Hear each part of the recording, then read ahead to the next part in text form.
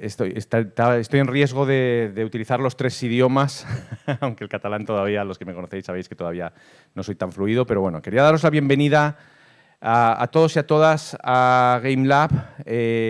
Sé que la mayoría de los que estáis aquí, de las que estáis aquí, habéis conocido Gamelab a lo largo de estos casi 20 años de historia.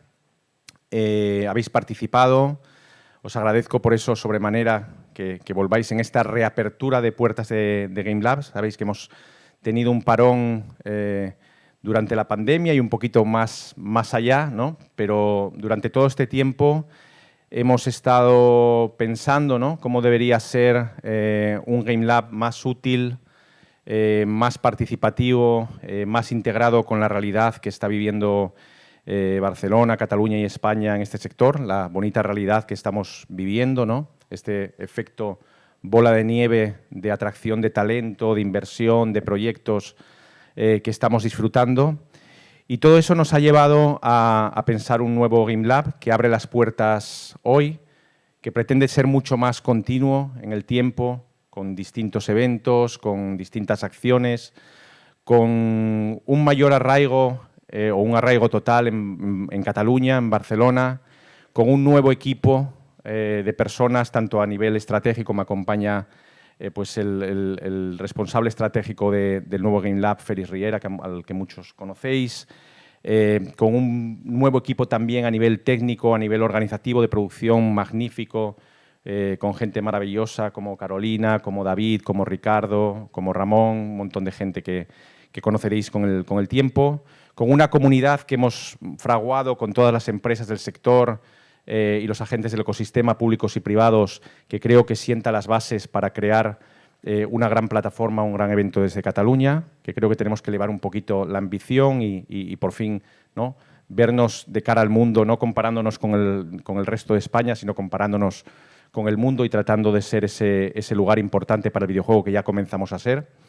Y vamos a vivir estos 3 días pues, una serie de actividades similares en muchos sentidos a las que ya conocíais de Gamelab, pero también distintas, con diversidad de sedes, ¿no? Están pasando agenda de negocios en el Design Hub, tendremos un evento magnífico, más institucional en el Palau de la Música esta noche, estamos aquí en el edificio Mediatic, albergados por Barcelona Activa, que es un espacio fantástico para el intercambio de conocimiento, en el estudio de IO Interactive el viernes, en Tech Barcelona mañana con un evento más para las pequeñas empresas, los estudios independientes.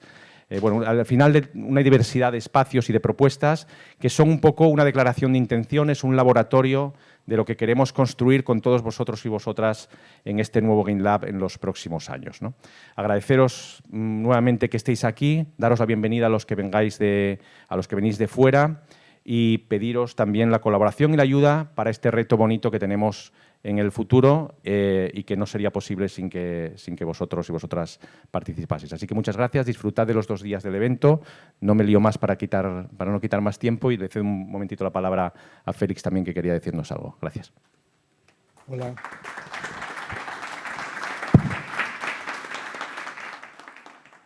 Hola, buenos días a tots i a totes. Benvinguts al Gamelab 2023. Fa ara aproximadament uns anys, en l'àmbit, diguéssim, del sector, diguéssim, de la institucional, vam tindre una sèrie de persones del sector públic, va tindre la bona idea d'incorporar de forma definitiva el sector del videojoc en l'àmbit de la cultura. Avui, amb tots vostès, s'inicia una nova etapa del Gamelab, una etapa en la qual volem reforçar molt aquest llaç d'aquest projecte amb la ciutat de Barcelona, en Catalunya. Volem fer i volem sumar aquest projecte a altres iniciatives en l'àmbit tecnològic que s'estan produint aquí a Catalunya, a casa nostra i sobretot a Barcelona, i que permet establir un dels aspectes claus per nosaltres des del punt de vista de l'activitat del Gamelab ara i els propers anys, i és que avui estem aquí no solament per mostrar la capacitat, que és molta, del sector del videojoc a Europa, a Catalunya i al món, com a sector industrial, com a sector tecnològic, sinó sobretot com un sector que té una capacitat de transferir coneixement a altres àrees de l'activitat creativa d'altres indústries. És per això per nosaltres una enorme satisfacció poder participar en aquest projecte de la mà d'Ivan Lobo, de la gent que ha fet possible durant tots aquests anys aquest excel·lent networking de l'àmbit de l'activitat empresarial i també conceptual del que és l'àmbit del videojoc, és a dir, de la seva reflexió de com a sector, i volem fer-ho precisament posant molt a l'èmfasis i subratllant molt aquesta idea de fer d'aquest fòrum un àmbit de transmissió de coneixement que permet aprendre d'aquest sector de cara a altres sectors i generar unes dinàmiques i unes sinergies que permetin desenvolupar aquesta gran indústria del videojoc també aquí a Catalunya i a la ciutat de Barcelona. No vull robar-los més temps, agrair-los molt la seva presència, espero que aquí en treguin un bon profit i que aquesta dinàmica de coneixement que pot aplicar el món del videojoc a altres sectors i altres sectors del món del videojoc tinguin aquí en el Gamelab una resposta positiva per tots vostès de cara al futur. Moltes gràcies.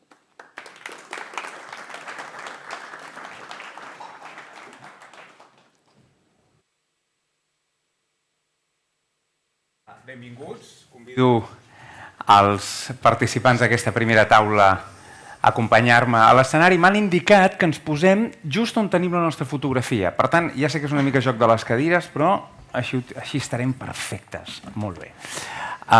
Molt bon dia, com deia, gràcies per ser aquí en aquesta primera taula, en aquest retorn esperadíssim, a més del Gamelab, amb una edició que promet viure a prop de tota aquella gent que treballa, que crea, tant a nivell d'aquí com a nivell internacional a casa nostra. M'acompanyen, ho veieu, a més a la pantalla, per tant no cal que ho expliqui massa, i a més ens coneixeu a tots, la Marisol López, la directora general d'Innovació i de Cultura Digital al Departament de Cultura de la Generalitat de Catalunya. Tenim una direcció general de Cultura Digital al govern del país, i això és una cosa gens menor, i és la Marisol, i en gran part és mèrit d'ella juntament amb tot l'equip del departament. L'Enric Cabestany, que és director general a Barcelona de FanPlus, fundada el 2010, com coneixeu, és un desenvolupador i editor de videojocs independent, amb seu a Suïssa, oficines i operacions a Xina, Singapur, Espanya, Canadà i també Estats Units. Coneixeu també perfectament el Xavi Carrillo, president de Devicat, evidentment, vicepresident de Dev i, a més, fundador de Digital Legends, actualment part d'aquest univers, no sé si dir-ne multivers, d'Activision, i la Jang Mi-Baek, que és cofundadora de Melbot Studios, estudis de desenvolupament de videojocs independents, amb seu aquí a Corea, a banda de tenir molts anys d'experiència professional en l'àmbit corporatiu a nivell internacional. Bon dia, benvinguts. Perquè això és ràpid, des de bon matí, i aquí encara la gent no ha fet el cafè, començarem coses molt ràpides. Per tant, m'agradaria que em responguéssiu ràpid, perquè això va de videojocs. I al final, els que estem aquí, al final, los que estamos aquí, canviarem de català a castellà, perquè no sabem molt bé l'audiència com la tenim distribuïda, per tant, ho aniré canviant. Els que estem aquí, los que estamos aquí, nos gustan los videojuegos. Si no, no estaríamos aquí. Por tanto, quiero saber vuestro videojuego preferido, de la vida, pero rápido, 15 segundos, o sea, no hay tiempo para aquí explicación y tal. Bueno, una mínima, si quieres, però nada, una petita explicació. Per tant, passem Bueno, t'estic mirant a tu perquè començaré per allà. Trenco el gel perquè així no us faig tant la jugada. El meu seria Sonic the Hedgehog original, la versió de Mega Drive de 16 bits. Marisol. Doncs, home, jo crec que com en tot, com en la música, com en la literatura, el cinema no és el mateix el que em va agradar als anys 80-90 que el que m'ha agradat en els anys 2010 o 2020, no? I el que m'ha mogut, o sigui que et diré el que m'ha mogut més a la persona que sóc ara i no a la persona que era, que per mi va ser Death Stranding. A mi em va encantar, em va transformar aquesta barreja entre la narrativa, la imatge, el poder de la música, que no era... la manca d'aquest estrès, sinó que era aquesta cosa que algú diu en Walking Simulator, i per mi, Death Stranding. Perfecte, així. Pam, videojoc preferit, Enric. Pot ser vostre, també, puede ser vuestro, però vamos, jo diria de la vida, algo así como de, no sé. Diria bons records de la meva infància, però perquè m'agradava jugar molt contra els meus amics, era el Pro Evolution Soccer en el seu moment, i després vaig passar al FIFA, lògicament l'evolució natural. Xavi. Jo diré tres. Un és Alico, Ahà. que és una cosa... Fumito Ueda. Sí. i després el Respawnable, que és un joc que van fer perquè bueno, és un joc increïble. Hi ha una vivència molt important de l'equip i de tot el que van fer i diguem, va estar 10 anys. I ara diria per l'abismal que és la propietat intel·lectual, parlaria també del Call of Duty, perquè és un món completament immens. Ja me n'has dit 3, en el lloc d'un. Jangmi, tu, videojuego preferido. Sí, a ver, ante todo voy a hablar en español porque en catalán de momento solo lo hablo en la intimidad, ¿vale? Entonces, lo siento. No, más que preferido voy a hablar del primer juego que tengo mejor recuerdo, que de la infancia. Yo empecé con Atari en los 80. Entonces, el primer juego que me acuerdo, es que tengo buen recuerdo, es uno de los pingüinos que iba al polo sur, ¿sí? que va saltando, creo que se llama Antarctic Adventure, no sé aquí cómo se llamaba. Antártico, Penguin Adventure aquí se llamó, creo. Sí. Entonces, este es es el primer juego donde me picaba, ¿no? Con mi hermano ahí jugando. Con los píxeles gigantescos. Con los píxeles gigantescos y el colores muy definidos también. Y potentes, ¿no? Esos colores que hoy nos dirían azul, no, que claro, eso blanco. daña los ojos a los niños, no? Ese color de pantalla. L'últim videojoc que heu jugat, avui, ahir, abans d'ahir, o sigui, l'últim joc que heu jugat. Sergi, és que l'últim... Breu, Per què sempre em toca a mi la primera? Bueno, perquè, no mira, em sap molt de greu, Marisol. És que és molt trist dir-vos que l'últim videojoc que he jugat és el Ring Fit, perquè estic aquí i em passo el dia fent zumba i Ring Fit. Perfecte. Però, en fi, jugo a altres jocs, però que ara, si em dius l'últim... Meravellós. Corrent, El meu últim joc és el Sneaky Sasquatch, que he jugat aquest matí amb el meu fill, que teníem uns problemes allà amb la policia del poble i estàvem allà perseguits per les autoritats competents. Joc excel·lent, a més. Ric. I és un nou joc que estem llançant, que es diu Entropy, que l'estem provant últimament i que està en període de soft launch. Xavi? Jo em passeu a tu. És un joc que estem treballant amb el Warzone Mobile i és l'últim joc que he jugat. Sí. Warzone Mobile. Warzone Mobile. I Jangmi? Zelda, Pero no el hardcore, el que es versión más para infantil. O sea, vamos a pasárnoslo bien, vamos a disfrutar de los paisajes, de las aventuras. En quin moment, o sigui, quin videojoc va ser el que vau dir? Una cosa el que us agrada més, però ¿cuál fue el que os descubrió la pasión por este mundo? Cuando fue como, yo me quiero dedicar a esto, ¿sabes? Desde un punto de vista de producción o incluso desde un punto de vista de la administración pública. O sea, ese momento que dices, coño, yo me quiero dedicar a esto, esto a mí me interesa. Empiezo yo. Claro, sí, la Marisol descansa un ratito. Sí. Yo estaba en Corea intentando introducir empresas españolas, catalanas, ¿no? Sobre todo en Corea, y entonces pensé, a ver, ¿qué podemos llevar desde aquí hacia allí, ¿no? Entonces empecé a mirar el sector de videojuegos y visité una arena, ¿no? De eSport. Entonces ahí fue cuando me puse toda piel de gallina, porque vi la pasión y cómo para mí un videojuego es arte, ¿no? Y al final cómo este arte tenía diferente efecto según quién era el que estaba, el player, ¿no? Entonces ahí es cuando dije, pues esto me interesa, ¿no? Y entonces a medida que empecé a entrevistar gente, sobre todo una de las primeras personas fue Xavier y Marisol, que están aquí, ya en el 2017, 2016, y vi cómo la gente es tan humilde en este sector. No van de divos. Supongo que hay de todo, pero en principio yo he tenido la suerte. He tenido la suerte, no solamente aquí en España, sino cuando vas a las ferias a nivel internacional, ¿no? Tienes reuniones con gente que tienes 20, 30, 40 años, no, 40 años de experiencia, no, pero 20, 30 años de experiencia. Sin embargo, está muy por ayudar, ¿no? Y compartir el know-how, indicarte los caminos, dar feedback de tu juego, que para ellos probablemente es muy pequeño.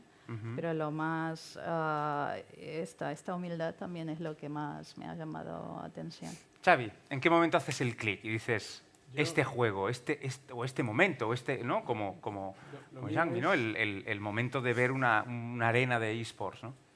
Lo mío es posterior, es decir, yo empecé a trabajar en videojuegos por casualidad, porque un amigo en la facultad, Ángel Cuñado, montó una empresa y estaban haciendo el Blade y necesitaba, y me dice, mira, ven a echarnos una mano. Yo no sabía nada, me gustaba la organización y entonces me encontré allí un verano por casualidad para echar una mano y eso hace 23 años. Entonces, trabajando en el Blade descubrí un equipo increíble, una pasión que no he encontrado en otro sitio y luego una magia porque tú empiezas con conceptos, con una historia y luego ves cómo eso va cogiendo forma, ¿no? Va cogiendo vida.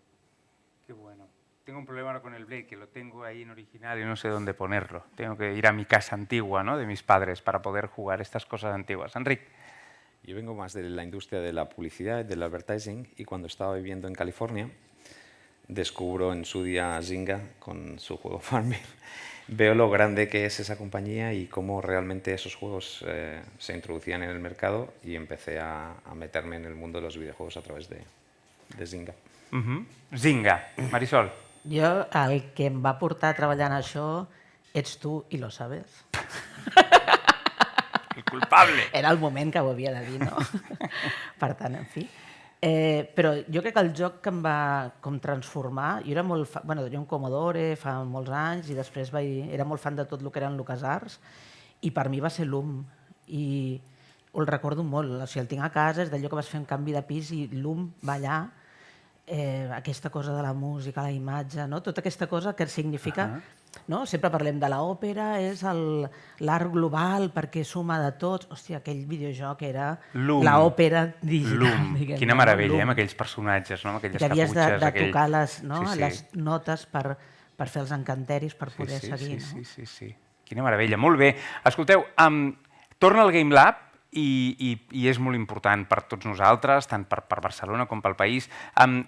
Ara que torna i que viurem moltes experiències noves, quina és la vostra experiència en el Gamelab? O sigui, destaqueu-me en una, ese momento, esa cosa de... Em quedo en aquell moment del Gamelab, dels Gamelabs que he viscut. Jo us dic el meu, n'he viscut moltes, perquè aquí l'equip Gamelab són gent encantadora i meravellosa, però una cosa que a mi em va canviar en el Gamelab va ser conèixer l'edició del 2015 uns americans d'un projecte que es deia The Void, que feien uns espais de realitat virtual, que havien aixecat una milionada als Estats Units per fer una mena de playgrounds gegants de realitat virtual.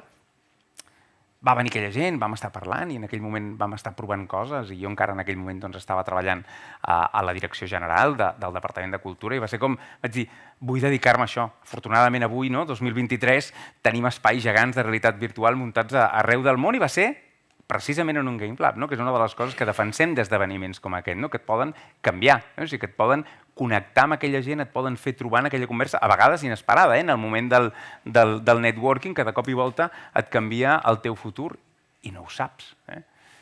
Trieu-me un moment de Gamelab. Momento. Jo crec que un moment és molt difícil, perquè són molts anys i moltes coses. I llavors, hi havia les xerrades, que jo recordo la de Toro Iwatani, que quan va venir va ser com, uau, tio, això és lo más. El molt que vam aprendre de l'explicació de tot com havia anat Prince of Persia, de com havia anat Guitar Hero, que jo vaig flipar molt amb aquella xerrada, i després molt les converses amb la gent, i no sé per què me'n recordo molt de quan vaig conèixer el Sergio García de Petuns, que va ser, vull dir, com a exemple d'aquestes trobades, on trobaves a la gent i el coneixies i després veus com una persona que tenia una idea, que estava a punt de deixar la seva feina, doncs ara té no sé quants treballadors, 2 seus, està llançant no sé quants jocs. O sigui, com et permet veure aquest creixement de les empreses catalanes i això és molt guai també. Moment Gamelab, momento Gamelab. Va, Xangue. Yo voy a defender la parte de B2B, que estoy yo a cargo este año. Por primera vez hemos introducido esta parte de B2B matching. No ha sido abierto porque como es la prueba que estamos haciendo, hemos intentado identificar a los estudios indies que tuviese reuniones individuales con los ponentes, aprovechando que participan grandes publishers o inversores, pues hemos intentado introducir esto. Entonces me gustaría decir a los estudios indie que están que hay oportunidad de aprovechar, no solamente asistir a las ponencias, sino a tener la primera conversación o segunda, tercera, primer contacto con los publishers o inversores que pueden ser potenciales colaboradores en futuro. Súper. Xavi. A veure... Bueno, es elegir un momento, pero la gracia es esta, elegir un momento. Elegir un momento, como decía, yo creo que el networking es muy difícil, pero voy a elegir un momento que es un pre-Gamelab. Yo estuve en un Gamelab en Asturias, en una clase con Iván, y yo creo que ese es el momento, por ver cómo de aquella semilla que era muy casual, pero esa pasión ha crecido y ha llegado a ser esto. Enric. Yo diría una de las últimas que he vivido con Iván en un Gamelab que hizo hace poco en Tenerife, que ahí vi un poco el vuelta a los ruedos, un poco de lo que podía volver a ser Gamelab, de cómo la gente y cómo Iván y la marca Gamelab podía ser capaz de atraer a muchísima gente, y realmente cómo era el volver a renacer de esta gran marca que realmente se ha creado en Barcelona y desde hace muchos años. Genial. Está muy bien porque han salido cosas muy distintas. Ha salido, ¿no?, el B2B, momentos de grandes conferencias con grandes nombres internacionales, ¿no?, momentos iniciales, ¿no?, básicos, ¿no?, de punto de partida de poca gente que se encuentra para hacer cosas grandes, o momentos de, aparte, lógicamente, de Barcelona, de lo que significa Gamelab, ¿no? Alrededor está súper bien y no lo habíamos preparado, o sea que está perfecta.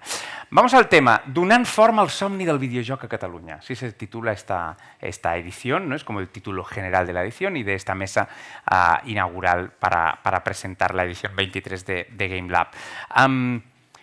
Si estamos dando forma, ¿no?, al sueño del videojuego en Cataluña, ¿cómo está este sueño? ¿Cómo estamos en este momento, ¿no? Desde la perspectiva de cada uno. Son estudios muy diferentes, tenemos el gobierno. ¿En qué momento estamos? Os pido breve, pero ¿en qué momento estáis vosotros? Porque cuanto más individualicemos mejor, porque lo interesante aquí es aprender historias, ¿no?, personales. ¿En qué momento estáis y en qué momento creemos que está, ¿no?, el sector? Com és una cosa más como oficial, que empiece la directora general. Ja m'ha tocat. Comença la Marisol. Ja et veia venir, que estaves mirant cap allà, dius, no, ara farà així. 4 dades que ens ubicaran i després anem a l'experiències, diguem-ne, individuals d'empresa. Sí, jo si preguntes com estem, així a nivell objectiu de dades, que les dades sempre són les que són i són com són, no? Però hi ha una conclusió que ens dona... Ara hi ha un llibre blanc que cada any fem el de Catalunya, o sigui, ja sabeu que es fa el videojoc, fa el llibre blanc a Espanya, i llavors nosaltres fa ja bastants anys que traiem les dades de Catalunya i les treballem separadament per poder fer aquesta comparativa de com estem. I jo crec que, per exemple, a nivell d'empreses estem com amb una certa estabilitat, però que el que també et diu les dades és que el nombre d'empreses potser no creix, cosa que no passa, vull dir que jo crec que no és que està bé, però en canvi cada vegada més hi ha empreses establertes, o sigui, se sumen les empreses establertes amb els estudis de gent que està fent videojocs però que encara no s'han constituït. Llavors, en aquesta suma, el nombre d'empreses que ja són empreses establertes i, per tant, que tenen una mirada cap al futur, que tenen uns treballadors, que estan publicant, etc., va creixent. I jo crec que això és una dada del que aquí hem de ser ara. O sigui, no sé fins a quin punt hem de créixer molt en nombre d'empreses, jo crec que el que hem de fer és consolidar molt el sector que hi ha i que no sigui volàtil. No podem... O sigui, hi ha una cosa que els que em coneixeu de fa molts anys, sabeu que jo fa molts anys que estic dient, que és que això no pot ser un globo, això no pot ser una bombolla, això ha de ser una cosa sòlida i hem d'anar de debò i en sèrio i a consolidar. O sigui, passet i consolidar, passet i consolidar. I jo crec que les dades aquest any ens diuen que això s'està consolidant i crec que és una molt bona notícia. Jaume. Nosotros, Melbot, tenemos la suerte de ser el ejemplo de esa consolidación. Creo yo, con mucha humildad, lo puedo decir, creo que después de 5 años, nosotros hemos tenido altibajos, hemos intentado sobrevivir, ¿no? Xavi sabe, cada vez que me pregunta cómo estoy, yo digo sobreviviendo, porque es la realidad. Ahora creo que podemos planificar a medio o largo plazo, a 6 meses, 1 año, 2 años, que para un estudio tan pequeño como nosotros ya es mucho. Y ahora somos 15 personas, ya llevamos 2 años manteniendo ese número y ahora estamos a punto de escalar, ¿no? Convertir en 30, en 40, 50 personas, siempre mirando a estudios que son como Novarama, ¿no? Aquí yo creo que tenemos buenas referencias a los que podemos tener de referencia, ¿no? A quién mirar, a quién copiar y simplemente o para mejorar o no caer en el mismo error, ¿no? Entonces, sí. Pero si te pregunto cómo estáis, me dirías sobreviviendo o algo mejor que sobreviviendo. Vale, esto está bien. Un poco mejor. No, bastante mejor, no nos podemos quejar, la verdad. Yo aquí veo la cara de mis compañeros aquí que me están respondiendo con una sonrisa. O sea que bien. Sí, bien. Enric. Crec que estem en una fase de desenvolupament, però molt pròxima a la maduració. O sigui, ja portem uns anys on s'ha creat un ecosistema, les institucions porten molts anys donant molt suport i hi ha hagut un landing molt gran de grans empreses internacionals que han fet que el talent local vagi pujant, han anat fent adquisicions locals, però també han anat portant talent estranger que ha fet que hi hagi més pivotació entre una companyia i l'altra. Ara, el que ens falta és començar a fer una evolució en no competir tant en preus entre uns i els altres, que això és una de les coses que quan vas madurant amb la indústria et trobes que hi ha una competència molt ferotge entre les grans empreses pel talent. Hem d'intentar limitar aquesta competició, però alhora també hem d'intentar treure productes rellevants, trets des de casa a nivell global, que surtin aquest lloc s'ha creat aquest producte, aquest lloc s'ha creat aquest altre producte, i crec que estem en aquesta fase, s'estan començant a treure molt bons jocs que sonen a nivell internacional, que s'han creat i s'han desenvolupat des d'aquí, i per això crec que estem ja en una etapa una mica més de maduració, finalitzant el desenvolupament i arribant a la maduració d'aquesta indústria, que realment és una indústria que crec que està molt sana avui en dia, que està de moda a tot arreu, però és el que deia la Marisol, jo crec que no ha de ser un globus que es pugui desinflar, sinó és algo que està aquí assentat i per perdurar durant molt temps. Xavi, com a Digital Legends i com a president de Devicat, o sigui, són dues visions, entenc que complementàries, no crec que siguin diferents, però sí que entenc que seran complementàries, no? Jo crec que a nivell de sector, a Barcelona està avui molt més enllà del que imaginava fa 10 anys o 15 anys. Sí. És a dir, ara és una realitat, Barcelona és un hub global de videojocs, de tecnologia, conegut a tot el món, les empreses internacionals s'estan instal·lant per talent aquí, instal·lant a llarg plaç, hem vist aterrar moltes empreses internacionals, hi ha hagut moltes adquisicions els últims anys, o sigui que això ja és un fet. Jo crec que aquest Gamelab és el Gamelab d'aquesta nova etapa que comença ara, que és una etapa de sostenibilitat, d'equilibris. És a dir, hem arribat a quelcom extraordinari, estem en un moment molt dolç, ara necessitem cuidar aquest ecosistema, necessitem treballar tots junts per, parlàvem de talent, hi ha molt talent, necessitem molt més talent, veure com creixem, com es creen IPs, com aquest ecosistema necessita de petites empreses, mitjanes i grans. Jo crec que estem en aquest moment. A nivell de Digital Legends, que portem 22 anys, jo crec que hem viscut tot. Vam començar indis, hem anat mitjanes i ens van adquirir fa un any i mig, o sigui que jo crec que som una espècie, tenim exemples d'una mica tot el que ha passat, i dir-vos que nosaltres estem molt contents. Nosaltres, des de l'adquisició, l'aposta que s'està fent des d'Activision per Barcelona és absoluta. A la xerrada més tard anunciarem més coses en aquest sentit.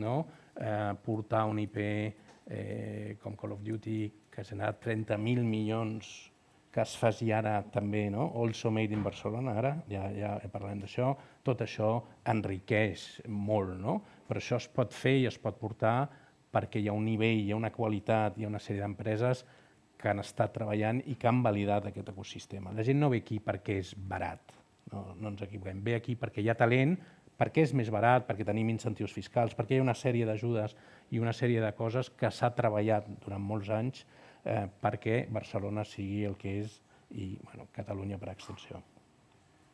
Molt bé, estem optimistes. Ara el que us demanaré, perquè està molt bé, m'encanta, perquè moltes vegades no comencem taules en l'àmbit de la cultura i de les empreses creatives d'aquesta manera. Per tant, està molt bé. Us demanaria un exercici pràcticament de futurologia i que ens imaginem una doble cosa. Nos imaginemos cómo estaremos el año que viene. ¿Cómo os imagináis vosotros el año que viene, vuestra empresa, vuestro entorno? O sea, ¿cómo estaremos en el Gamelab 2024? Y seguidamente, ¿cómo estaremos para poner una fecha de estas de la que todo el mundo habla, 2030? O sea, ¿qué perspectiva tenemos ahora de cara al año que viene y qué perspectiva tenéis o os imagináis o visualizáis para 2030? ¿Qué quiere decir eso? puede ser todo. Estamos viviendo, ¿no? Este Gamelab va a ser el Gamelab de la inteligencia artificial, ¿no? Porque fue el sonar de la inteligencia artificial, el ANSI de la inteligencia artificial, o sea, ese como la palabra, ¿no? Como hace un año eran metaversos y NFTs y blockchains, vale. Pero ¿realmente eso cambia alguna cosa o no? En los equipos, en las estructuras de la conformación de los equipos, incluso del talento, ¿sí o no? La posición, digamos, desde un punto de vista de apoyo público, desde un punto de vista de incentivos, de apoyo respecto a otras regiones del mundo, ¿no? Si miramos la perspectiva de Barcelona, Cataluña, es interesante, ¿no? El mundo en general alrededor del videojuego crecerá, ¿no? ¿Qué perspectivas tiene? Está en unos momentos que tiene unas cifras tan absolutamente espectaculares que es muy difícil imaginar que la progresión de los últimos años se mantenga hasta 2030, pero quizás sí. Son muchas preguntas que lanzo, pero son dos concretas. ¿Cómo os veis en 2024? O sea, en un año, Gamelab, ¿cómo os visualizáis? Y cómo os veis en 2030, ya intentando lanzar la mirada un poco más lejos. Yo aquí no me atrevo a mirar a nadie primero, o sea, que el que se lance va. No, tu no mires a ningú, però tothom està mirant a mi. Bueno. No sé per què bueno, veig un color, perquè, govern, perdona, és que aneu tots d'uniforme, sóc l'única que s'ha posat aquí. Home, d'alguna manera el que es demana al govern és mirar a llarg termini, també, no? Tot i que sabem que teniu legislatures, que les legislatures s'acaben i que, per tant, llavors arriba un altre govern i que llavors arriba tal i que hi ha una combinació de governs central sí, però jo crec que hi ha una cosa que nosaltres, com a mínim, o jo com a mínim tinc molt en el cap, que és que hem de crear coses que no siguin... Ja sé que avui dia estem veient desmuntar-se coses que no pensàvem que es desmuntarien i portem una setmana bastant al·lucinant, no? Però tot i així, la intenció és crear coses, és el que us deia de la consolidació, és que jo crec que això és superimportant, hem de crear coses que no es desmuntin, hem de crear coses que aguantin, saps? I això no és una cosa que es pugui fer des de l'administració, això és una cosa que s'ha de fer des de l'ecosistema. Jo crec que una de les coses... Vull dir que ja ens coneixem fa molts anys, ja sabeu que jo vinc de treballar en internacionalització fins que em va salvar el Jordi Celles i em va portar a fer aquestes coses del món friqui, que li dèiem. I llavors, clar, treballàvem amb tots els sectors culturals. I tens una mica aquesta sensació que el sector dels videojocs realment, el concepte ecosistema, se'l creu i molt.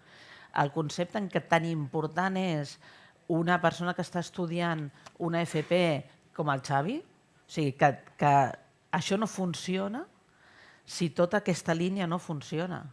I llavors la sensació des de l'administració és que som un més d'aquest ecosistema, saps? No som el final boss, el que anar allà a matxacar, sinó que està molt clar que aquí hi ha unes baules i que en aquesta baula tant és la persona... Mira, l'altre dia em discutia amb un de premsa, que espero que no hi sigui aquí perquè m'ho expliqui, perquè em deia, jo no soc sector. I dic, hòstia, tu ets periodista especialitzat en videojocs, ets tan sector com qualsevol altre, perquè sense tu això no va. I jo crec que l'èxit de Barcelona és aquest, és que tothom s'agafa de la mà per treballar en comú. Nosaltres estem... Clar, detectem coses i reforcem. I llavors, què m'agradaria en els propers temps? Doncs ara estem treballant molt, ens hem posat molt a saco a treballar amb el tema de la formació, pel tema del talent, perquè és veritat, hi ha talent, és veritat que falta, i és veritat que hi ha un diàleg complex entre empreses i formació. I llavors, si surt la gent que necessiteu, si vosaltres els ajudeu amb ells a ser més professionals, llavors ara estem en un parell de projectes que ja algun dia us explicarem, tant amb FP com amb universitat, perquè s'apropin i perquè això sigui reconegut i sigui gent amb més talent i per tant no hi hagi aquesta sensació, perquè realment jo també estic d'acord amb el Xavi, si una cosa aquí és potent a nivell internacional i és veritat, fa bon temps i és veritat, fa sol i calor, ja ho veiem, és perquè hi ha gent que treballa bé i que té idees creatives i que passen coses que abans potser no passaven i que en altres llocs potser som més endreçats o més constants, però en canvi aquesta espurna és molt típica d'aquest país. Per tant, jo crec que estem treballant amb això i m'agradaria pensar que en el proper any tindrem notícies amb això i que en els propers anys, sobretot, que hi haurà videojocs i empreses que seran superestables, que hauran guanyat premis internacionals, que ja estem començant i ja molen, amb els BAFTA i amb tots aquests premis que s'estan donant, que això vagi a més. M'agrada molt això de l'administració, no és el final boss, seria un power-up. Seria la manera d'entendre l'administració. A mi m'agradaria. Podem fer una samarreta, no, d'això? L'administració no és un final boss, és un power-up. Enric, Com et veus a això, 24 i 30? Pot ser això, des del mercat fins a... És igual, podeu fer l'enfoc on us sembli millor, o des d'eines noves de desenvolupament com la IA. 100%. Jo et diria que el 23 i el 24 jo els veig 2 anys de creixement de la indústria, o sigui, per les xifres que nosaltres tenim en ment i per com veiem el llançament de nous projectes, serà un moment interessant. Ara, anant ja una mica més enllà, que és el 2030, jo crec que hi ha un fet disruptiu que tu has mencionat fa poc, que és la intel·ligència artificial. Crec que la intel·ligència artificial és una eina que es comença a instal·lar en indústries punteres, la nostra és de les principals a nivell punter, d'implementació de les noves tecnologies. Aleshores, nosaltres començarem a treballar, i ja estem treballant des de fa, diria quasi un any, nosaltres, amb moltes de les eines que hi ha avui en dia al mercat, desenvolupant les nostres pròpies eines, i crec que el canvi disruptiu, no només per la nostra indústria, sinó en general, que la IA ens pot acabar donant, farà que els models productius del que és avui en dia la creació d'un videojoc evolucionin cap a un esdevenir que avui en dia no és que sigui incert, però que pot ser molt més eficient, creant eficiència. Ara, què significa? Molta gent diu, ostres, amb la IA es perdran moltes posicions de treball, es perdran...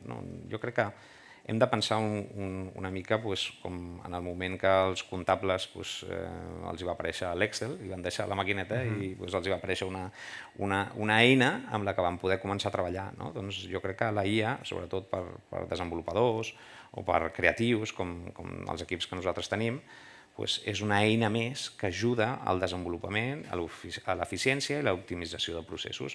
Es crearan noves posicions que ajudaran a utilitzar les plataformes que avui en dia utilitzem d'intel·ligència artificial perquè els productes resultants siguin els més òptims per la companyia. I aquest crec que és el canvi disruptiu que farà que els processos siguin molt més eficients i que realment puguem treure productes al mercat molt més ràpid del que està previst. O sigui, aquells timings de desenvolupament que potser podien ser fins a 4 anys de desenvolupament d'un joc, potser amb eines molt més d'eficiència com la intel·ligència artificial podrem desenvolupar molt més. Està molt bé, està molt bé. Molt bé, anem traient titulars, està molt bé, pels companys de premsa allà darrere. Jaume. Yo, como mi experiencia es mucho más limitada que en comparación a los otros ponentes, no me atrevo a dar un pronóstico, ¿no?, a medio o largo plazo, pero sí que lo que puedo decir es que desde una estructura tan pequeña como nosotros, indie, tenemos margen de probar cosas, ¿no? Podemos ser más valientes o más naif, ¿no? Depende del resultado. Pero en nuestro caso, por ejemplo, sí que el tema, por ejemplo, hablando de IA, ya estamos utilizando como un tool más. O sea, no es que es únicamente IA o no IA, sino pues vamos probando, ¿no? Y hay gente que lo utiliza más, lo utiliza menos, pero se está incorporando. Y el juego que vamos a empezar a desarrollar muy breve, queremos incorporar una integración del Twitch en el juego para que el viewer se convierta en un jugador más, ¿no? Que es otra forma de relacionar o aprovechar el juego, ¿no? Entonces, con este sentido, yo creo que al final una de las razones por la cual me metí en esta industria es porque dije, bueno, aquí puedo ser alguien de segunda o tercera generación, ¿no? Porque al final es relativamente, es una industria relativamente nueva. Entonces yo creo que está todo por hacer y en los próximos años, pues no sé de qué forma estaremos viviendo el juego, pero yo creo que está todo por hacer. En 2030 te ves en Barcelona con Melbot Games a tope, gigante. Yo cuando me metí en esta industria dije, en 5 años me retiro. Eso lo hemos dicho todos. Y pocos lo han conseguido, pero algunos sí. Porque dije, bueno, como tengo experiencia pues con estos socios que son súper creativos, ¿no? Dije, bueno, yo en 5 años me retiro. Y sigo aquí después de 5 años. Y yo ahora, si me pudiese retirar, no me retiraría. Seguiría aquí como están todos mis compañeros, porque esto a mí me gusta mucho. La felicidad, ¿no? Y la motivación. Sí, la verdad que sí. Uno se levanta súper contento por la mañana. Xavi, per acabar. A veure, jo... 2024 a 2030. Vinga, 2024, aquí és més personal. Estem treballant amb el producte més gran que hem treballat mai, no? Per tant, serà veure el post-llançament, viure aquestes etapes que són bastant increïbles, no? Llavors jo crec que hi ha molta il·lusió i de conèixer i de veure i de com es treballa a nivell tan global. Després 2030 i parlar una mica de com reacciona la indústria. La indústria del videojoc és una indústria que està en innovació permanent. Per tant, jo aniria més que centrar-me en si la hi o no. Cada vegada que hi ha una innovació, aquesta indústria la prova i mira si funciona, la integra i serem dels primers a integrar-la, l'adoptarem, canviarem el que s'hagi de canviar i ens adaptarem, perquè és que és el que hem vingut fent en 20 anys. Per tant, evidentment, és una eina que pot oferir moltes possibilitats, però a nivell de la indústria hi haurà això. Si funciona la integrarem, millorarem i si no la deixarem de costat. Jo crec que és això. Estem molt acostumats a lidiar amb innovació de manera permanent en qualsevol àrea, model de negoci, tipus de jocs, tipus de connectivitat, plataformes. No sabem mai quan comencem un producte on acabarem. Per tant, el 2030 tindrem equips treballant, fent videojocs, tindrem el mateix, canviant el que sigui, el que calgui, no? I per suposat, jo em veig a Barcelona, per suposat, i seguiré treballant perquè al final això és una passió. Ahir comentàvem en un sopar, el de retirar-se... Què és aquesta broma? Què és aquesta broma? Què millor retirar-se que treballar amb el que t'agrada, no? Claríssim. Jaume, Xavi, Enric, Marisol, moltes gràcies a tots quatre. Això és l'inici del Gamelab 2023. Esperem que aquest inici optimista, volgudament i a més de forma natural optimista, sigui el que ens motivi durant tot aquest període de tots aquests dies en els quals ens trobarem, parlarem, contactarem amb persones que no coneixem o retrobarem aquelles que feia molt de temps que potser havien perdut la pista i tant de bo, doncs això, el 2024 puguem ser aquí per celebrar una nova edició del Gamelab, complint totes aquestes perspectives positives que els nostres convidats han dit. Gràcies a tots i molt bon Gamelab 23.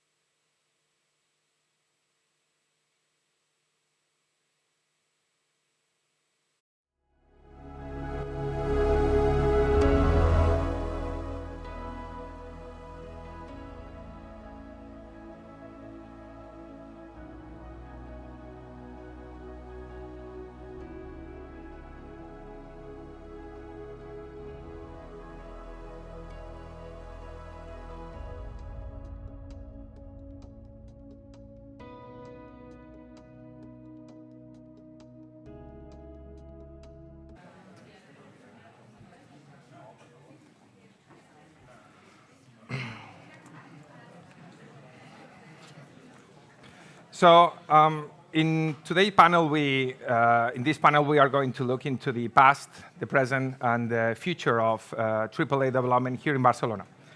With me, I have the honor to introduce an excellent roster of panelists here with me. Let me start with Eduard López. Work at Ubisoft, CD Projekt, IO Interactive, working on big games like Tintin, Cyberpunk, Witcher 3, and the latest Hitman trilogy. After a few years in Poland and Copenhagen, he returned to Barcelona, built big banks per second. I think did I said that correct? Okay. And that studio transitioned to be what we know today as IO Barcelona. And he is functioning as a studio head. Welcome, Eduard. Thank you. Please.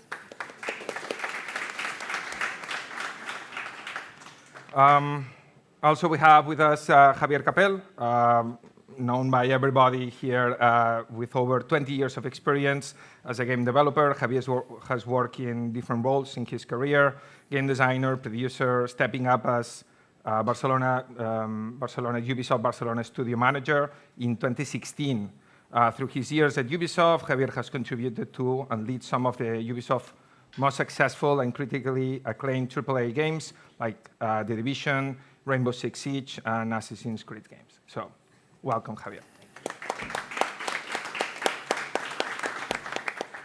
I'm also joined by Sonia. Sonia, who has accumulated 14 years of experience in big publishers like Electronic Arts, Paradox Interactive, allowing her to work close with franchises like Dragon Age with BioWare, The Sims with Maxis, and Battlefield with DICE, amongst others. After a few years in cold Sweden, she's back at sunny Sitges, which is an awesome place, by the way, to fund Paradox Tinto as the heads of operations. She ensures all operations work and keep Europa Universalis 4 alive and kicking. Welcome, Sonia. And last but not least, my friend Saul, who has a long history in actually, I think probably most of the studios here in Barcelona. He's gone through Novarama, Digital Legends, Ubisoft, Green, Gamelab, you name it. After leading the development of many games at Starbreeze, like Dead by Daylight, Payday 2, he returned to Barcelona to create a new Souls-like action RPG studio, Xworks. That, if I'm not mistaken, you guys are due to release Lords of the Fallen before the end of the year, right? This October. Pre-order now? Okay. Yeah, welcome, Saul, please.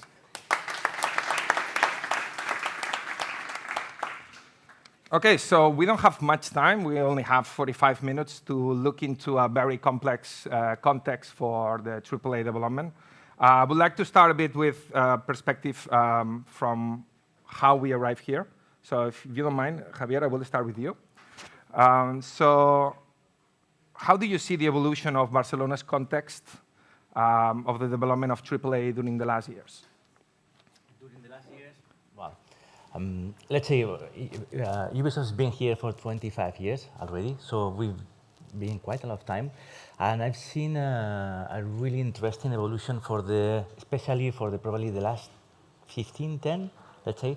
At the beginning, it's true that we were kind of not alone, but kind of the only console AAA studio around. At some point, there were some some studies that started at Barcelona that created a good context for talent and let's say, and the culture of video games. Then we went to the mobile.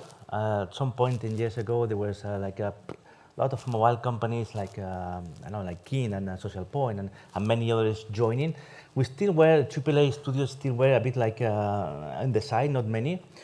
And fortunately, with all that context, in the last 5 years, I'd say, maybe 6, we've seen many other actors coming to the city, which is somehow great because it's great for everyone.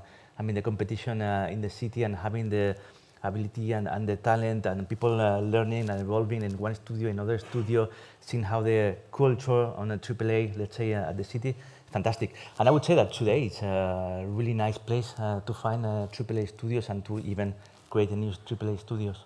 We have the talent, we have the city, we're in a really competitive place for that. It's quite different from the latest years, absolutely.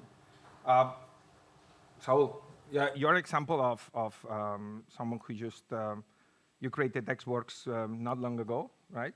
Based in Barcelona, but as far as I understand, the studio is full remote still. So I don't know if you can walk us through the challenge that it was for you to build that up. Yeah, actually, 3 years ago when we started talking about Hexworks and building the studio here, it was very easy to convince the CEO of the company, CI Games, to actually build it here. It's the weather, it's the talent, and it's all the, as you very well explained, all this growth that is happening in the city, right? So our idea actually was to start being in a physical location, and indeed we had an office.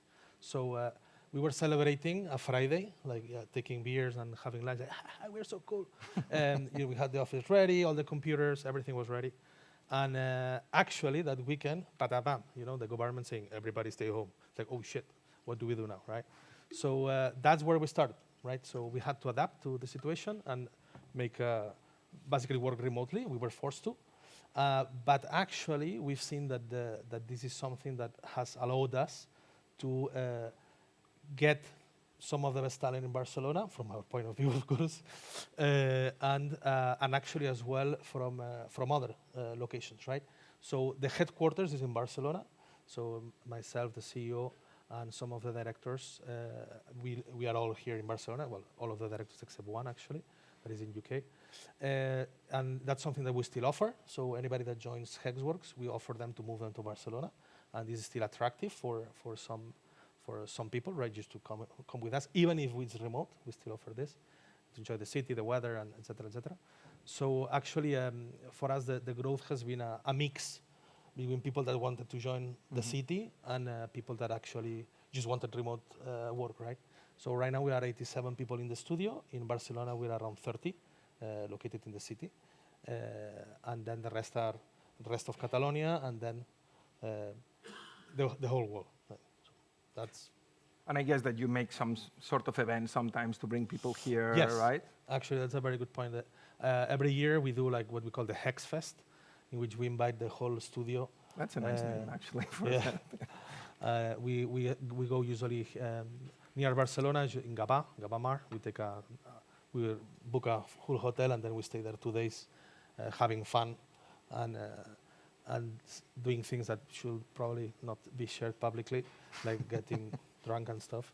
So that's we do these parties every year, and this year as we're launching the game, we're going to do a bigger one. It's not just going to be Hexworks, the studio Hexworks, but whole CI games, right? So more than 200 people are going to be joining on a big Hex Fest. Brilliant. Yeah, looking forward. Good. So, Sonia, yeah, your turn. I mean, we both live in Sitges. It's a nice place, of course. And you come here to have Paradox Tinto, which Paradox is actually a big network of studios, right? So how does it work? I mean, with Paradox here, having the location here in Sitges, how the relationship with other studios in Paradox works? Well, in my case, we knew about Corona before. So we were we had a little bit of advantage because a lot of companies had already shifted to a remote workload and processes and so on. So it was way easier to actually sell the idea to be in another remote office, right? It was quite easy as well to sell Sitges.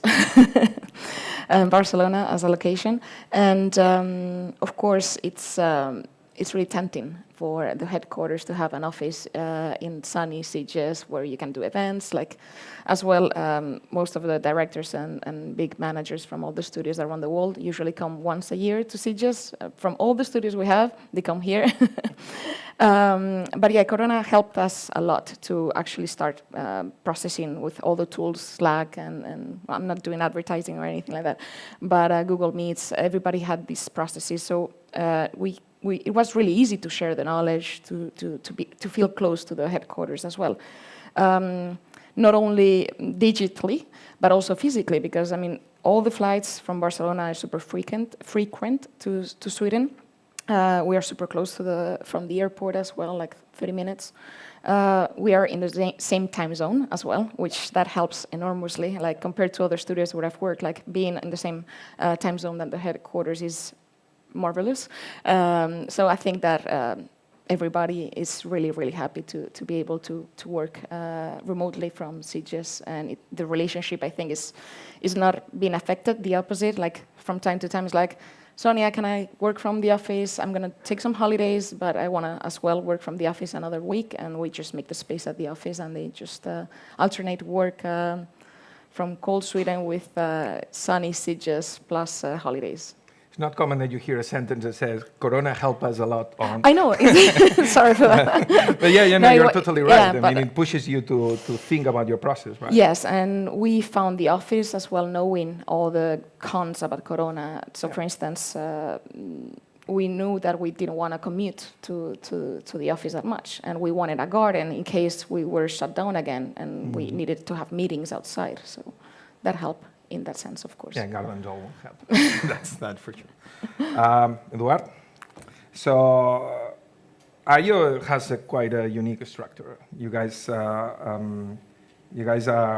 very interesting studio. So how does, thinking about the local talent here in Barcelona, right, and the culture, how this fits with your studio? So Barcelona, the talent, and the unique structure of IO, how those pieces get together? Yeah.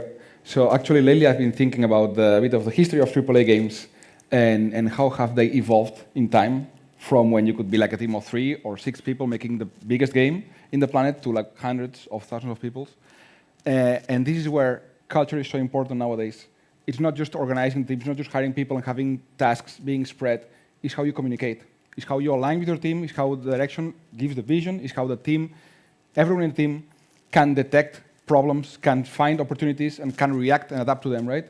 That's why culture is so important, and I think that's why Europe has some advantage. Of course, Europe is very diverse, and there's different countries. But I think that also explains how we are getting better at making big games, successful games. And for us in particular, at IO, we have four core values. One of them is one team, one rule. And this means that we are one big team spread across multiple countries. We're working together. This means that every developer from one team works with the whole team of their team and other teams around across different studios, which means that the level of communication and connectivity is the maximum. And that's why it's important that the way we communicate, that the way we understand games and work and life is compatible, because we need to be able to communicate and understand each other. So when we looked into opening Barcelona, we thought a lot about what is the local culture. Of course, we're a multicultural studio, and a lot of people will come from abroad to Barcelona, but there's a lot of local talent that already knows and has good experience in games.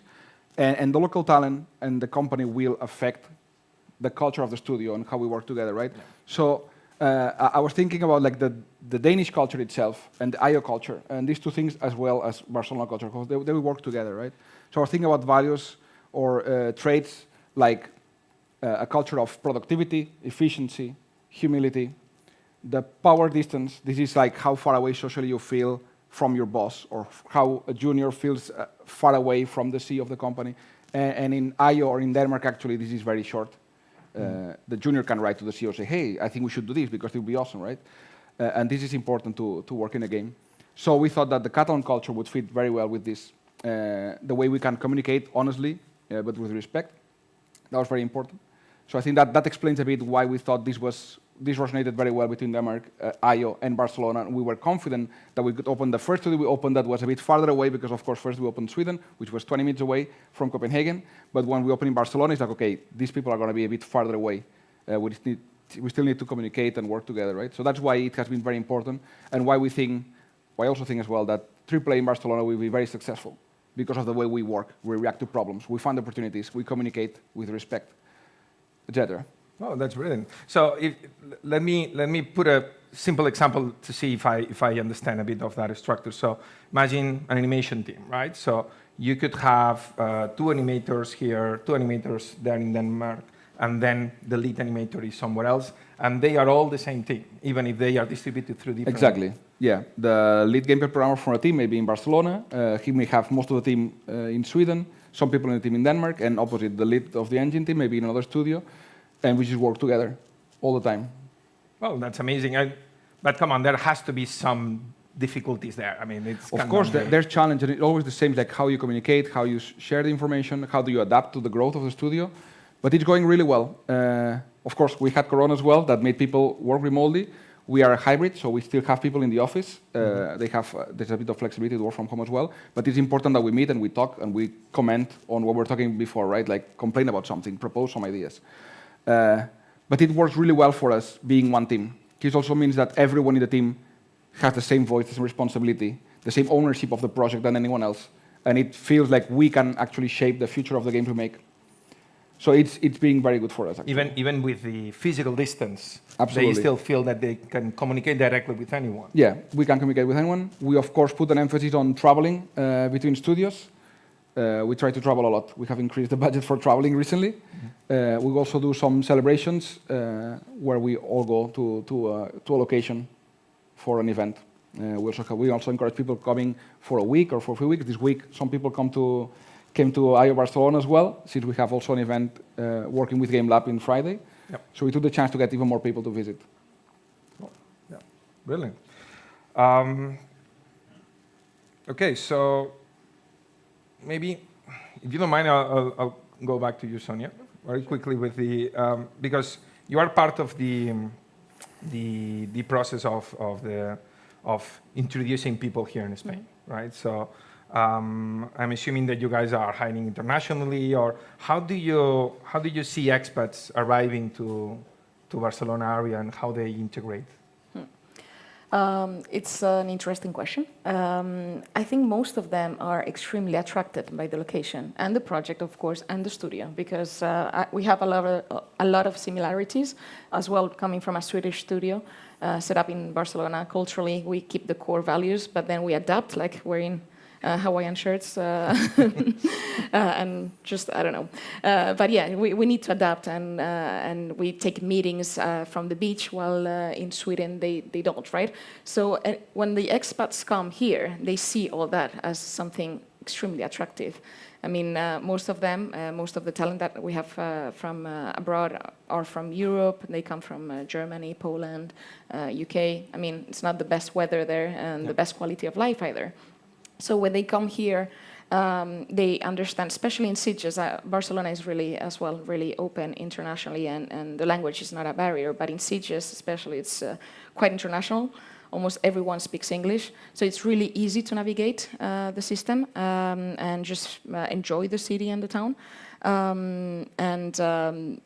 For them, it's like living every weekend on a holiday and then working the rest of the day. So they are extremely happy as well. Going to the more bureaucratic thing, as you know, expats usually have really good fiscal benefits as well. So the quality of life even improves more for them, which means that they can enjoy life way more, right? In Sitges, at least, they walk to the office, they go on the weekends to the beach, or do those kind of fun stuff, we have so many festivals around. So if you were looking to recruit, when you said that the meetings are in the beach, I mean, that's working, I can tell. I have that's why I'm 10. I think a lot of one-to-ones, I just take people, of course, if they want. Like, let's instead of having the meeting here, let's walk along the beach. So I guess you're not finding much resistance there. No. It's like, yeah. And sometimes like, oh, I'm busy, whatever. No, but let's go to the beach. Sonny's like, okay. So we just have the one-to-one along the beach. It's like, well, this is kind of for the people that have been abroad and that they have been in other studios with other cultures or other environments. For them, it's like, this is a dream come true. And even for me, like, I'm not going to hide it. For me, it's been like, wow, this is amazing. What about language barriers? I guess that when they are in the studio, of course, everybody speaks English or it's quite easy. But when they have their time by themselves or with their family, I mean, how they are finding themselves with the language barriers here? Usually when I hear more queries, it's when they come in, but we also offer like relocation services, so there's someone helping them, because a lot of people come worried about Catalan, and it's like, it's okay, like or Spanish even, and I'm like, it's okay, you're actually gonna make a really good life without managing to speak any of those. I mean, I was in Sweden like for a few years, and I never learned Swedish, and it was super easy to live there. Mm-hmm. So I kind of make the comparison with Sweden there. It's like you can have a totally fulfilled life without speaking the language, at least initially. If you want to do it later, it's always welcome, of course, but they adapt quite well. It's only the first bureaucratic paperwork, sometimes in Catalan, sometimes in Castilian, that just pushes them, but we offer quite a lot of help for taxes and for relocation. To avoid the pain. That's exactly my experience integrating people here in the area. One of the areas that I found some trouble was when you get directors, very senior people, to try to find a school for their family that they normally want to go international school and stuff, and that normally it's more of the complexities that I find. But it's a tricky question because you live in Sitges. Yeah, well, Sitges And you know is the schools we have there. Yeah. Well, Sitges is a bit of a different. Yeah, I mean, all the thing, schools, like most of the schools are bilingual, right? Or trilingual even. So I think that, I mean, we also help with the relocation, of course, but people that, I mean, we have different profiles. People that have like 3 kids and 4 kids, and they put them in public schools. They're super happy with the system compared to their own. In the public schools? Yes, like, okay. super happy. Way happier than in their original country. And then we have people from abroad that bring their kids to a private school or semi-private, and they're extremely happy as well. So we don't have that many profiles with kids. Maybe we'll have 5, but they're really, really happy with the school system. Yeah, that has been also my experience. My kids always have, again, maybe Sitges is a bit of a niche, but I believe that also those are stories of people that live in Barcelona, that in every class there are 2 or 3 kids that are integrating and they just arrived to Barcelona, they are learning the language, and the schools are more and more adapted to integrate those kids. But that's another reason why we chose Sitges as well, because I mean I think like half of the population is is not local. So in one class you can have like 10 nationalities or 15. So it's that's great also for the local kids to be a bit of getting the culture of others. That's great. Saul. How are you doing? Good, thank you. I was thinking that so you've been in many studios, pretty much all the studios here in Barcelona area. You found your studio now. You are about to ship the first game with it. If you could take a call about the projection, about what are the next years here in the Barcelona area. So you could say, I don't know, next 3-5 years, how do you see maybe what is going to be Gamelab in 4 or 5 years? What are the topics that we are going to be discussing? How do you see that projection? Actually, that's a very good question, because the growth of Barcelona as a gaming hub, it's nothing new, right? It's been now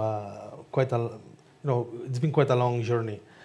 Basically, we're right now the main hub for mobile companies, so that Barcelona is already, if not the main hub, it's there, right? At least in Europe for sure. It's the first. And right now, how does it work? So it's very simple, right? To put it in simple words, like a good game comes from a good team, right? So your goal is just to build good teams. But to build good teams, you need money, right? Because it's like, hey, I'm good, but I'm not stupid, right? Pay me. So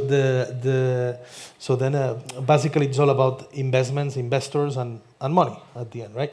So to build a good game, you need a good team, and have a good team, you need money, so you need investors, and then to convince investors, you need a good game. So it's a bit of you're in this loop, right? The good thing right now, though, is to attract investment to Barcelona. From my own experience in the last years, is that it's very easy now. And why is that? It's because Barcelona is producing already high-quality content, right, for mobile, but also in the indie space, which is it's blooming as well in Barcelona. Is actually the indie developers here are doing like an amazing job, right? Top sellers, top scores, everything. So all of that is blooming. And this attracts investors. Hey, what's going on here, right? So then when you ask for money, then you can get that money, right? So with that money, then you can get the good team and then build a new game. So basically how I'm seeing it right now, and this is obviously my very subjective opinion, but based on the growth and what I'm seeing, right, the data, is that actually this is just a snowball that is starting to grow and grow and grow, right? So when I moved back to Sweden, moved to Sweden to work with Starbreeze on different games, right? Actually, the Barcelona was very healthy, especially in the mobile space, right? But when I came back, right, I was like, oh shit, there is like also IOI Interactive, Paradox also coming here, also Smilegate, which I helped on that process as well. CI Games, so it's like, what's happening? Like, why is it growing, right? And it's like it's a virtuous circle, basically, right? It's the snowball effect. So it's like, Better projects means more investment, which means even better projects, which means more investment. So this is just a snowball that is growing. So I think that in 3-5 years, we will see more studios here, and our studios being also bigger and heftier in terms of seniority of our teams. No, yeah, absolutely. And talent attracts companies. So there is at some point that having many studios, more studios wants to go there. We've seen that in places like Montreal, like it is interesting to go there, put a studio. Of course, there is a lot of fight for talent there, but there is the talent there, yes, at least, right?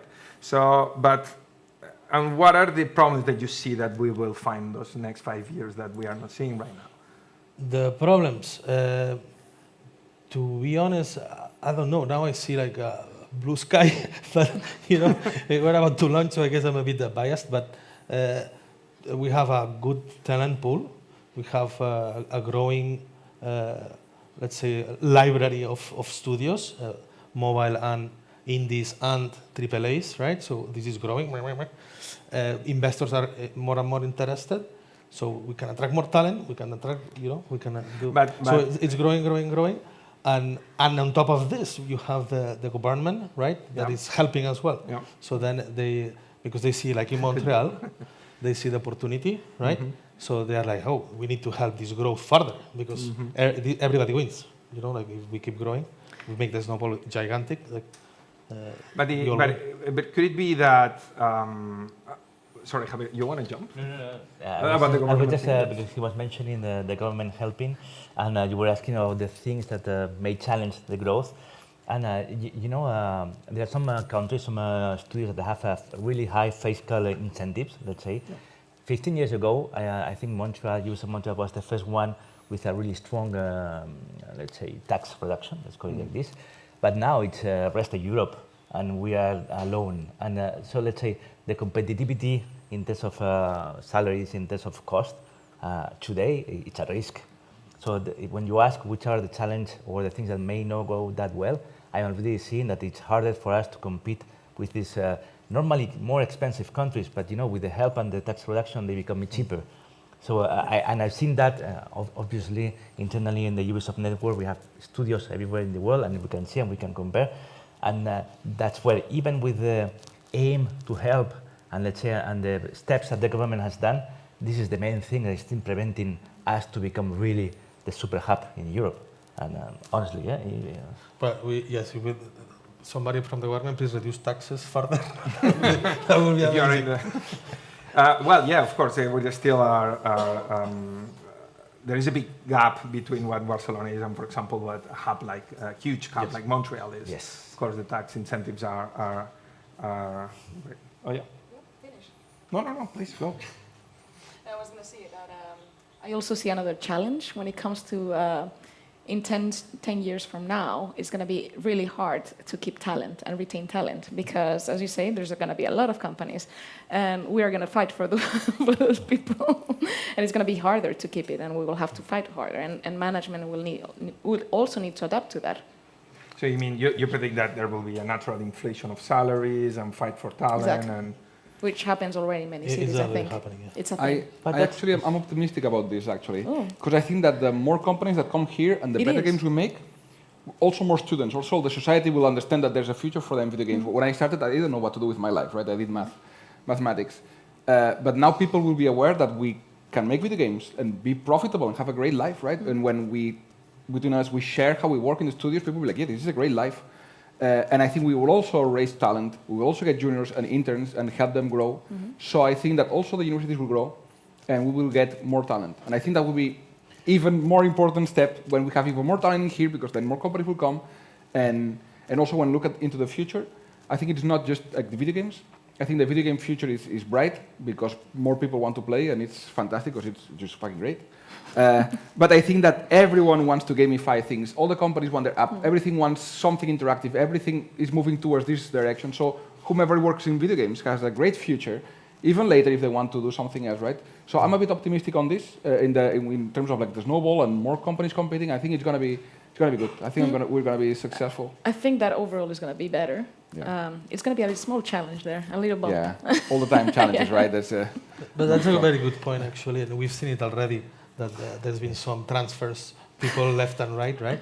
But the good thing, and this is also part of our culture, of the Catalan culture, is that actually we meet and do coffees together, the heads of studios, and we are very friendly with each other, and we understand that you don't own a person, right? Like because some people is very, this is my team. It's like, well, so work it out so they stay with you. It's like at the end we all understand that at the end people stays with you because of the project, the conditions, etc., right? So it's let's say there's a friendly rivalry for now. Yeah, and I can put the example because as I said at the beginning, we were kind of the first, and then when you arrived, there was 5, But at the end, I remember discussing that internally and with some people. It's good. At the end, it's super good for us that you came and you take the people.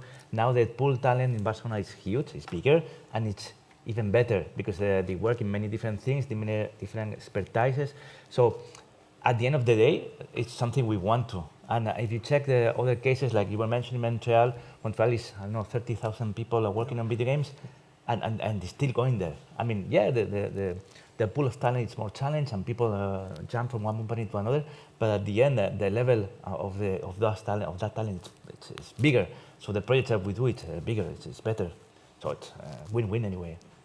No, it's a win-win. But I want to circle back with you, Saul, on you mentioned the indie scene, that it's blooming, and so have you found this as a source of talent also, or they are more stay doing their indie thing, and there is no cross-pollination with AAA? The magic of indie developers in general, right? I'm being very romantic now, is that it's this small group of friends or colleagues or people that decide to work together on a vision, very specific, usually not very commercially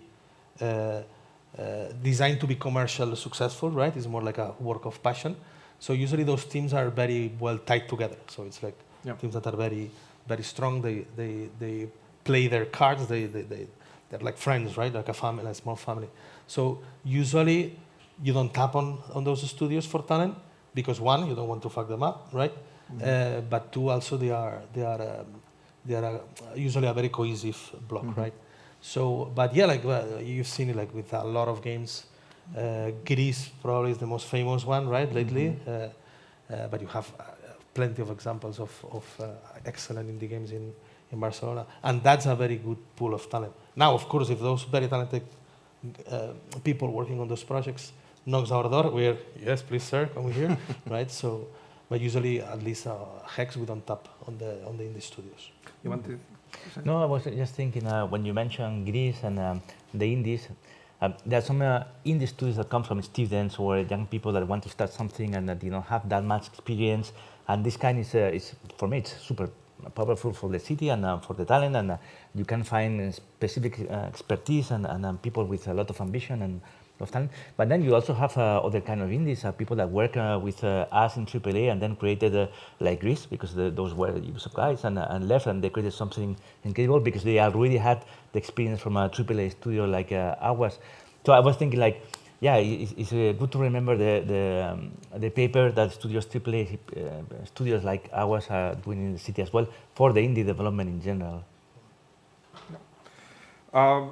Actually, let me stick with you, Javier, with your unique perspective on all those years here.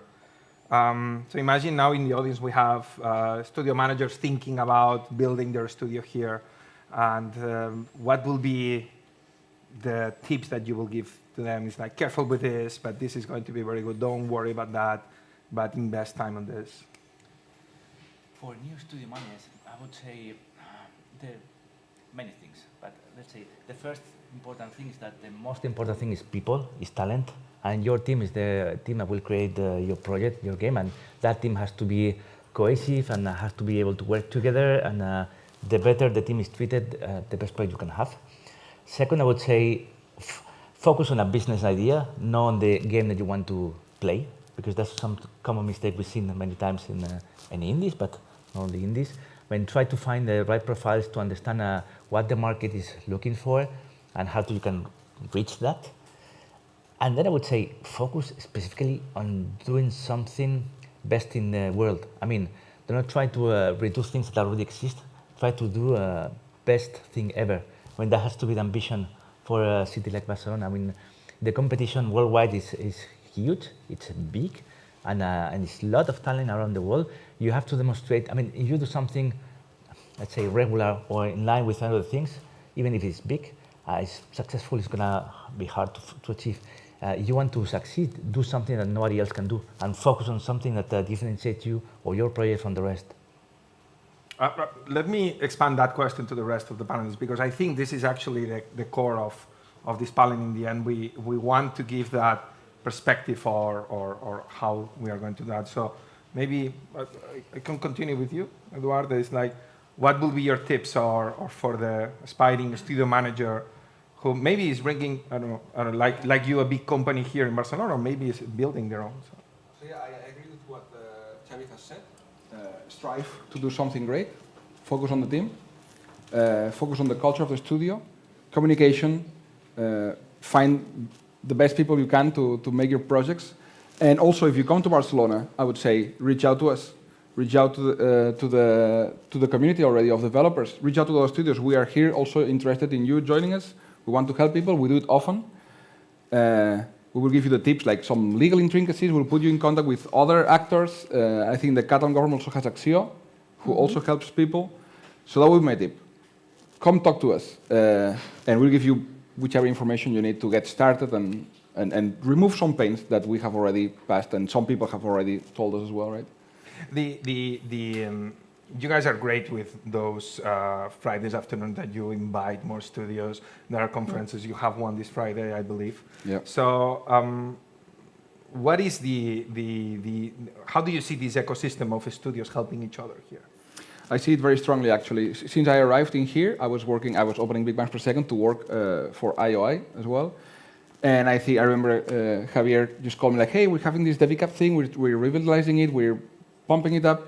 And I thought, yeah, this sounds great, I'm gonna join as well. And I have seen the community being very active, like all the companies in Barcelona, I think, as Saul was saying as well, and as you were saying, we understand how it works together, we understand that we can cooperate, we understand that the future is gonna be brighter for us if more companies come, if we are all successful, and we want to collaborate. And this Gamelab, for example, is an example, right? We also come together to have an event, to expose to the world how do we work, what are the benefits of being in here, and there's a lot of initiatives. And even going out for beers with some of you, it's like this interest in helping others, in everything we have learned, how we can just make things better for the rest. And I think this is something that we are understanding, and it's something that is very strong. One of the things we do is, of course, we also do these knowledge bars where we want to share some of the learnings we have done in different departments. We also invite people from other studios to just share a bit of knowledge between developers. I think it's very important that we have, and I think it exists now, the community between indie developers, the community between us as studio managers, and the community of developers as well, sharing their knowledge. And I think this is just getting better and better every year. I think I just arrived in here in the best time because everything is going up. That's how I see it. Yeah, I mean, actually, I found out that sometimes I wanted to go, but it was too late. All the tickets were gone. It's very difficult to fit there. And I have to say that it's an absolutely brilliant, because I've been in other places in making video games, like in Germany, Madrid, and maybe it was another time, but there was always this thing of when you guys did the first one, I was at the Smart Gate, people was like, oh, this is a hiding event? Are we going to recruit each other? Is this already a fight here?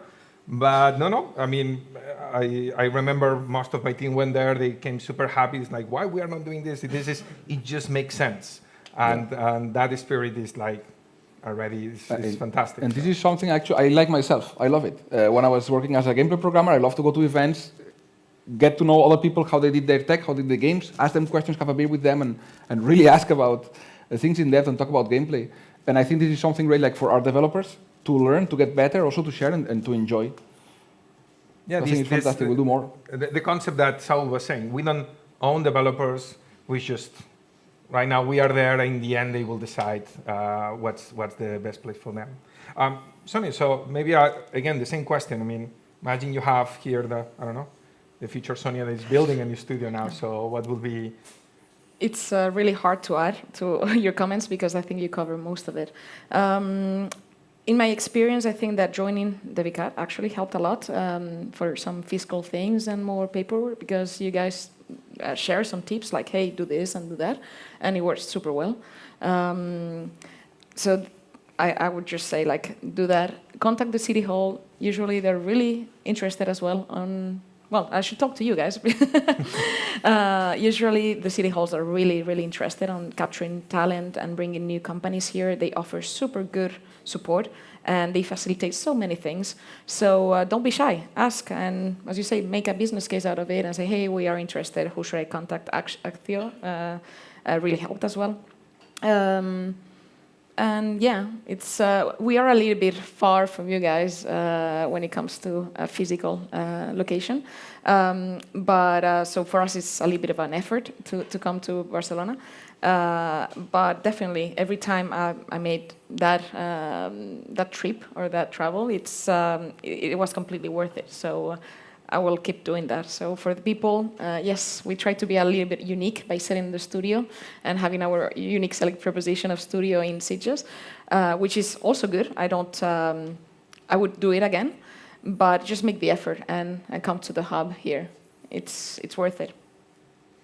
So you go last. I mean, you helped establish Smalgit here. You established now CI Games, and you would do it for the third time. What would you do differently? If I would do it for the third time, how would I do it? That's a very good question.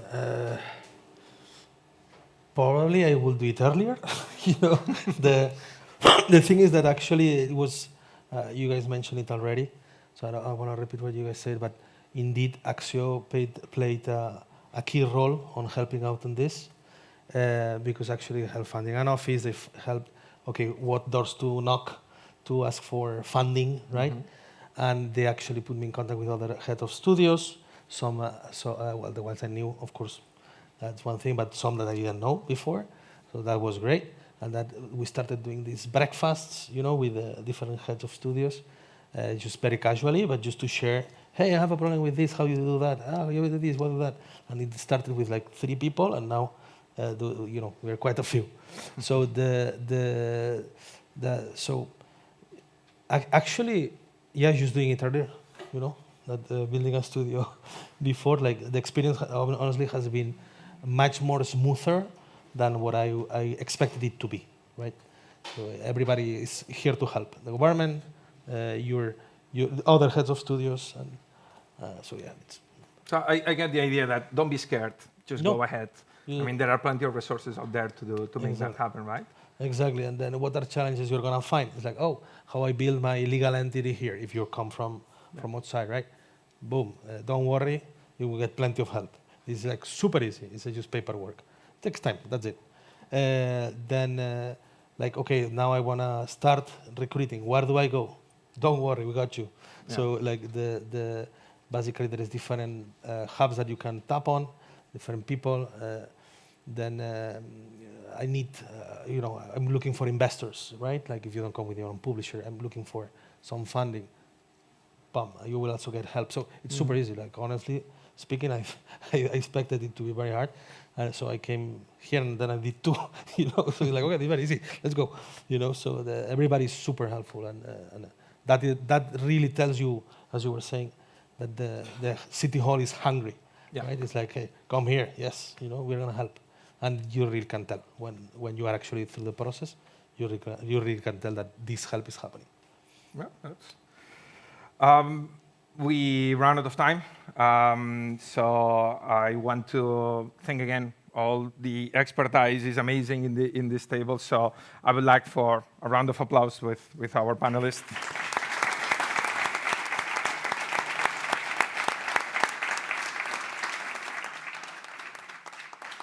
And I've been told we have 30 minutes of a break now, so.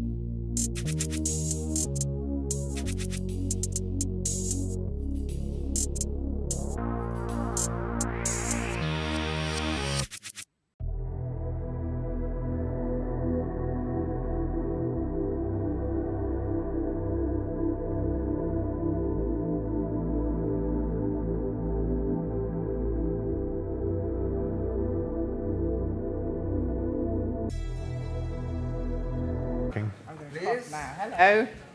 That worked. How are you? Okay, please. Good, good. Okay, hello. Hola, buenos días. Quiero una cerveza, por favor. Que sean dos, por favor. Poco más, poco más. Poco más. Hola, ¿qué tal? ¿Me oyes? Listo. Muy bien. It's good. Shall we start? Or? Good to see you guys, everyone here and also remote. This is like a very interesting panel for the people. Most of the people in this panel not based in Barcelona, but talking about Barcelona games industry. So hopefully we don't see anything stupid. So first, my name is Lee. I'm from Tencent. It's games and media company. And very honored to be here to moderate this session.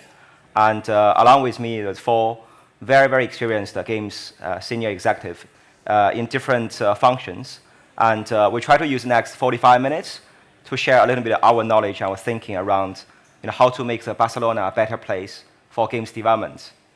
Right? I think probably first we can take roughly 30 minutes each for each of us, give a self-intro, who you are and what you do, probably starting with Gina. Oh, okay. So my name's Gina Jackson. I've worked in games for about, just over 30 years in publishing and development, mainly in development roles and production roles. I now work across sector. So I work in mental health. I work at challenging the social acceptance of games. Sorry. I've also got a dreadfully sore throat, so I'm trying to follow Ivan and how he was in Tenerife. So mental health, toxicity. So how with male allyship we can try and confront toxicity. And also looking at skills. I'm doing a big review in the UK about how our skills work. I'm going to stop so I don't cough anymore. No worries, do some water. Probably David, full-time games investor, part-time pilot. I think that's, yeah. Hi, I'm David Gardner. I'm a general partner at LVP. We're an early-stage venture investor only in the game space. So yeah, some of our early investments include Supercell, Unity. Here in Barcelona, we've built and sold businesses to Scopely, a deep tech company working on image recognition that sold to a US company called Alarm.co. So yeah, I've been investing for a while here in Catalonia. Excellent. Ian, you want? Hello, my name's Ian Livingstone. I've been in the games industry not long after chess was invented. Started a company called Games Workshop in 1975, launched Dungeons & Dragons in Europe and Warhammer, moved into video games by becoming exec chairman of Eidos. We launched Lara Croft Tomb Raider, and when I left, Eidos became an angel investor, notably in Playdemic that created Golf Clash, and also Mediaton that created Fall Guys. I was also chairman of Sumo and led the sale to Tencent, which was completed last year. More recently, I became a co-founding and general partner in Hero Capital, a venture capital fund predominantly investing in seed, also Series A, Series B in video game studios, esports, and connected fitness and wellness. Any data that's kind of thrown off that can be monetized, we tend to be there. So I'm delighted to be here. I'm also looking to hope to invest in Barcelona, unlike David has been successful here already. I'm a rookie in Barcelona, but obviously delighted to be here. As everyone can see, Ian is a very fluent Spanish speaker. He learned last night, so that's why he wants to invest into Barcelona. That's the efforts, yeah. We're gonna do this panel in Spanish, in fact. Yeah. Muy bien, estupendo. Yeah. So maybe that's my cue, right? Yeah, so I'm Jaime Gine. I'm the only one here that is actually Spanish. Half Catalan also, not from Barcelona, more from the region of Tarragona. And I've been in the games industry for 30 years, I'm guessing. My first game was Final Fantasy VII or something like that, 1997, 1998. And I went and spent a lot of time in Electronic Arts. I built a studio in Madrid and a bunch of other studios around the world. Then I joined Keywords Studios, which is the biggest outsourcer, was the CEO for the scale-up period, where we bought 50 companies in 5 years. And a couple of years ago, I decided to join a smaller company called Amber as CEO. That was kind of the worst mistake of my life because the CEO position sucks. And Amber is a big work for hire full game development a company with about 1,200 employees and presence in 8 or 9 different countries and expanding internationally quite aggressively. And we don't have a studio in Spain yet. So pretty relevant for me because I do want to have one in the next couple of years. Excellent. I think given before this panel, we already have a very interesting discussion, from the studio based in Barcelona. At least I'm learning. To be very honest, when we asked to do this session, we did a lot of research around, what's going on in Barcelona. Actually, we figured out that Barcelona has been already a very thriving tech and creative center. It's a kind of growing hub as for games development. But a good can always be better. And we try to figure out, compare with other cities very good at games development, for example, Helsinki, London, Paris. We try to figure out how Barcelona can be better to attract more games company and talent to be here. And we can see there's a lot of good studio already here. King, Gamelab, Ubisoft, they all have the studio here, and a lot of local champion as well, like the people just in the previous panel. For me, at least, or for the panel, we felt there's some factors it's very important for opening a studio or attract more talent for a city. For example, talent availability, cost consideration, business and tax incentives, and also market access and capital, right? So the first question is actually about, generic, about overall market. So when opening a new studio, essentially, what's the top 3 things normally you will consider? And probably starting from Yin. Probably can give some starting insight. Let's not start off with the point that Barcelona is already doing very well. Thank you very much. What I've learned today is it's, as you say, some of the biggest studios and IP owners that we know in the world are based right here, and so it's a growing economy. But when you're starting off, there are obviously multiple challenges. Always it's around talent and access to finance, and then team, what kind of games you're going to make, and who's going to be enabled to execute on your ideas. But on a much wider basis, you have to think about the ecosystem in which you're going to operate. Is there already a cluster built? What's your relationship with local government and national government? What's your relationship with the media? There's always been a kind of negative sentiment around games, which has not always sent a great message to parents to see it as a career choice for their children, to investors who have a disconnect with the games industry in particular. And so we need to connect more with the media, more with local government to create an ecosystem that really is supportive of the industry in which we're building. And let's not forget, by the way, this is the largest entertainment industry in the world, $250 billion a year, 3 billion people playing it, 10 million people every week coming on board. And whilst there might be economic headwinds today, the future is very bright because games being interactive speaks to Generation Z. Everything they do is interactive. Brands are realizing the power of gaming, stickiness resonates with their products. The big IP owners and the big players, not just Tencent, but how Meta are getting into it, Netflix are getting into it. Everyone sees how the attraction. Therefore, taking that in the round and then trying to apply it to setting up a studio, I think you have to get, obviously, funding. It's too often the case that small studios, they start off small time and remain small time, and sometimes they have to trade away their intellectual property for project finance. So if you can get the funding in early to give you the right amount of runway to develop the game to where it should be, rather than being forced to publish it when it's not actually ready, is really important.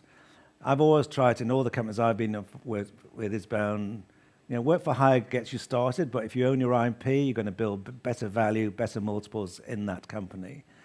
As I said seconds ago, trading it away for project finance is a real shame because you would be carefully ending up being a work for hire forever. So squirrel away as much money as you can to be able to build and retain ownership of that IP, because ultimately that's where the value is. I mean, Games Workshop, without Warhammer, what that would have been.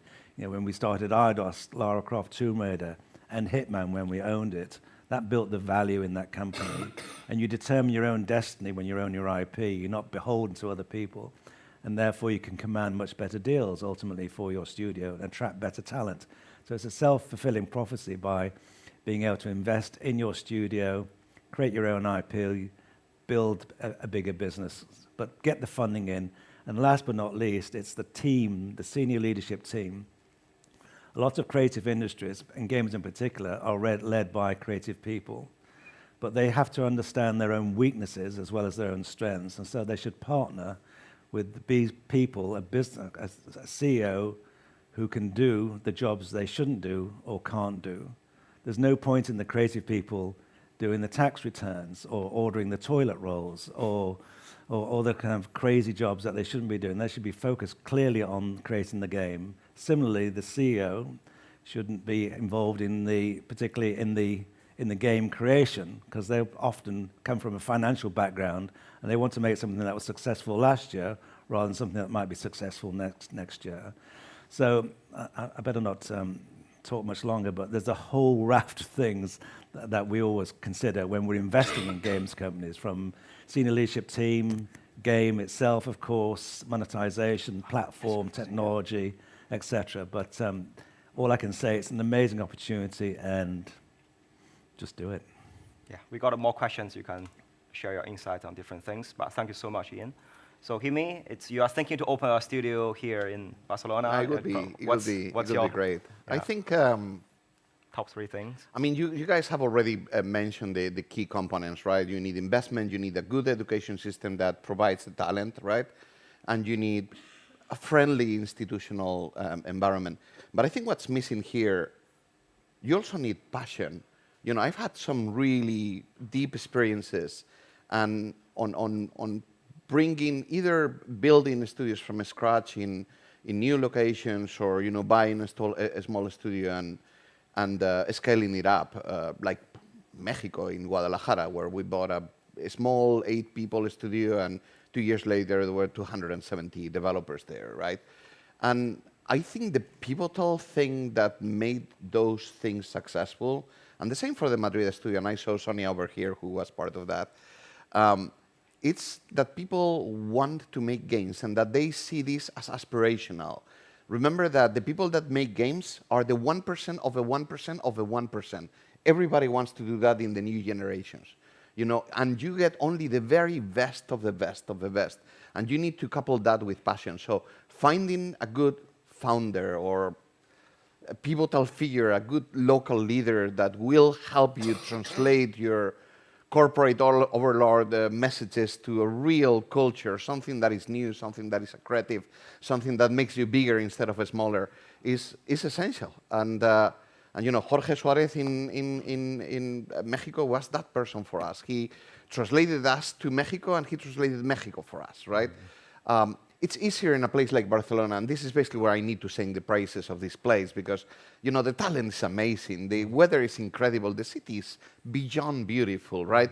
The institutional environment, the Generalitat, both the local government, are really committed to this, and they have been very consistent with their help over the last 10, 15 years. And I think they have developed one of the main game development hubs in the world. And do not be surprised that 5 years from now, 10 years from now, when they talk about cities that develop games, Barcelona will be one of the top 4 in the world, and it's not very far from there even today. So if we can find the talent, if we can find the investment, if we can have a friendly environment that allows you to be creative, and you find that magical person, that magical group of person that just makes it real, then you can make dreams for people come true. The little kids in Guadalajara never thought that they could be making video games.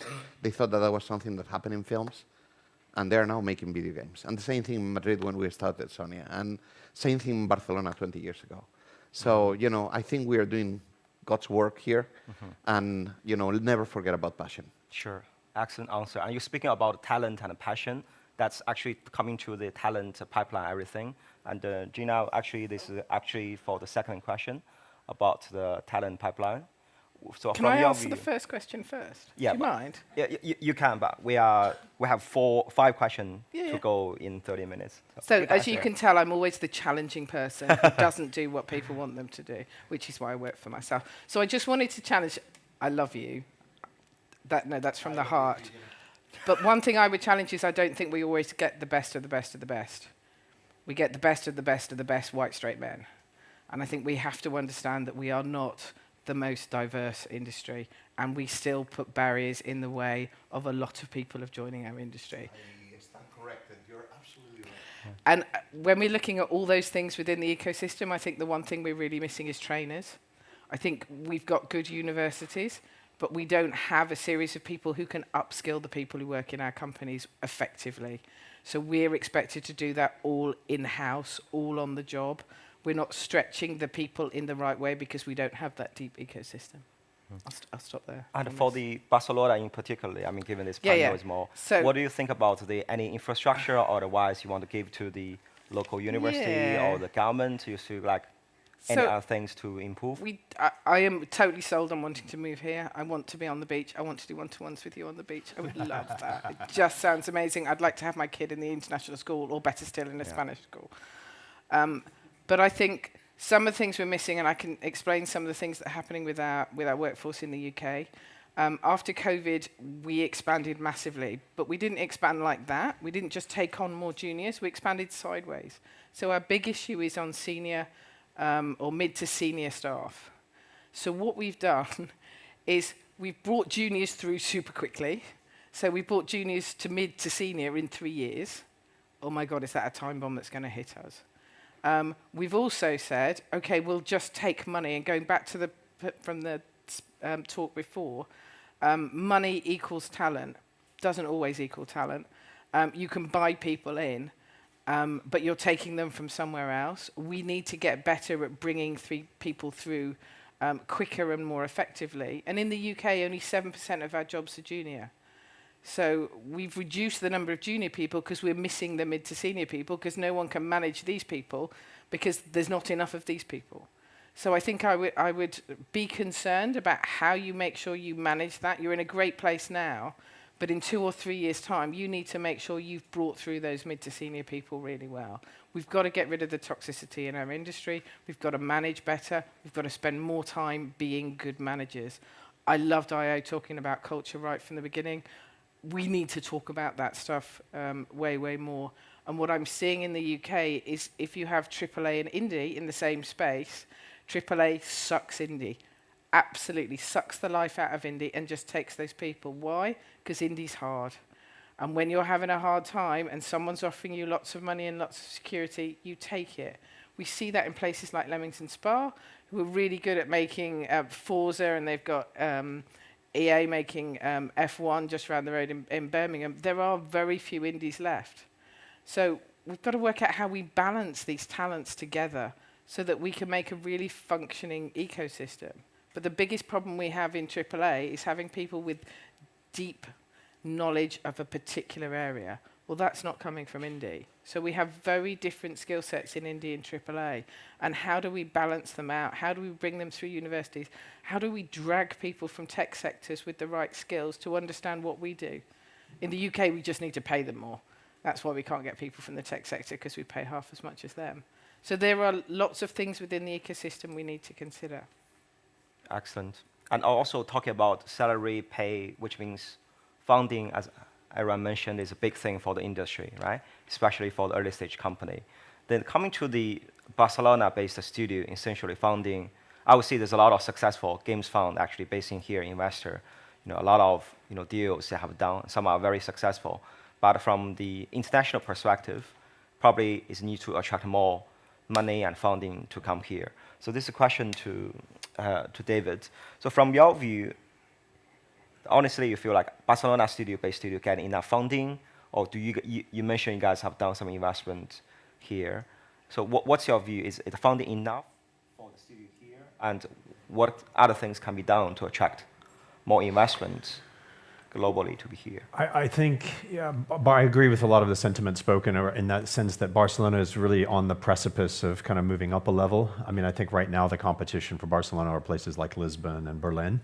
And in the mobile space, you want to move up and compete against the Helsinkis, possibly the Londons, and some of the other kind of. And of course, Asia is really the powerhouse in mobile. In reality, we often forget that. But I think there's never enough capital. But capital really chases success, and so the single biggest win that would happen here is to have an iconic either franchise or company. Social Point has been great, and of course they had a good exit, but just kind of getting up slightly bigger and slightly more kind of global in fame would be the biggest win. And then there are all kinds of soft things that are super important. I mean, no joke. I mean, having Welling Airlines, having good coffee, having cheap, a glass of wine, €4, and is very good. I mean, the food culture here is world class. All those soft things just make it more livable, and transportation, being able to kind of get in and out and commute.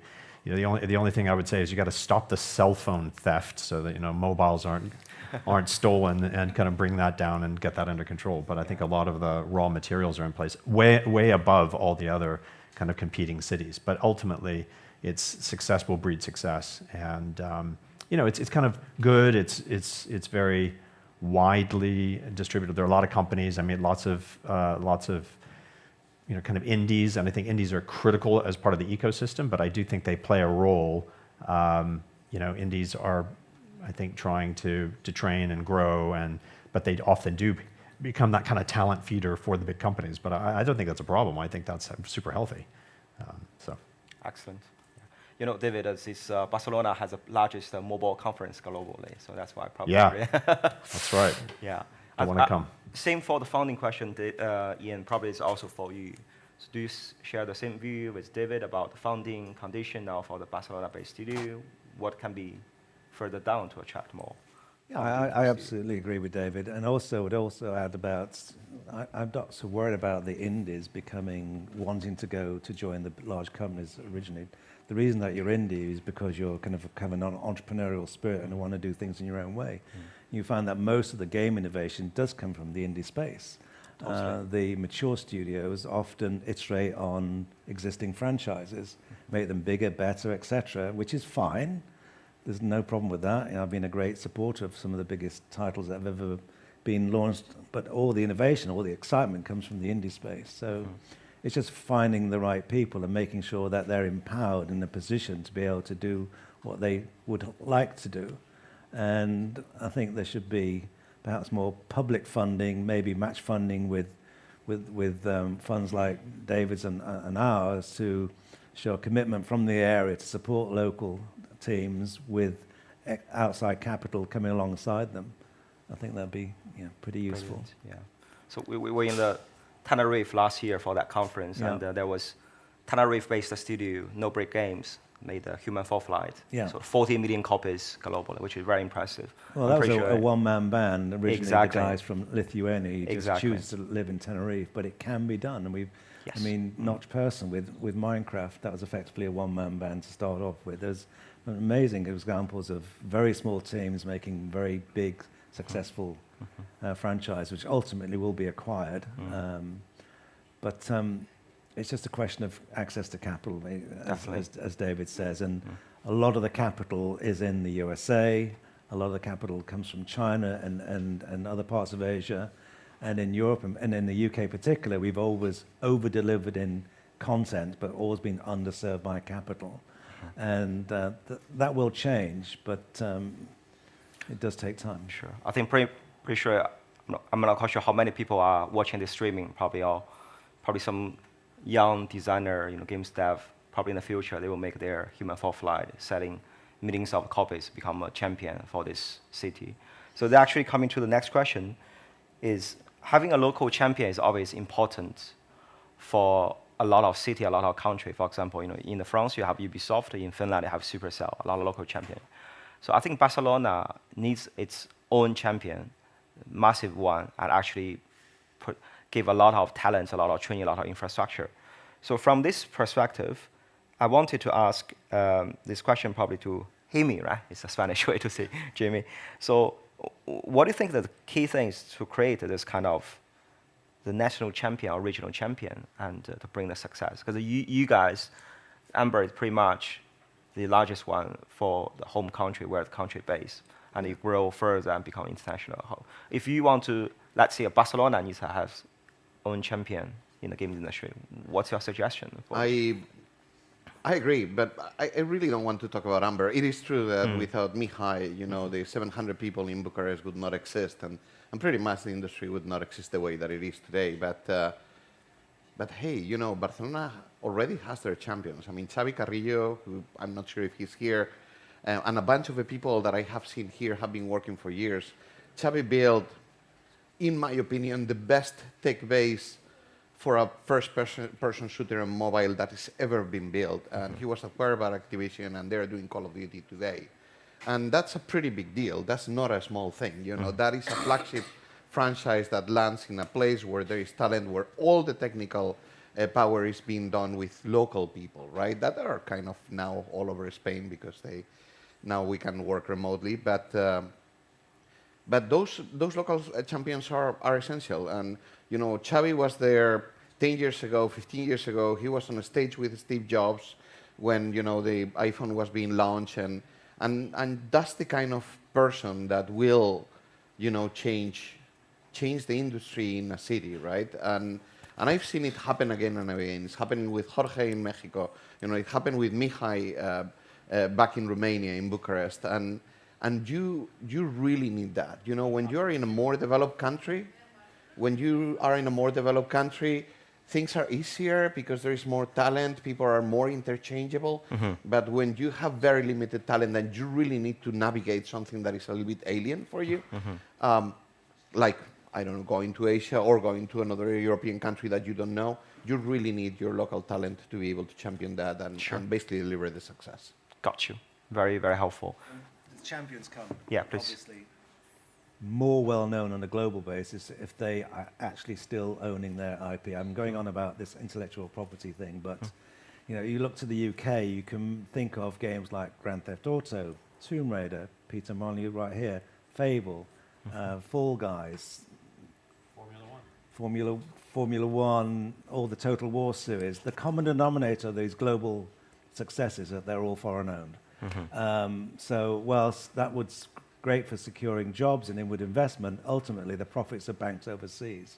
So if you want a really successful games ecosystem to remain in a country, you've got to make sure that they go further up the ownership of the value chain of IP ownership. And then those champions attached to the IP will be not just local champions, they'll be global champions. Got you. Excellent. I'll turn to this way a little bit. So, David, what's your view? Because you mentioned LVP is one of the early stage investors in Supercell, essentially. I mean, for Finland, for the whole ecosystem, with a country of only 5 million population, their games revenue, the GDP for the country, it's 3 billion, which is very impressive. Incredible. What's your view? To me, I feel like having Supercell as like an anchor company there, completely helping with the ecosystem. And what's your take? I mean, is there any takeaway you feel like can be replicated those kind of successful sector in Barcelona?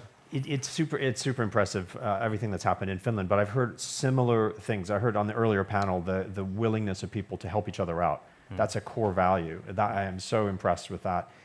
Friendliness to startups, friendliness to people building businesses. So hearing, you know, the city halls and the kind of government administration saying, you're welcome, we'll help you, you know, kind of, that's all really important. But ultimately, going back to the IP point, you've got to create something that works. So it's the consumers around the world that will vote on Barcelona by proxy through making a great game. And yeah, the talent pipeline, absolutely critical. Now, it's been interesting. What I tried to say was Madrid has had this kind of, it's now on the map because back in the day, you know, you were saying 2005, was it, where the studio got set up, you built the EA localization facility that then became, now is, I think, 800 people and is in... And you gave me the money. Yeah, we work together. But I also believe, so for me, as like an allocator of capital, I thought, okay, most important, I trust him. So it was back to key talent. And, you know, we talked about that before. So that is, I think, you have to have the champion, the passion. And then secondly, it was cost effective and we could afford to get it started. And then, you know, once things are successful, you don't have to be on a cheap budget. We're in a high margin games industry. So yes, it's the prototyping, the early risk-taking phase, that needs to be as cost effective as possible. But once you're making money, then you can pay globally competitive salaries. And I think that's the potential for growth, for income growth here, for, you know, tax growth, et cetera. So it's really getting those startups, getting them on that kind of that chain. And I think, you know, it is definitely happening, but it's the skills transfer So, there are all those companies, global companies that are here in Barcelona. They originally came because it was lower cost, but eventually, just like Montreal, you go there because of the talent, not because of the low price. And I think that's on the verge here, and it's just happening. Excellent. Speaking of, everyone's mentioned a lot about IP has to be created locally and championed in Indian. So Gina, you have a lot of experience in this kind of field. You're working with a lot of AI Screen, Creative UK, all this institution. So what's your view, the advice from your perspective, helping the indie studio create their own IP locally and be successful, especially those Barcelona-based studios?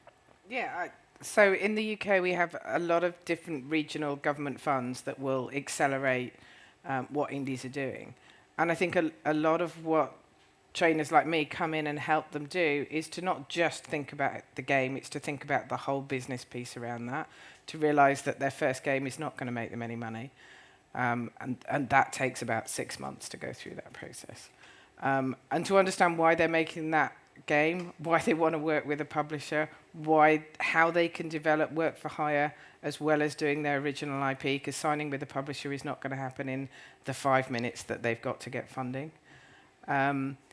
And even to break down the understanding of what a publisher does, I don't think we teach any of that stuff. It's like, well, we'll just throw you out there, and if you care enough and if you've got great enough passion, you'll work it out.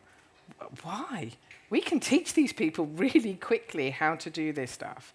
So it goes back to that idea of training, explaining, demystifying, working out if this is really what they want to do, because it's not going to be easy and it's going to require a great deal of them and their emotional time to deliver this stuff.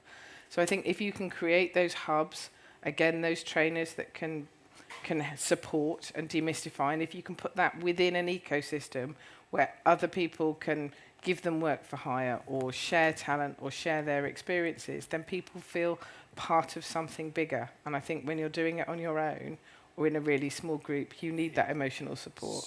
Super good points. And I think it should be more trained. And one of the things I did want to say was we were thinking about follow-on funding. I think there is seed funding or ability to get a little bit of money to get something going. But if you're not organized and know how to tell the story and ask for money from the larger funders, that's the biggest time involvement we have with startups, is training them to go raise their Series A. Yes. And it's not, you can make huge progress by just getting the basics in order and understanding how and the timing and what the KPIs need to be and how to explain yourself, and those things are trainable. And but it is cool to see the ecosystem, kind of solving for that. In Finland, people were just literally helping each other out. But if we put order around it and make it more professional. But I would say also, having worked for Nokia, when Nokia exploded, yeah, they also seeded, and the government seeded a lot of that. They tried to be organized. Yeah, and they're a very pragmatic nation. Yeah. So I think they really helped to do that and just not leave people in the lurch. They supported them through the whole thing.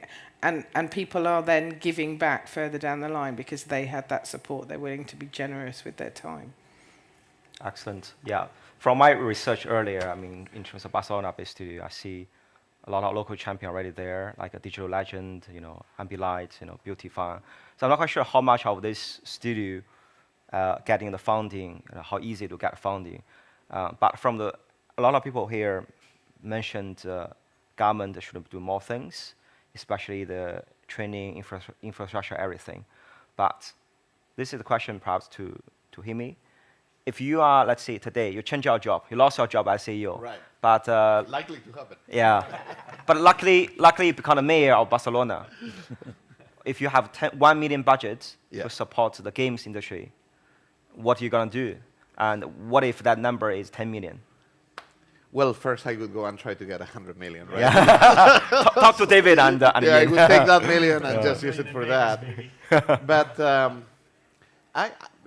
locally, the mayor and the local government is already making significant investments that are much, much bigger than those, right? I would try to invest in making it right. And when Gina was talking, I was thinking about those things that are kind of original sins of our industry, right? The male-dominated environment and all that. don't we have an opportunity here? You know, we're not starting from scratch. We're starting with a bunch of talent, but it's a different culture than the one that we have in the UK and in the US, right? Is there an opportunity here to do it right? So at least part of that million, I would dedicate to say, hey, can we have the right values? Yes. Can we invest in diversity? Can we invest in, you know, being inclusive and having really the best of the best of the best? Which we don't have right now, because you're absolutely right. We're kind of not using a part of the population in the industry. Other things that I would invest, education system is absolutely essential, and also an education system for investors. I think international investors like you guys, you are amazing. You're godsend. You're incredible for all these indies and all that. But I think they also need some local investors, you know, Catalonian money, Spanish money, European money, and there is, and Gina was talking about that, and Digi was talking about that. You have to train these people how to do that, how to do it intelligently, how to do it without having to sell your shirt, basically, you know, to get the next 6 months runway. And, you know, I've been both on the big corporations and on the other side, and you know, if we can solve that, and I think it can be solved by education and by example, and we keep the good things that already exist here, which is people helping each other, right? Then, you know, we have a winner. So, yeah, diversity for that million, getting it right, and, you know, education is my answer. Excellent. I think you can become a very good mayor for Barcelona. You should change about My this. Catalonian is not good enough, unfortunately. I've been out of the country for many, many years. So excellent. Yeah. Come back. I think we have a little bit, couple of minutes left. Pretty much we touch base on anything, you know, about capital, government incentives, and the talent pipeline.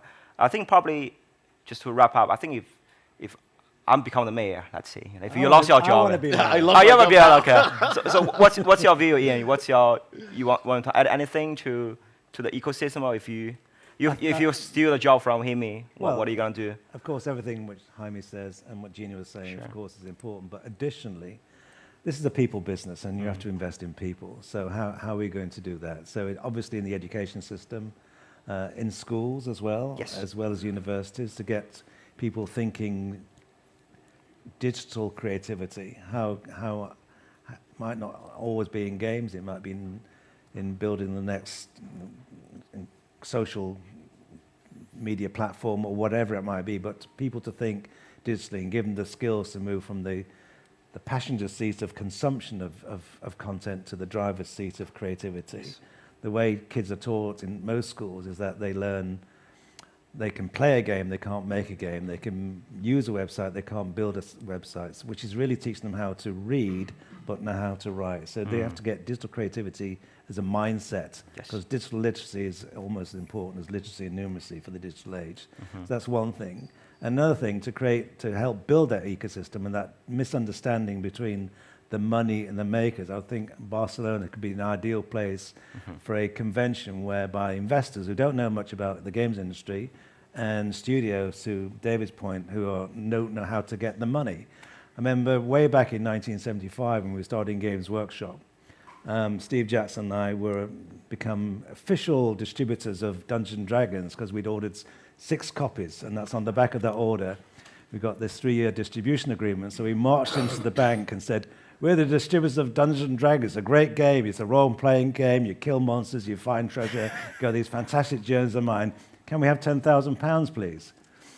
And the bank manager looked at us rather like a dog watching television, had no understanding of what we were saying, and asked us to leave. So that forced us to have to live in a van for 3 months. And we all think, oh, that's no problem. It's a passion project. We're loving all this. It's great. But reality is, fast forward to now, you think we were not investor ready. We didn't know how to present to the money. We had no materials, no deck, no justification whatsoever. So whilst we might have been annoyed at the bank manager at that time, he was actually right to say no. But on his side of the fence, he knew nothing about the games industry. So if you can create an environment where the money can meet the makers for future investment in Barcelona, I think that would be a great initiative. That's very inspiring. Well, from a young teenager sleeping in a van for 3 months, now become Ian Livingstone. If you want to know what's happening, this inspiring story, go to watch read his new book, Dice Man. There's everything there. Thank you. Yeah. So I think we got 5 minutes before we finish the panel, and a massive thanks to David, Gina, Yin, and Hemi for contribution. I think probably we can use these 5 minutes for any audience sitting here or anyone behind the camera asking questions. Or, oh, they're still awake. Yeah. Anyone here got questions for the panel? Anything? Yeah. We can't see you because of the lights. So. Yeah, we can't see you. Peter, is that your hand? Peter's scratching it. To ask a question. Sorry, no. Yes, you got some question or? Sorry, I thought it's. There's one behind. Yeah. Hi. Maybe it's not really related, but my question is for Ian.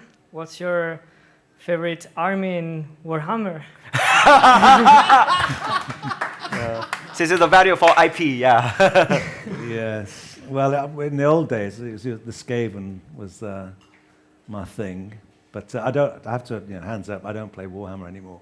I play mostly board games and quite a number of video games, but my passion is still board games. I've got a collection of 1,500 board games at home, and I run this thing called the Games Night Club, which has been running since 1986. And I've written 637 editions of the Games Night newsletter for a circulation of 6, of which one of them is in the audience, Peter Molyneux, who I'll be talking to later in the day about what makes a good game. So hopefully we'll figure that out. And I'm glad you're still enjoying Warhammer. Good. Excellent. So you should think about how to. Are you Barcelona based? For the Emperor. Create a better IP locally, better than Warhammer, and let Ian to ask you in the future. That's really difficult. Please here. Thank you. So, I think the industry, we've talked about kind of the GDP of the gaming economy. We have 3 billion players and about $200 billion in revenue. When you do the math, that's about $60 a month per person in terms of productivity of this economy.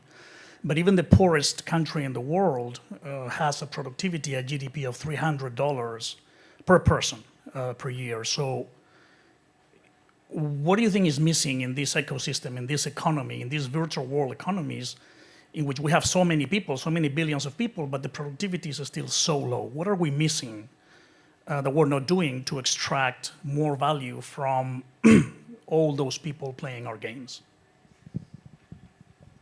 Anyone? That's a good question, interesting question. I don't want to extract more value, to be completely honest. I don't think enough is enough. I want more players. And I want games to be interactive and to be opportunities for learning and for connections in places like Africa and Asia. I don't particularly need the kids in Spain to spend more money. I know that that's not a very good capitalist answer, but it is what I feel. But I really want, the guys in Africa to have the opportunity to play with me at some of the amazing games that made me who I am today, okay? So now let the capitalist answer the right way. You make a very valid point and a very fair point. Games now, live service, free at the point of delivery, allows a lot of people to play who ordinarily would not been able to play. Yeah. So they act as your viral marketing effectively and create an ecosystem in which enough people will pay enough to support the game and make a good profit for the content creators. So I think the ecosystem doesn't need to extract more money. You don't need any more aggressive monetization game loops in the games. I think it's a question of being fair on both sides. Gina, David, you guys anything to add? I'm the least capitalist person here, which is probably why I'm the poorest, but no. No, I would agree that, look, I think it should be a delight to pay. It shouldn't be an extraction. If it's extraction, I'm totally against it. And I think that the discovery is one of the major issues. So of the 3 billion, spending, it's not equally, it's not, the average thing is a calculation that's not useful, I think, in this example, the $60 a person. because as we explained, so much of that economy is free to play, so by far the majority of people don't pay anything. So it's a public service for all of those players. And I think it's about discovery, so lining up what you would love to do in your gaming experience and therefore the joy of spending toward it. And I think that's confused right now because it's super hard to find things, and most people are way too busy, and so you kind of get stuck with something and it's good enough, but it's maybe not the best thing ever. So. Yeah. Excellent. Any more questions? Any communism questions or no? No? Okay, finish. We've been asked. No. Okay. Thank you. Thank you so much for listening, and thank you for everyone for joining the session. Thank you.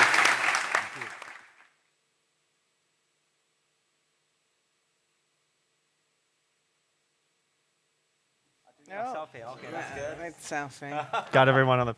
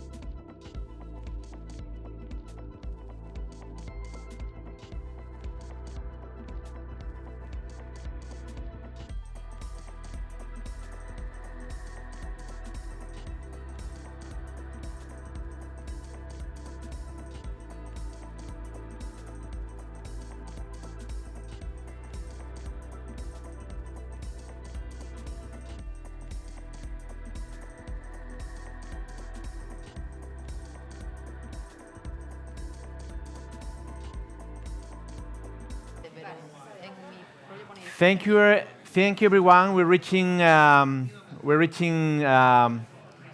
end of the morning session of the first day of Gamelab. I'm super happy to see that you are enjoying the conference so far. I guess if it's not like that, please tell me so quietly later. But this is a very special moment also for me because when we started. I would say when we started Gamelab in Barcelona, but not only Barcelona, even before, as Xavier mentioned this morning, the story of Gamelab is very related to the story of Digital Aliens Entertainment. And also to many other companies in Spain, to many other projects, but especially with, here in Barcelona with Digital Aliens. We were almost born at the same time, Gamelab and Digital Aliens. Digital Aliens has like 21 years already, you mentioned. Gamelab has almost 20 years. So we know each other, and we've been even partners in crime for many years, trying to support each other. And it was always a dream for me to be able to introduce and to sit down in a round table, in a panel like this, with such an incredible news to share, with seeing this reality, that making that dream that Xavier had, I think, for many years, come true, and surrounded by the best talent in the world here in Barcelona, not only at their company, but also at other companies that are in the city and other startups.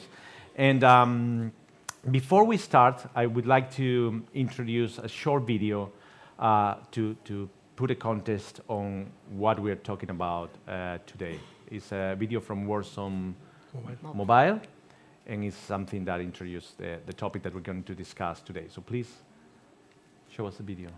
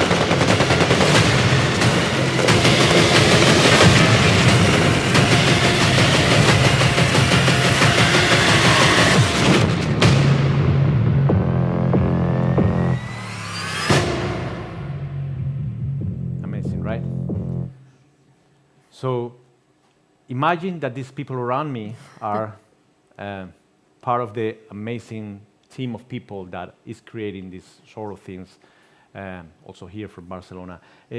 I would ask Xavier to help me introduce the team, because it's already your team, right?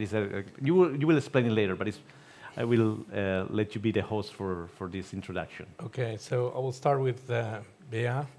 So Bea is director of production at Digital Legend, and she's one of the executive producer on Warzone Mobile. So you've been in the industry for a lot of years in different companies, Sony in different position, and at Digital for over 6 years, and you've been like pivotal to set up the studio, to adapt the process to get to the quality we're right now, and across then when you have to work on a wider organization, it was very easy, and all the integration because of the talent. Then we have Ricard and Pete. So Ricard and Pete are, I'd say, two rock stars. That's how I like to call them. And you will see that they work at Infinity Ward. So Infinity Ward is one of the top reference studios on modern warfare. And the news we're gonna share today is that Ricard and Pete and more members of the team are working in Barcelona now. We're hosting them, so they're at Digital Legends. And the idea is to have very senior talent there to come here to work on those amazing projects, and also to attract more talent. So the title is Talent in Barcelona. So I think it's now, we've seen from this morning, Barcelona is equivalent from talent that grows here, talent that comes, and talent that we want to attract. So I think, your bio is so long that I'd rather you present yourself and explain what you're doing. But again, and so we're extremely humbled to host them, and we're going to see later on how we're collaborating and how things are happening. Mm-hmm. And the session's title is Creating Key Talent in Barcelona. I would like to start by asking you, what does this mean to you, right, as a team? What when you say creating key talent in Barcelona, what do you really mean with this? Do you want to start, or should I? Yeah. So again,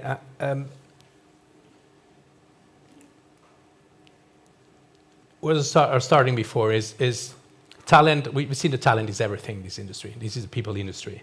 So we have now Barcelona in a very good moment. So it's an exciting moment to be here, and it's an exciting moment to grow and develop, high quality projects.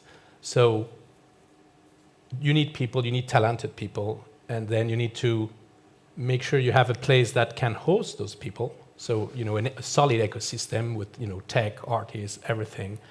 And as well, we're attracting, top talent from the world that's going to come there, and it's going to be the seed for growing more talent. Yeah. And I think that's exactly... Yeah, I can continue with that. You can continue from that. Yeah, I think, so Infinity Ward, of course, looking for the best talent around the world to continue working on Call of Duty. We see the opportunity as Barcelona as a creative hub, and coming here and sharing a location with Digital Legends, allowing me and Peter to start up a team faster and finding the talent, to concentrate on the talent. So it's going to be 2 teams and 1 studio working in synergy. And we share a lot of processes and pipelines as well throughout the franchise. So I think that is good. And how do you do that? I mean, we're talking because I'm treating you like a single team almost, but you are 2 studios, 2 big studios, just collaborating under the same house, part of the same structure, of course. But there is like we can say that there is a new studio in Barcelona. There is Infinity Ward as well. Nobody talks about it yet, but it's a reality. But how do you manage to live together? How is your relation? How is your cooperation on a daily basis? No, how sometimes you work as a single entity and sometimes you are separate. Could you explain us a little bit so we understand?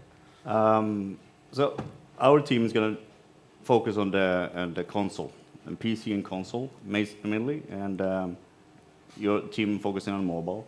But there are definitely a lot of pipelines and processes that are shared. Of course, the franchise or the Call of Duty as a whole, and we're looking for opportunities to make overall more efficient workflows in the future. So on a day-to-day basis, there is a lot more synergy of sitting together.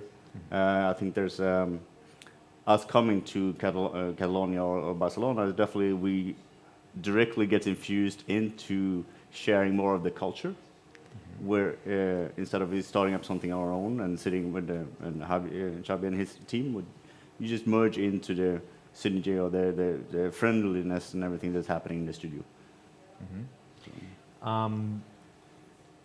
And how does this has changed your life? I mean, you've been 21 years, and you've been 6 years already in the studio. How the arrival of the Infinity Ward team, all the work that you used to do at Digital Aliens, how is different from the work that you do now? How has changed the studio life? It's been a very, natural evolution, and from the very beginning we've been working very aligned. Culture are very similar. Great people, good culture, great projects. So it's and having Infinity War at the office is nothing has changed. I mean, I would say it's you sit there, amongst us. So there is no kind of fences or a separate thing, and then it's one more of us in that sense. Yeah.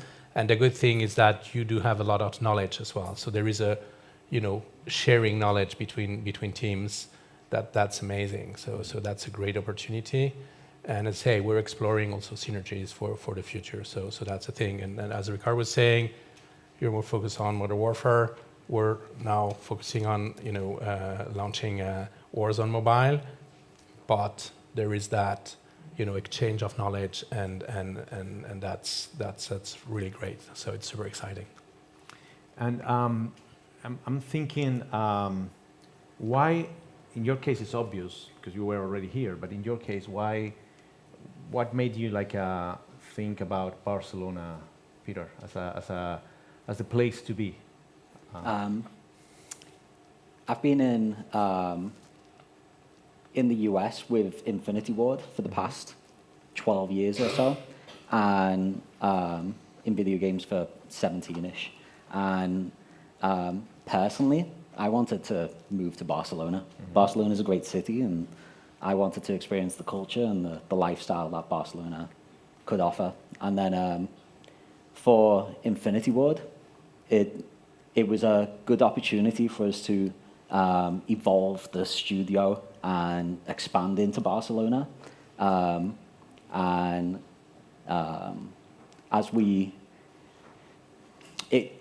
The time zone's key. So the time zone really helped. So we've got multiple studios within Europe, and being in Barcelona with all the people that need to collaborate with all the European studios, Barcelona is just a perfect hub to still work with people in the US whilst also working with others in Europe. So yeah, it just was a great location and a great time to do it.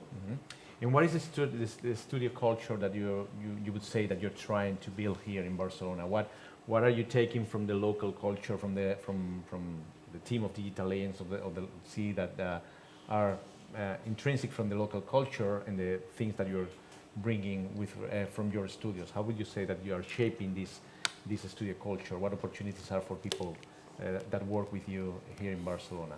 How would you define that? It's just so different to the US. I've been here for the past 6 months, and the work day to day might feel very much the same, but you're working alongside Spanish people, and it's a different experience. And going out to all the festivals, and I don't know, it's just more fun. So those that are coming over from different Infinity Ward locations and moving to Barcelona, just finding that it's a great place to be.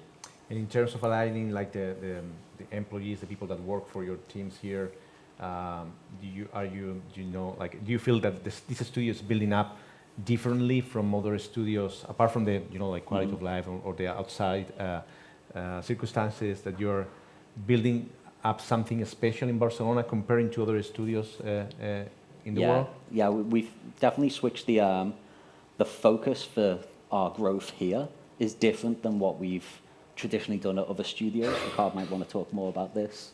Do you want to take that? Yeah, sure.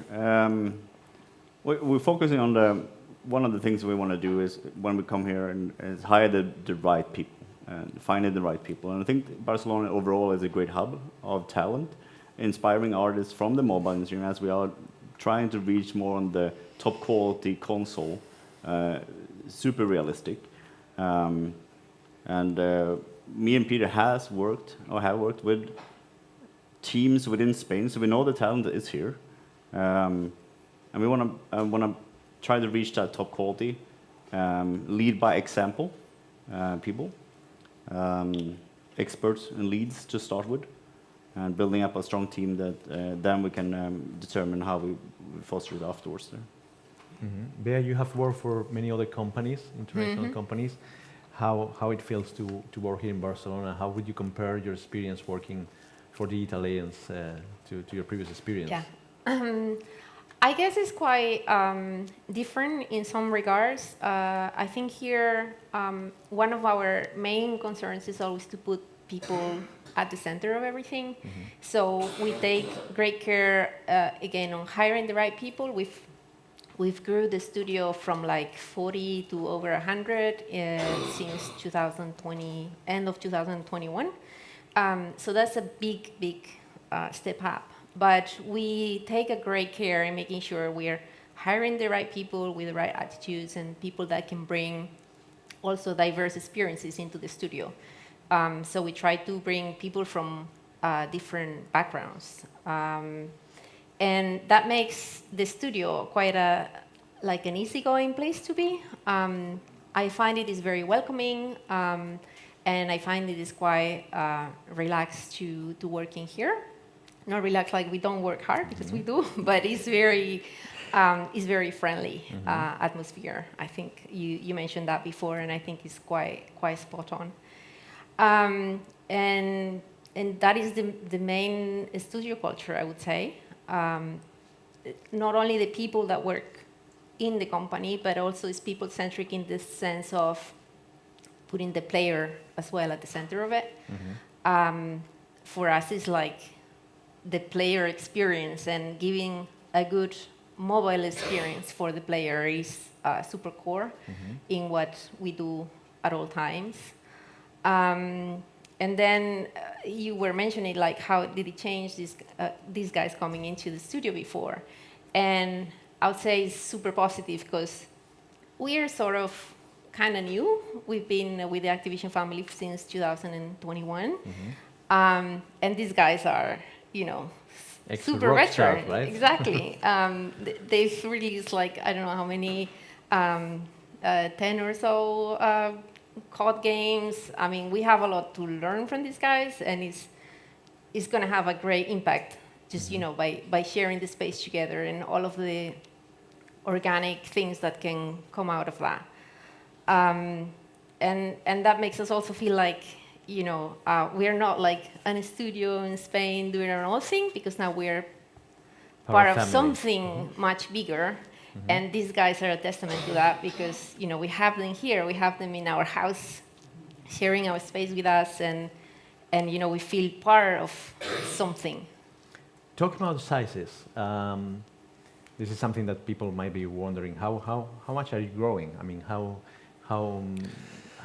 would you reflect the ambition, or are you growing organically, or you are finding, are you in need of growing very quickly, or how are you facing this? So we've, as Bea mentioned, we've almost tripled the team since the acquisition. So we've over 100 people now, and we have 27% of women, and we grow 5% of women. And so that's important. You mentioned diversity, and as I say, Barcelona is a great hub, and so we will be keep growing when the talent is needed. So that's a thing. Same for you. You have now set up initial team, and then we'll see on the future. So there is no something very specific or numbers we can share. Just what we can share is it's an incredible moment to be in Barcelona for a company like that, for teams like that, and to establish here long term. I'll add to that. If the right person comes knocking, then don't be afraid to come knocking. Then we'll definitely look at the resume, and if there's the talent, they definitely will find a way to make it. We have position open, so if you go to the website, you're going to have position for both studios. So both teams. Sorry. But having the privilege of having you here, we want to go a little bit, inside the doors of the Italians Infinity World in Warzone Mobile being developed here. Could you tell us something that we don't know about what we can expect? What are you working at? Something that we can say, okay, we are lucky to be at Gamelab talking to Bea, one of the executive producer of Warzone Mobile, and she told us this. The insider knowledge, right? Well, I can tell you, we are sharing the excitement that our players are having. We are having a super great response. We have over 35 pre-registrations for Warzone Mobile as of today. 35 million? Did I say million? No, you didn't say million, but we assumed it was million. Yes, someone gave in the previous panel. Someone gave 30 minutes to lead. Gave 30 minutes to someone to introduce himself, and I was like, no, 30 minutes. No. So we understood millions, yeah. Yeah, and it's going to be released later this year. So we are coming to the end of it. We are super excited, and we are hoping to deliver, the same Warzone experience that you see on consoles, on PC, for the players. So that continues to be super exciting. 120 players on a VR match. So that's what we're hoping to bring.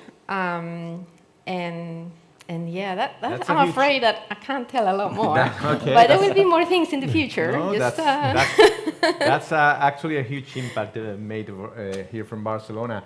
What about Modern Warfare 2? What could you just share that is make us feel a little bit privileged of being here, sitting next to you? More privileged. We just released Season 4, and that was a big push for the team. There's so much content in that, but it was fun to make it. It was fun to be playtesting it every day. That's a good perk. But the Vondel was huge. So one of the big maps for Warzone 2 was Vondel being released, and there's loads of water gameplay in that. And I did a lot of the production work on that as a side quest to my normal role. And so any map that's full of water, I tend to enjoy.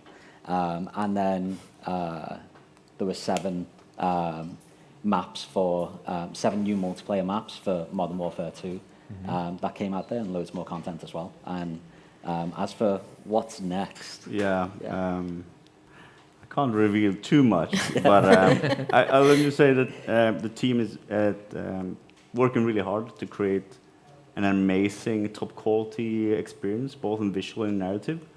And as soon as Activision is ready to announce the next thing, that I'm not going to take anything away from announcing it early. Let's say that. Yeah. Okay. And you mentioned in the inaugural panel today a few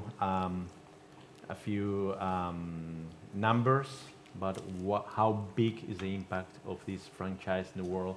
I would ask you to, for those who were not attending that session, to repeat it a little bit so people have in their minds what we're talking about when we're talking Call of Duty. Yeah. As a preparation for my next and last question. So Call of Duty, as it's a franchise that has sold over $30 billion. So and it's going to be the 20th anniversary now. So it's really something massive. and the excitement is ongoing, and what's coming up is just amazing. So we're really thrilled about that.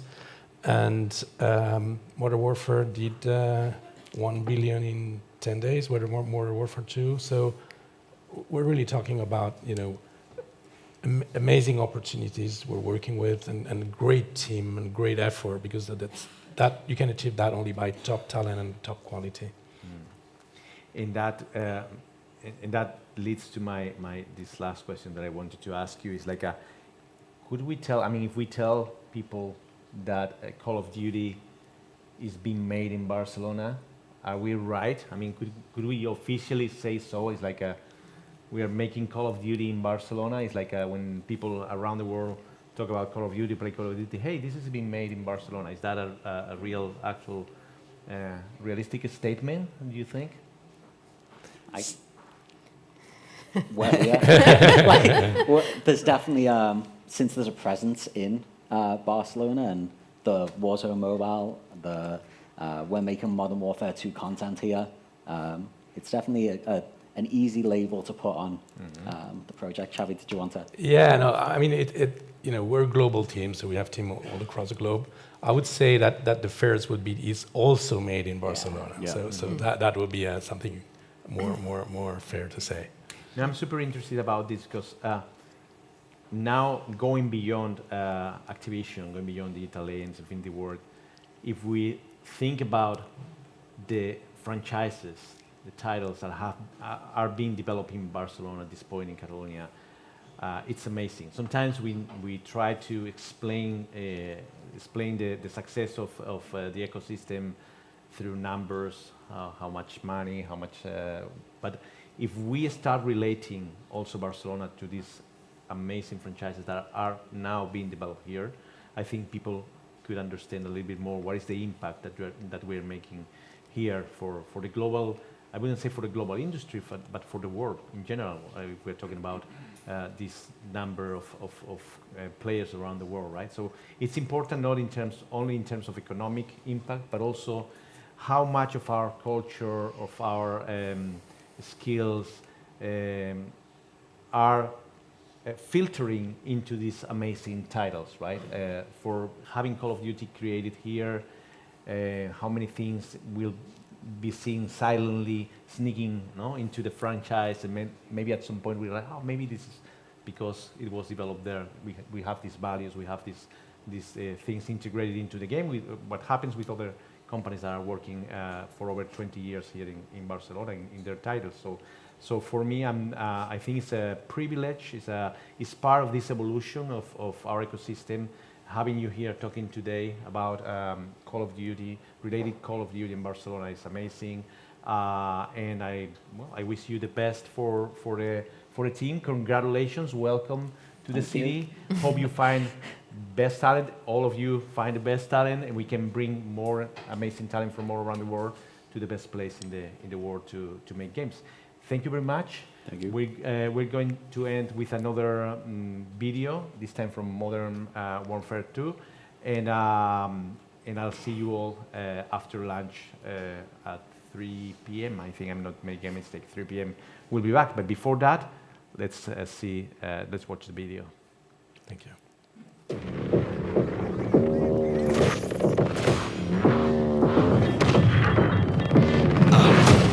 Trying to show you what we came to do. Only talking, making major moves. Rolls Royce, no top. Me, no one will ever stop. Me against the world, I got my back against the wall. No, I'm hellbound, but I'm well now. On the road to riches, I can never lay around. So don't make a sound, unless she make it loud. I got a flight in the morning, I see what you've been trying to do, and I'm a mission aborted. You think I never pay attention? In my mind I'm recording. I'm about to win a row with all your goals and dreams out of board. I'm riding around with homies like we run the city. Looking fresh and feeling like a millie. Moving silence, you can never hear me. If you got a problem when you see me, run it. Run it. Run it.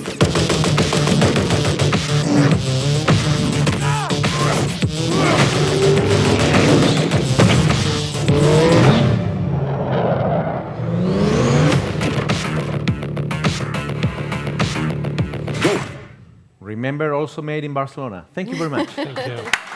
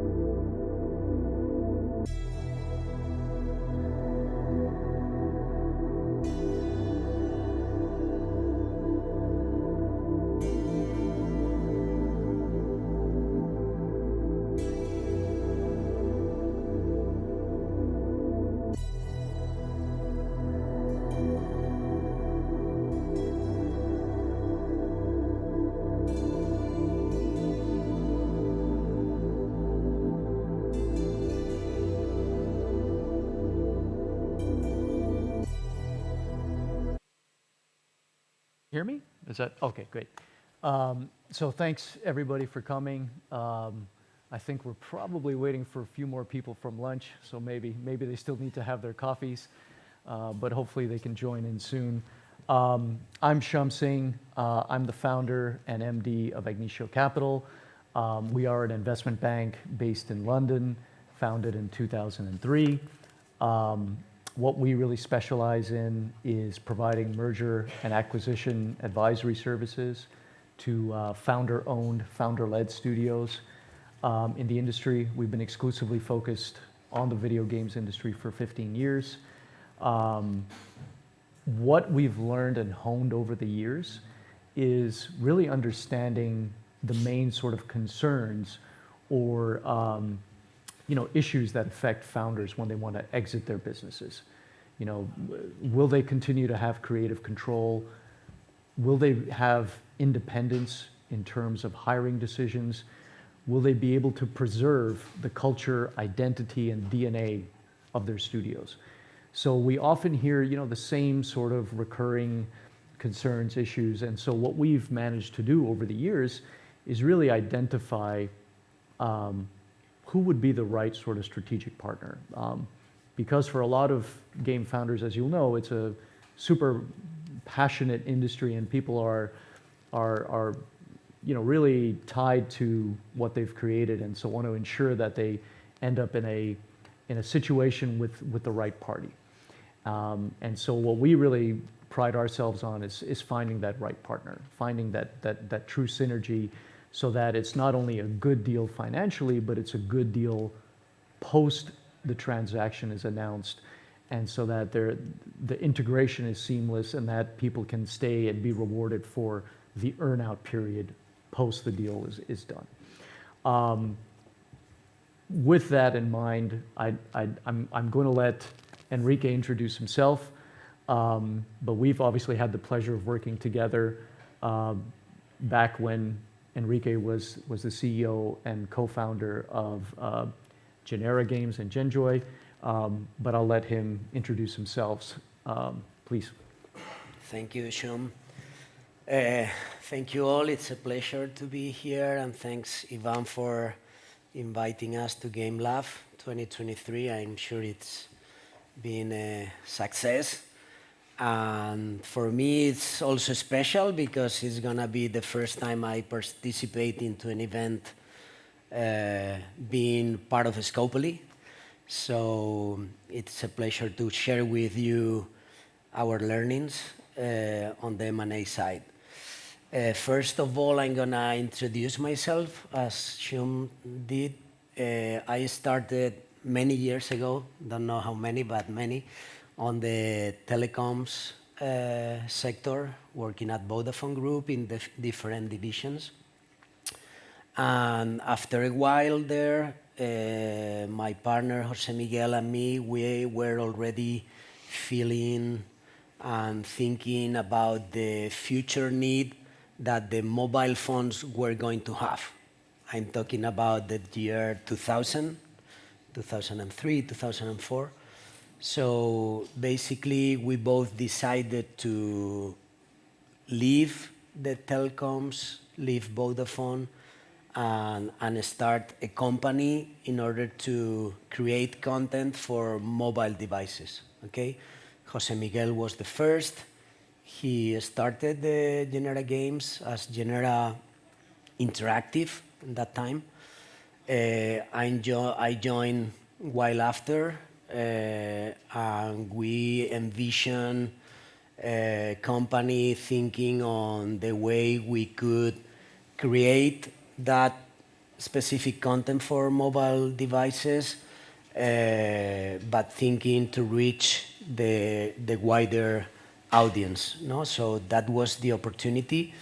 With Genera Games, we had a lot of fun. We went through opening offices across the many different countries during the year 2008 and 2013. Before that, we became major content providers for not just Vodafone, but Movistar. And that was probably the most, our big chunk of revenues were coming from these two mobile operators, and we were able to invest on opening these offices and opening the market in another different countries like UK, Mexico, Romania, China, in Shanghai, Brazil, several. Most of them were failures, you know. So in the year 2012, 2013, we had the opportunity to jump into games. Before, we were doing all types of content regarding kids' interactive books with some mini games on it. We had always the DNA of games creating and games making. And in the year 2013, we had the opportunity to jump in straight into Disney in order to create the first mobile game that we were doing for an external partner, and that was a huge success. Before were just Java games, J2ME games that we were providing to mobile operators. In 2013, with the launch of the Frozen movie, we were able to publish together with Disney Frozen Free Fall. That was a big success and opened the doors for us of the Hollywood studios in LA and all the West Coast. So that, you know, was the beginning of our 100% focus on games. We developed many different games, somehow successful. With Lucas, for example, we did Star Wars Puzzle Droids, we did Shrek's Sugar Fever with Universal Pictures. With DreamWorks, we did a Kung Fu Panda game. We were splitting between our own IP games that were small and not very ambitious, and the IP games that we were doing with these Hollywood studios. Every time we were doing our own IP games, we were struggling on the go-to-market strategy because we were more game makers and developers and producers, but not that much marketeers or publishers or economy designers. So in the year 2018, we thought that we had to create a spin-off of Genera Games in order to focus more on our own IPs and try to be a bit more ambitious in order to hit the market. Before, were just prototypes and games that were not that interesting, not that attractive for the mobile market. And in the year 2018, we constitute Genjoy SL. That is the name of our actual studio in Sevilla. It's Genjoy Scopely Studio. With Genjoy, we start developing 2 own IP games. And we launched the first one, that was Tuscany Villa, in the year 2019, but struggling a lot on the go-to-market strategy. Thinking that we had something very special in our hands because we had a lot of expertise working with Disney, with Lucas, with DreamWorks, Universal Pictures, Mattel. We thought we had a very high-quality game. Not sure if some of you have played it or not. It's still live. It's a match 3 type of game, casual, but it has a very nice narrative, very nice graphic. Everything is very polished. And in the year 2019, we published it. But as I said, struggling month by month on the UA side, getting the right contacts with the different platforms, and that became an issue for us. We were investing, that first year we invest close to 5 million euros in UA, but we were not succeeding, we were not meeting the expectations. So that's when we found out that we were needing a big brother. We were needing someone else to help us on the go-to-market strategy. And that's why we start in the year 2020, beginning of 2020, to contact with Shum and thinking about the way we should prepare the company, to prepare the studio to partner with someone else, with a bigger player. I have extended a bit more my introduction, but it's just to give you more context about the rest of the questions. Oh, that's great. Thank you for that, Enrique. And maybe I'll just ask a couple of questions just leading up to that. I mean, you mentioned, the sort of new business entity you created for, your original IP. And maybe I think it would be interesting for the audience if you maybe explain, I think when you launched that new IP, especially Tuscany Villa, that actually had a pretty successful launch. And I think that also helped you make that decision to enter into a process, right? And I guess the question I'm going to ask is, why did you consider in the first instance even selling? I mean, you mentioned you're looking for a big brother, but why at that stage? Yeah, no, it's a good question. It's true that our studio was basically very well prepared for creating the type of games that we were doing, Tuscany Villa and another one, also casual and very much related with puzzle, this type of games. But it's true that on the publishing side, we were not that ready. We were able to benchmark compared to other big players in the market that were publishing and were investing in a much bigger scale. So that's when, our P&L was really struggling to find out the way we should proceed, either if asking for money, asking for someone else to help us on the live ops side, or thinking more in the bigger picture, 2, 3, 5 years ahead. And on one side, answering your question, Tuscany Villa helped a lot because Some of the big players came to ask about, our openness to talk about possible stake in the studio or an M&A process.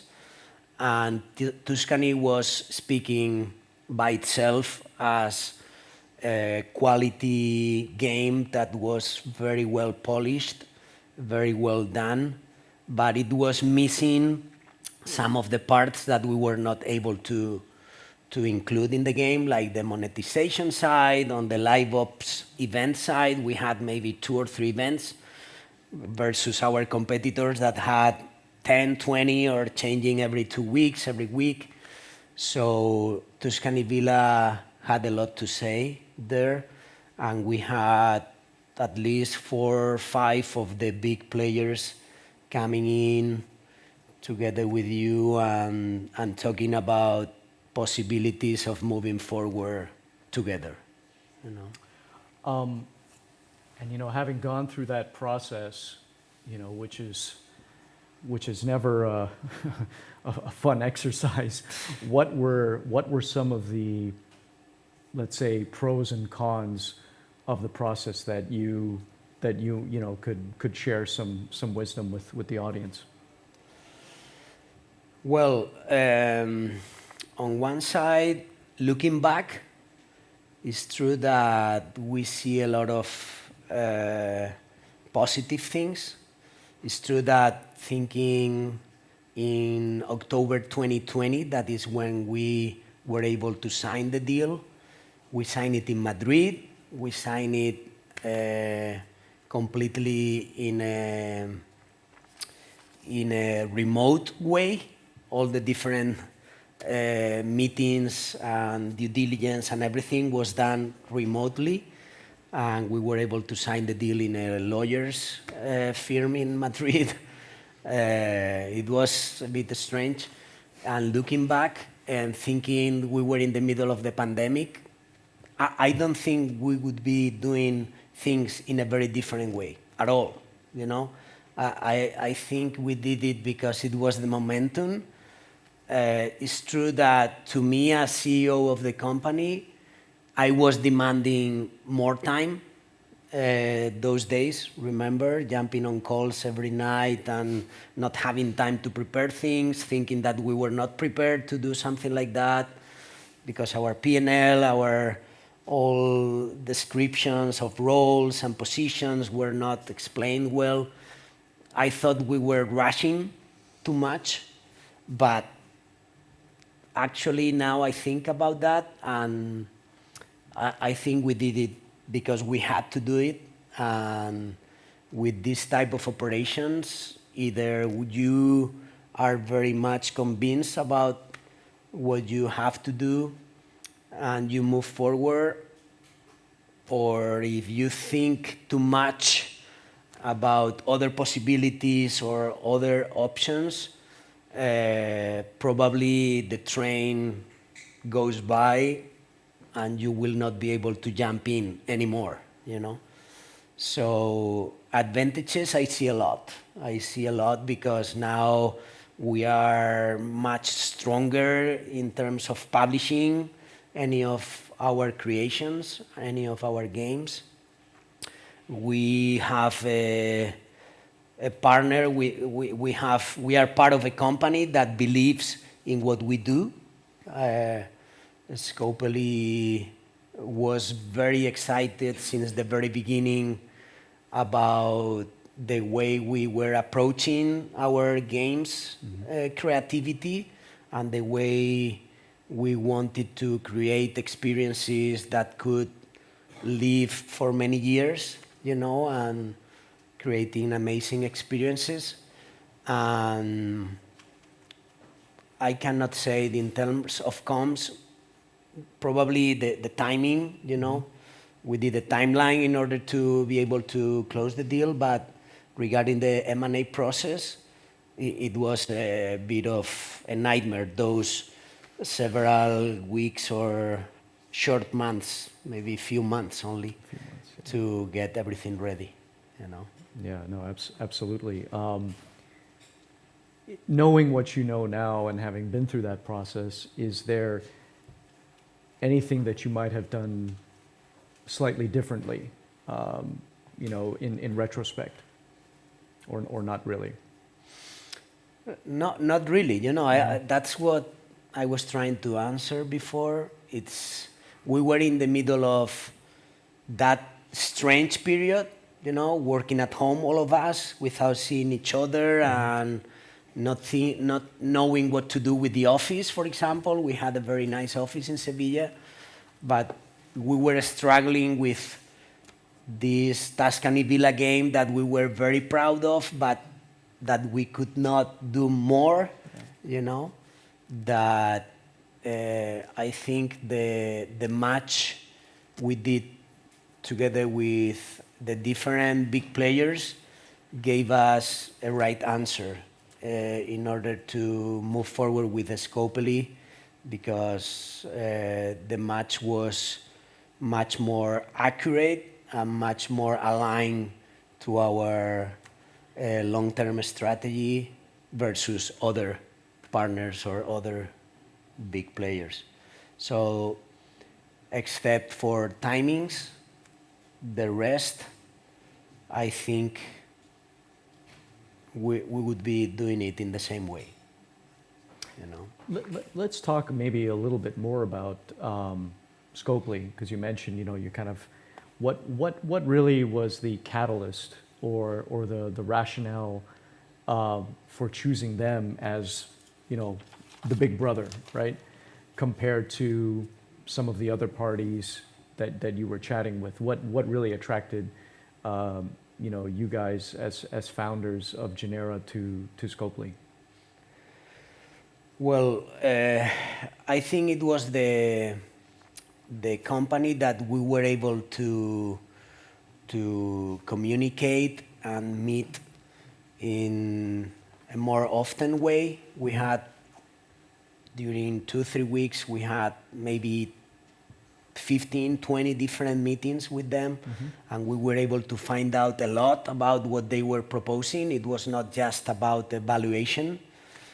It was about digging and diving deep into what we wanted, into what we were, into our feelings, into which was our vision for the coming years.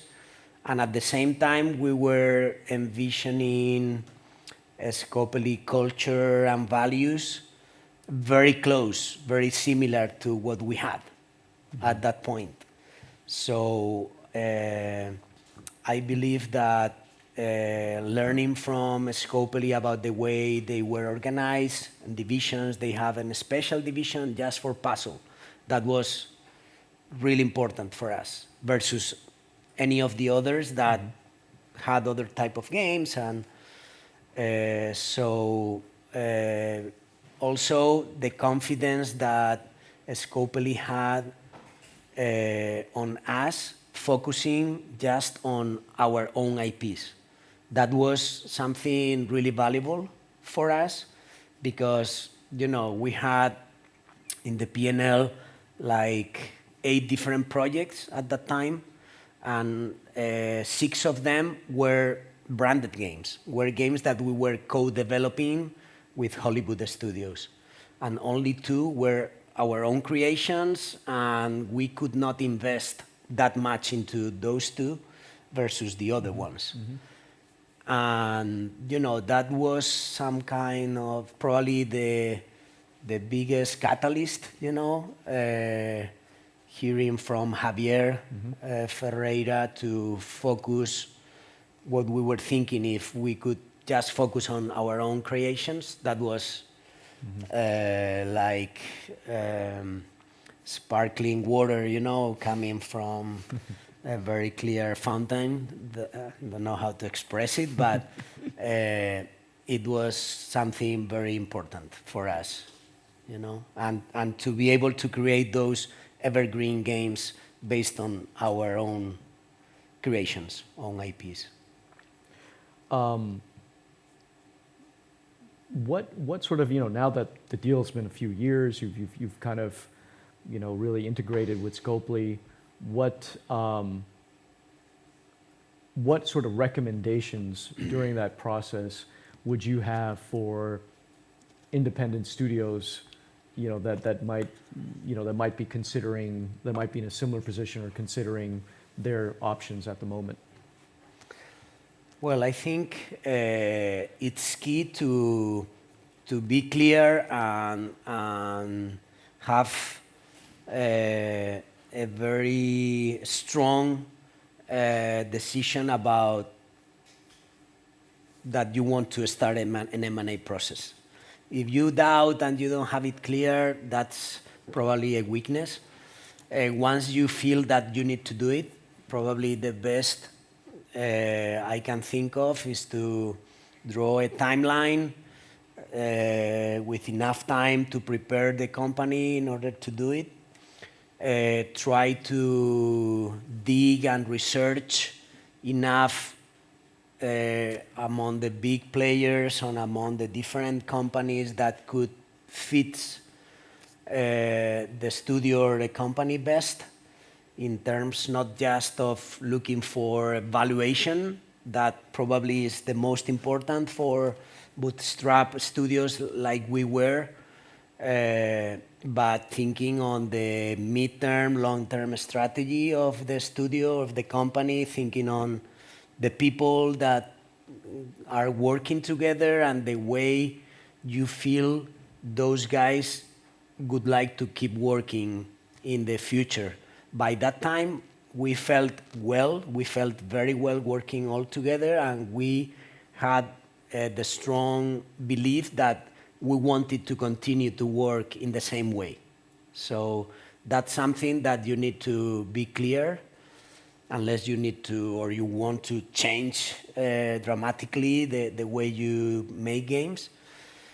You need to think about the cultural side and the value and the mission of that big player that you are looking for, and spend time evaluating the different options, not to rush, although once you have one or two proposals, probably you need to be very agile in order to close something, And then what sort of synergies do you feel that you've managed to unlock with Scopely, or clear advantages? I mean, you talked a little bit about finding a big brother that could offer you kind of marketing expertise, UA, publishing. How has that kind of changed maybe your mindset? Since you mentioned you guys are game makers first, and you had the opportunity to focus on evergreen IPs. How has that worked out for you? Well, to tell you the truth, right now it's true that the decision making probably it's a bit more complicated, but at the same time, I think we make smarter decisions. The decision making process is more effective. At least I have that own feeling.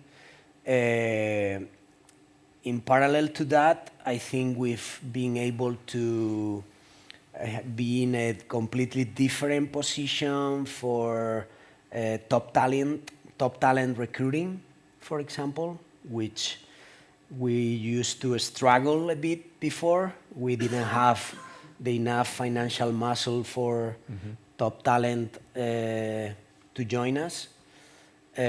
Also, the different publishing strengths that we get right now from Scopely central teams, it's immense compared to what we had before. And overall, the strategy we have at Scopely, it's really ambitious, really inspiring for us, and we feel very much aligned. I think that's key, to be part of something really big, something much bigger than what we were expecting 3 or 4 years ago. Even now, after the Savvy Games acquisition of Scopely, we feel even more proud and more empowered to do amazing things in the market across different platforms, not just mobile, but web and PC, console. And it's like our dreams, you know, and the strategy and the objectives, it's at the sky level, you know. So. And I'm just going to change a little bit gears, you know, on the current market outlook for M&A. Let's say, and let's maybe focus on Spain. How do you see the market, you know, here domestically? And do you think, I mean, you know, I sat in on a couple of talks earlier today, and everybody seems quite optimistic. Everybody's talking about bigger and bigger studios relocating, setting up, you know, presence here in Barcelona and other parts of Spain. How does that translate into M&A activity? Well, I think the mobile market for free-to-play games, it's really tough at the moment.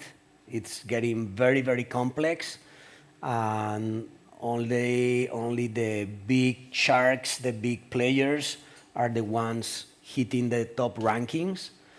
It's true that there are many different studios around the geography, Spanish geography, that can do very well on the creative side and are have good programmers inside. Although it's true that the business, the real business of hitting those top rankings are part of the big players. So at this point, I've been a bit out of the M&A market. I think that there are still opportunities. Probably the financial markets do not help that much because, you know, there is a lot of uncertainty. And probably that reduces a bit some of those go-to action and possibilities of movements around the M&A side. But I believe companies like Scopely or any of the other big players are always looking for talent, looking for good programmers, people being able to create good experiences for customers. And it's something that is always there, you know. M&A is a reality. Right now, we have a strong strategy of growing in Spain. We need to grow. In Sevilla, we are maintaining, and we are part of this Monopoly Go game, which is doing amazingly. One of the biggest launches, or maybe number one on the casual side for 2023. And it's a reality that we need to grow. And recruiting, as we discussed before, is not easy. There is a lot of competitors, and M&A, it's also a possibility, and it's something always very valuable for companies, either big or medium or small, in order to grow, you know. Right. And then I think we'll finish up with one last question, and I do want to hopefully open the floor to some Q&A if we have a little bit of time. Maybe you could tell us a little bit about Monopoly Go, because as you mentioned, it has been literally an overnight success, and, you know, consistently in the top grossing charts and most downloaded games. I mean, it's really taken the world by storm. So how do you how can you tell us about that? How it came to fruition and it just exploded? Yeah, well, for us it's like a dream come true, because although it was our dream to do the same with our Tuscany Villa game, we couldn't do it. It was our own IP. Now Monopoly Go is not our own IP, but we've been able to do what we had in mind, and together with other two studios in Scopoli. But at this point, we feel Monopoly Go, it's really special. Massimo Maietti, the GM for Monopoly Go, is attending some different events and talking more about the way we've been able to create this game. And I feel it's a different way to approach an evergreen IP as it is Monopoly, with a much more social aspect in order to play together among the different communities. We are very, very excited and very happy to be part of the project. And I'm sure this is just the beginning of what we have in mind for Monopoly Go. In the coming quarters, you will see every single feature and the big plan that we have for this game, that I'm sure will be amazing. Great. Then I think maybe if the audience has any questions to ask, we'd certainly love to hear.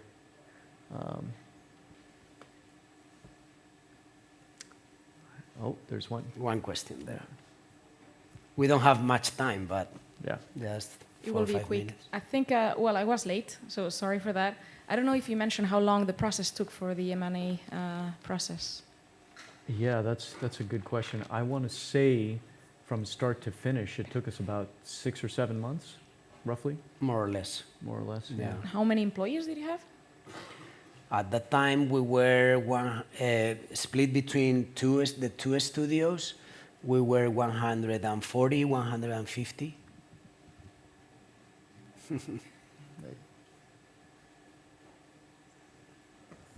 Well, I think that's it. But thank you very much All to right. Enrique and And thank you, Sean. Yeah. Thank you, Sean. Great. Let's go. We can get going.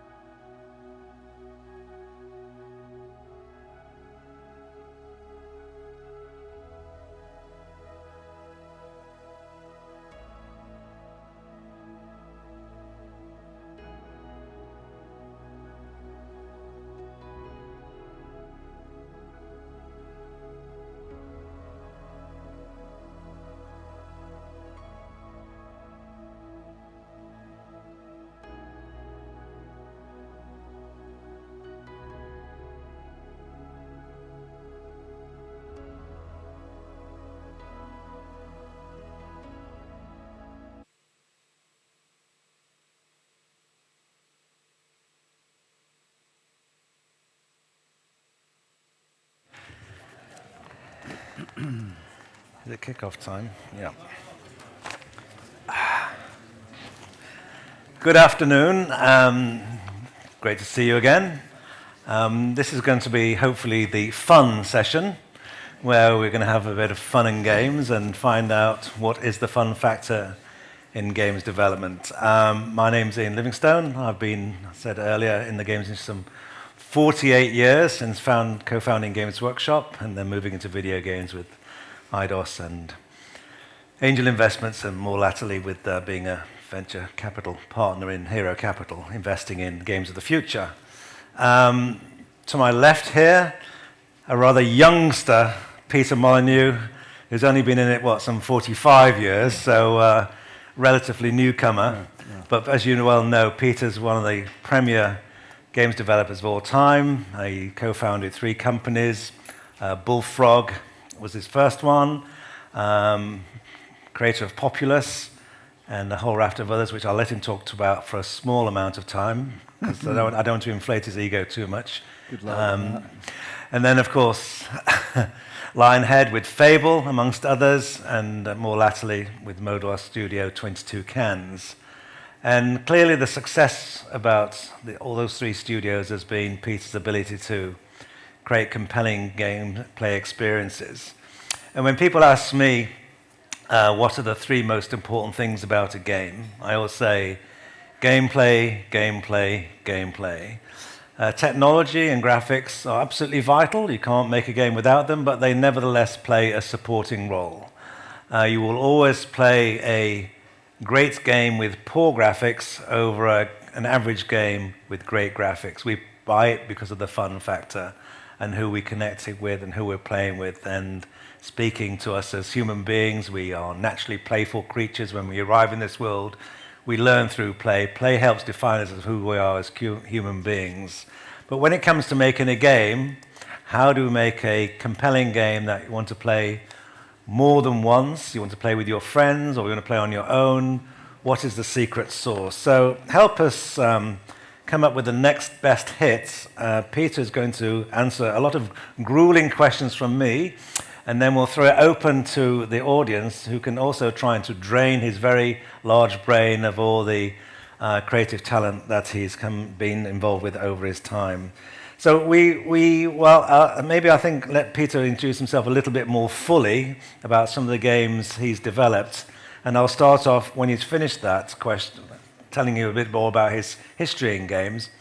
We'll start off with which was the best game he's ever developed and why. So Peter, try and keep it to less than 5 minutes, your history. Well, you've taken all our time up.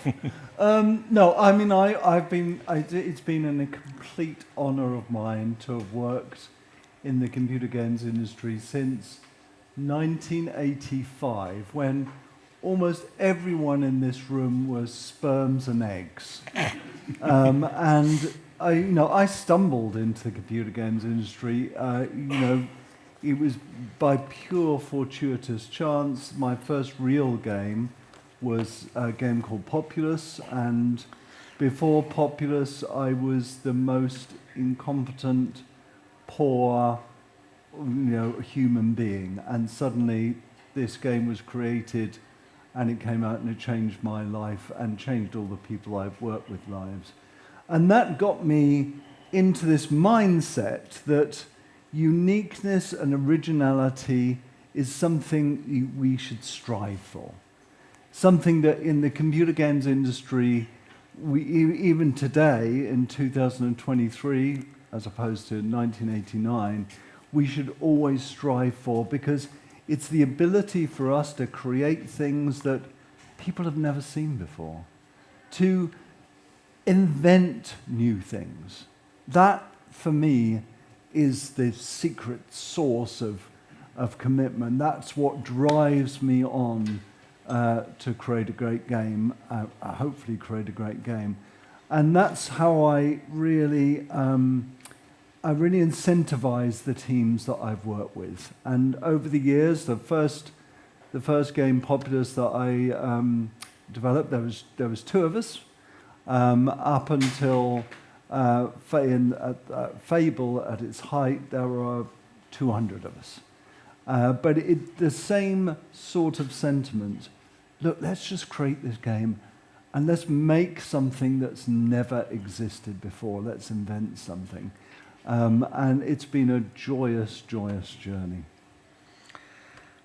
And so it is. Ongoing, I hope. And so, Peter, which is the game you've been most passionate about of all those you've created, and why? Yeah.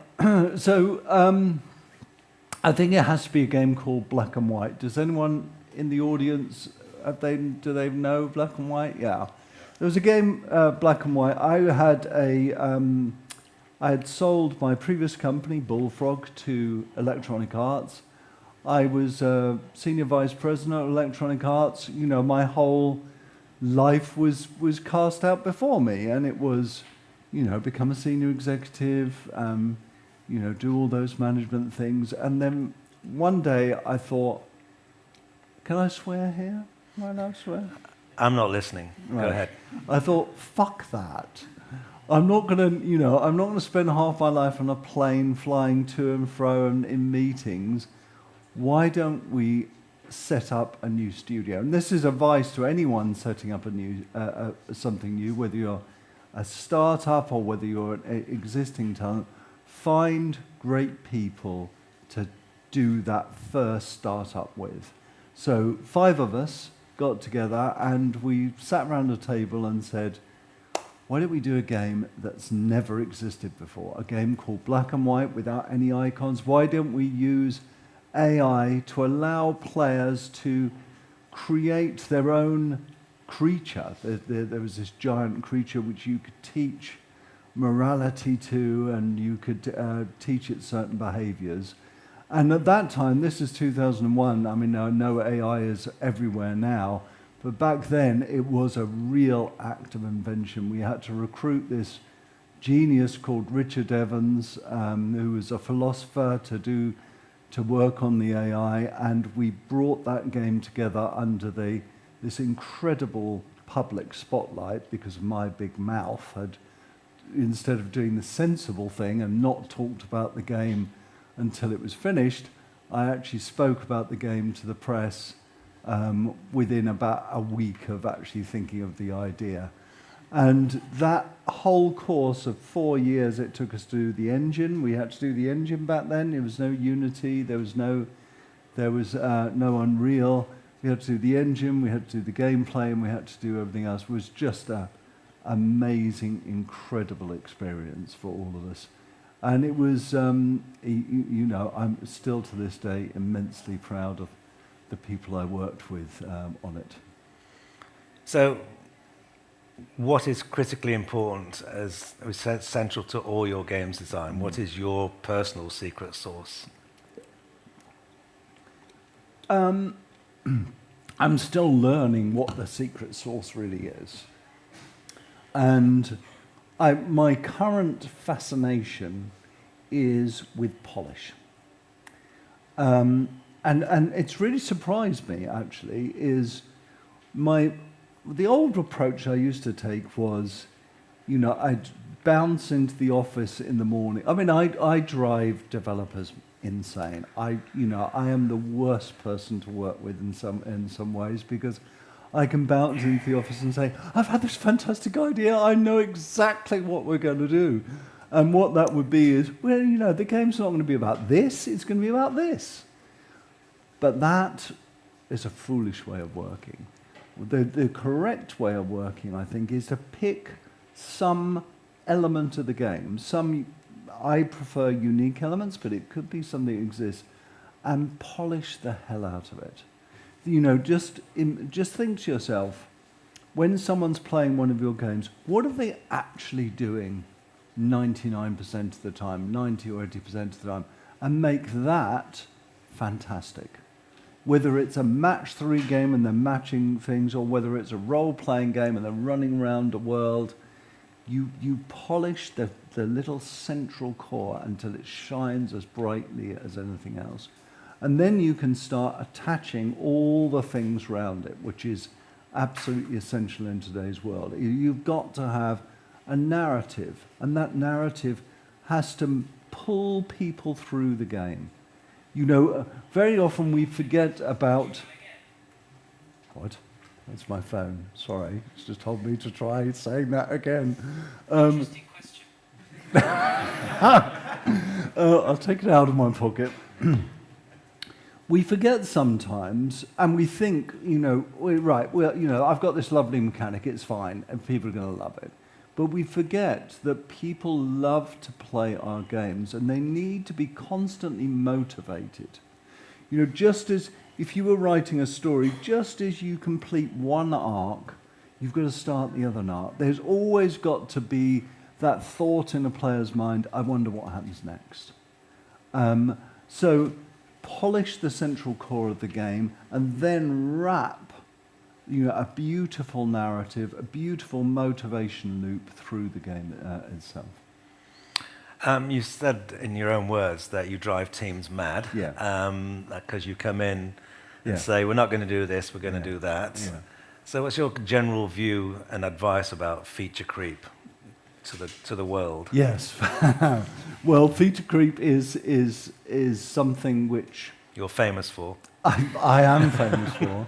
And quite often the mistake you can make, and I have made many times, is to think, well, the game's not good enough, I'll just add another feature.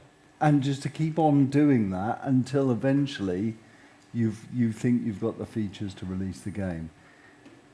Personally, you have to make an enormous number of sacrifices. Well, I'll take a step back. There's making a reasonable game, there's making a good game, and there's making a great game.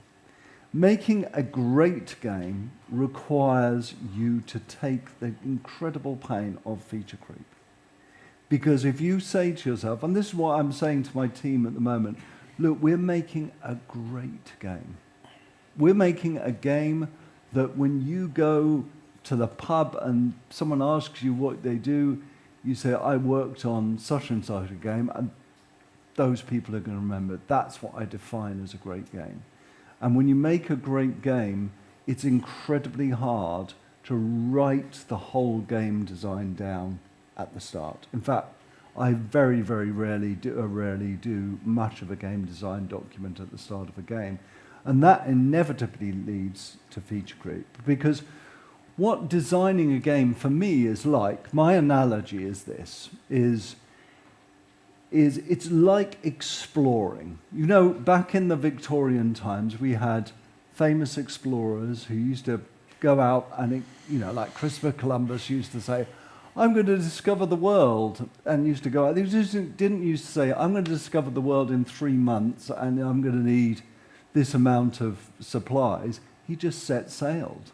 And whether or not he discovered America, he did discover America, didn't he? Thank God for that. Whether or not he discovered America or got lost and ended coming back again, he just didn't know. And if you're developing a unique, original game that's never existed before, it's incredibly hard to actually write all the features down that you need. And at that point, there comes a point where you've got to, and I hate doing it, I promise you I hate doing it, you've got to think, you know, this feature that these guys over there have been putting their heart and soul and mind into just doesn't fit. You know, it's like when you paint your house, the inside of your house, and you paint your living room puce or something, and you think, Jesus, why did I do that? And you have to paint it again, and you have to go through that pain. So I would say, if you want to make a great game, and of course we all want to make a great game, you've got to take great sacrifices. And not being able to sometimes to write exactly what the formula of the game is before you start is the reason for feature creep. Saying that, if you're doing a sequel, or you're doing, you know, something, if you're just saying, oh, I'm going to make that game but better, then you should avoid feature creep if you possibly can. So by feature creep, you mean you can't add systems. You can add content, but not systems. Exactly. Especially in a sequel, you don't want to add systems. So you're talking about great games. We talked about your great games, but there are an awful lot of other great games out there. Yeah. just give us a sample, without naming your favorite, of some of the games you really admire, enjoy playing in, and why. Well, what is the greatest game that's ever been developed, ever been invented? Chess. No, computer game. I would argue that Go was superior to chess, but let's not get onto board games. But what's the greatest game? No, just shout out. Someone shout out a title. Well, right. Pikmin. I would say, unquestionably, the greatest game that's ever been developed is Minecraft. It is stunning. It is a stunning game. It's like a flash of lightning from a clear blue sky. And it was developed by one guy. That is an incredible achievement. And when it was released, it started to change the world. And it's still changing the world today. It's bringing more people into the gaming industry almost than any other game. Why? Because millions, tens of millions of kids and adults play it and still play it.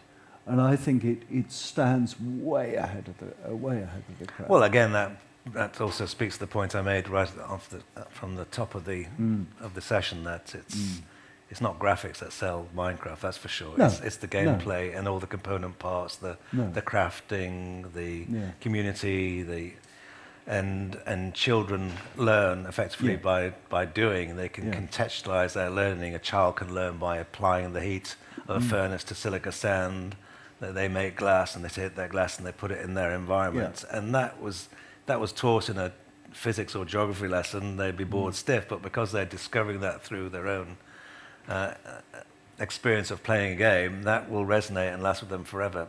Plus, bringing people together, it's effectively in a world that's digital Lego. You can see why it's done so well, and it will continue to do well. But what else? Well, that is definitely my number one. I'm gonna say Zelda, maybe because I'm playing it at the moment, but again, that breaks all the rules. We don't play Zelda for the sparkling, unusual narrative. It's actually quite weak, but the freedom it gives us as players is just stunning.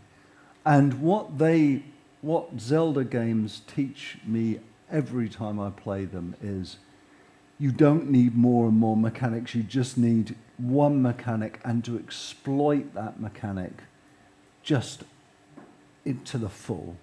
So the Ultra Hand, if anyone's played Tears of the Kingdom, the Ultra Hand, if it was probably me, I'd probably have a couple of puzzles with this ability to stick things together. But what they do so brilliantly is they use it again and again and again. And by using it and inspiring the player with what they can do with it, they allow people to really understand and feel comfortable in the mechanic. And that's another piece of advice I would give, is the trickiest part of when you do a game, when you're developing a game, is unquestionably the start, the onboarding. When you're trying to make people feel comfortable with your game, and Zelda does that spectacularly well. It doesn't do it by reams of text, do this, tap this button. It does it by the very nature of the design of the game. So I would have to put Zelda. One more, or should we move on? For me, I can tell you what really inspired me and still inspires me today, and I doubt if anyone in this room would know this game. It's a game called Wizardry on the Apple IIe. And it's a text adventure, wasn't it? It wasn't a text adventure. It was just almost a text adventure. Yeah. You had a little wireframe dungeon that you walked down. And for me, it allows me to imagine this dungeon I was crawling down. And it just instilled an emotion inside me which has fueled me through many, many late nights of development. So you've worked on all the platforms, PC, console, mobile. Which one and why? Well, which one do you enjoy? Which one? I mean, I love You don't have to have a favourite, by the way. You can say you no, love I them have all. got. I have got a favourite. I've got an unquestionable favourite. I've tried to love mobile. I really have. I've tried to love it. I love it because it's this incredible opportunity. I mean, it means that everyone in the world has got a gaming device in their pocket. And, you know, as a designer, when you think, my God, I could be doing a game for the world, the whole population of the world, that should be my favourite. And I thought that touching a world would be my favourite, but no, it's not. It is unquestionably the PC. And, you know, I really, the mouse is I think it's still an unexploited device. You know, the PC, the fact it is, you have to go to it, you have to sit down at a desk, all those sound negative. But actually, for me, the problem with mobile is that when people are playing your game, they're playing on buses, they're playing it walking along. You know, what you really want as a game designer is your attention. You want the player's focus. And the very fact that a PC is in the corner of your room and you have to go and sit at it and you turn it on and the fan starts up and it sounds like it's a jet engine starting if you've got a graphics card, just means that the player is ready to play a game, where a mobile device you tend to just flick through it like flicking through and looking for the next thing to watch on Netflix. So more PC games coming from Peter Molyneux in the future? I think that's likely. That's not likely. I'm not going to say anymore. You're very, I might say you're very so, but you cheeky with your questions, aren't you? That's my job. Yeah. There's an awful lot of games out there right now. And I was said earlier today, good games are being kept out of the top grossing charts, particularly on mobile, because they just can't reach the user unless they pay an inordinate amount of money, which is not economic.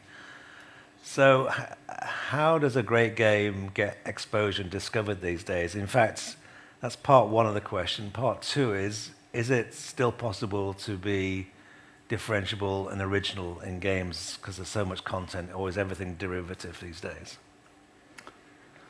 Well, the discovery is a huge problem, especially in this social media-driven world that we live in now. It just means, as a creator, I don't dare raise my head above the parapet. I mean, this is about as far as I would go, you know, in press terms, because I think the world then becomes hyper conscious that you're making some sort of promise or you're trying to sell your game, which you are blatantly if you're talking about the development process before you've released the game. By definition, you're selling. And the pre-social media days and when we had shows like E3, going to E3, getting journalists excited about your game was the secret source of discovery, unquestionably, because, you know, if someone read on a website or latterly in a magazine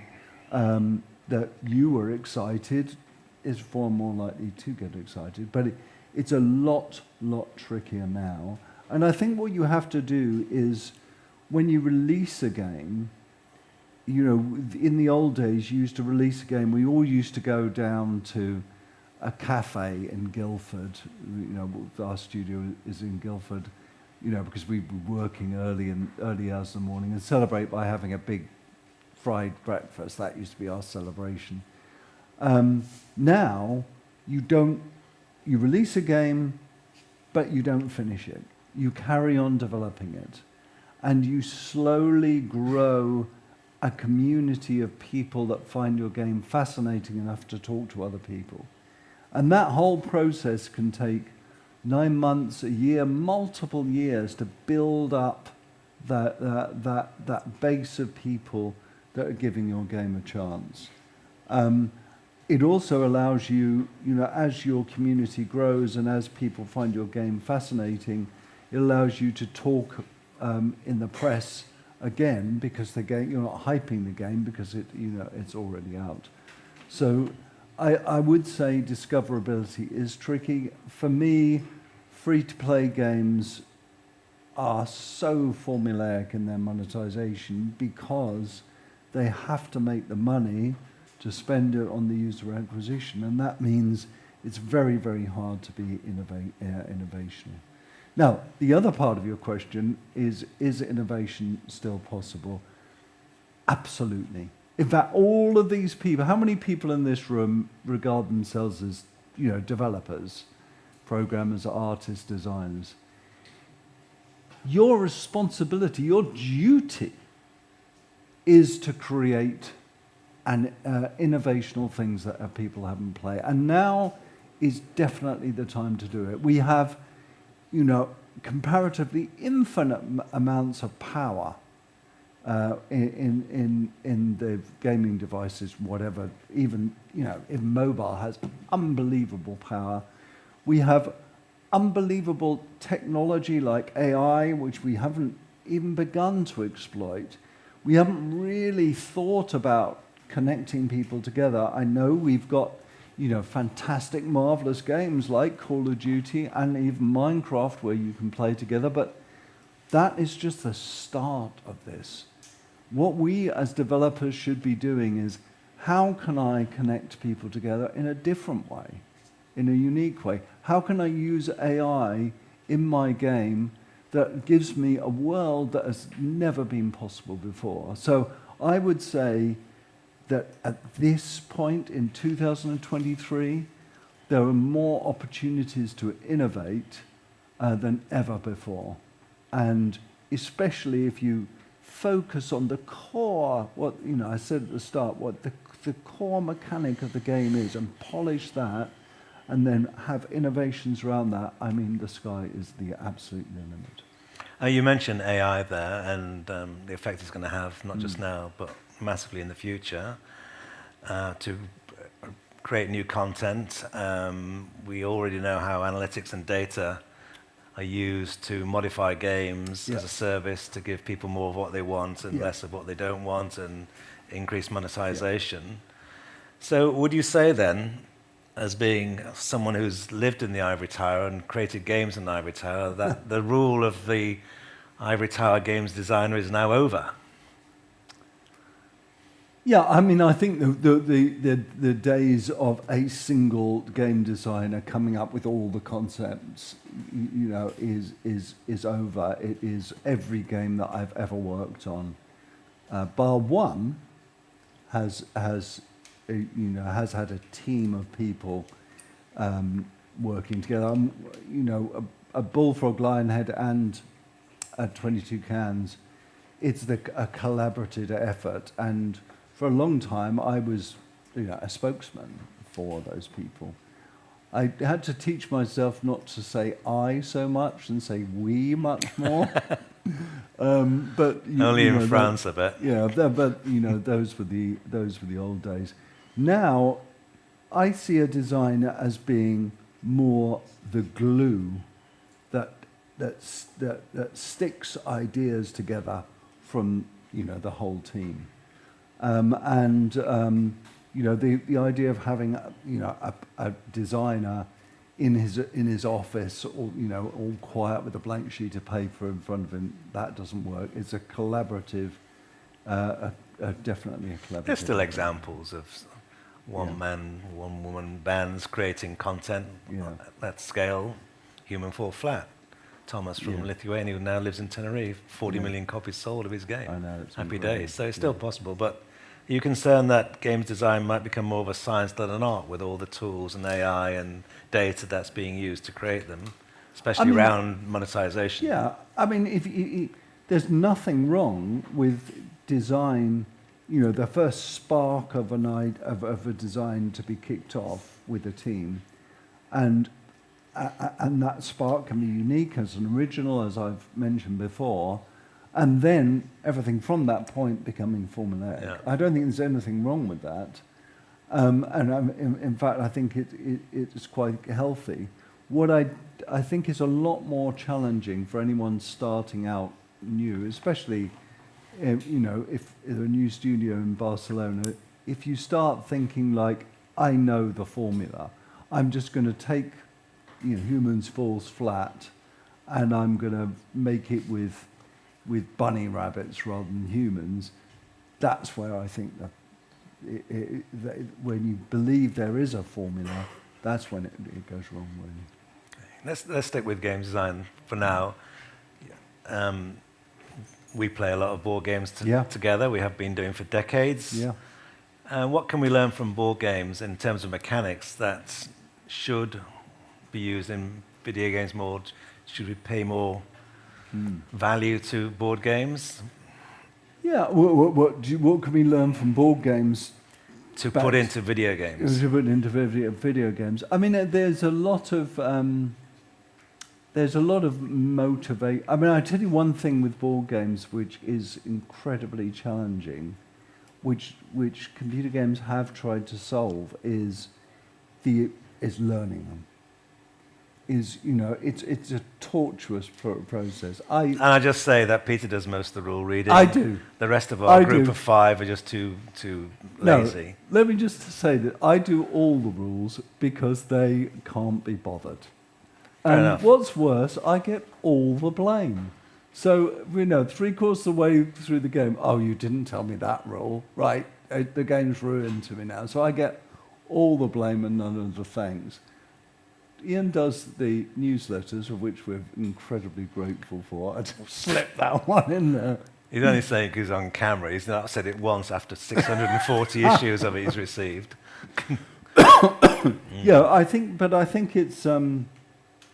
I think if you watch how board games have evolved, it's really fascinating. I mean, we've been playing board games long enough when we remember when we played the first real card collecting game or the deck building games. I mean, they're relatively new. And if 20 or 30 years ago, we could have had if we were designing board games, we could have said, well, there's no uniqueness, originality. And then those things come along. So I think board games prove that even though they seem like, they're stuck in a rut, they can completely change. Yeah. That's the first thing. The second thing is, I think board games use Kickstarter incredibly well as an incredibly powerful force.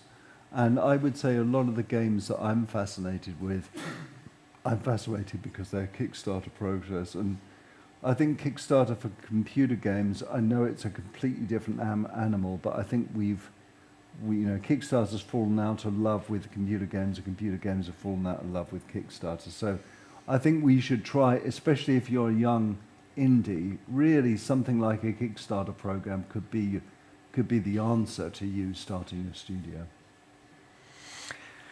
Yeah, I mean that's a story in itself, isn't it? I mean, ironically, board games have seen a huge revival because of Kickstarter.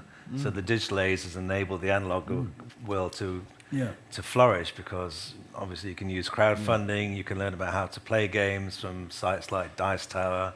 You can see every game that's ever been rated on BoardGameGeek.com. You can play board games online with Board Game Arena. So there's a whole ecosystem around, of course. And then there's also e-commerce to buy the games. You don't have to have a local shop. But with video games on Kickstarter, I think it's more difficult because the game hasn't been built. Whereas for the board games, they're usually demonstrating a prototype, so it's going to happen. Right. Whereas there's been cases with video games that the games never actually got finished.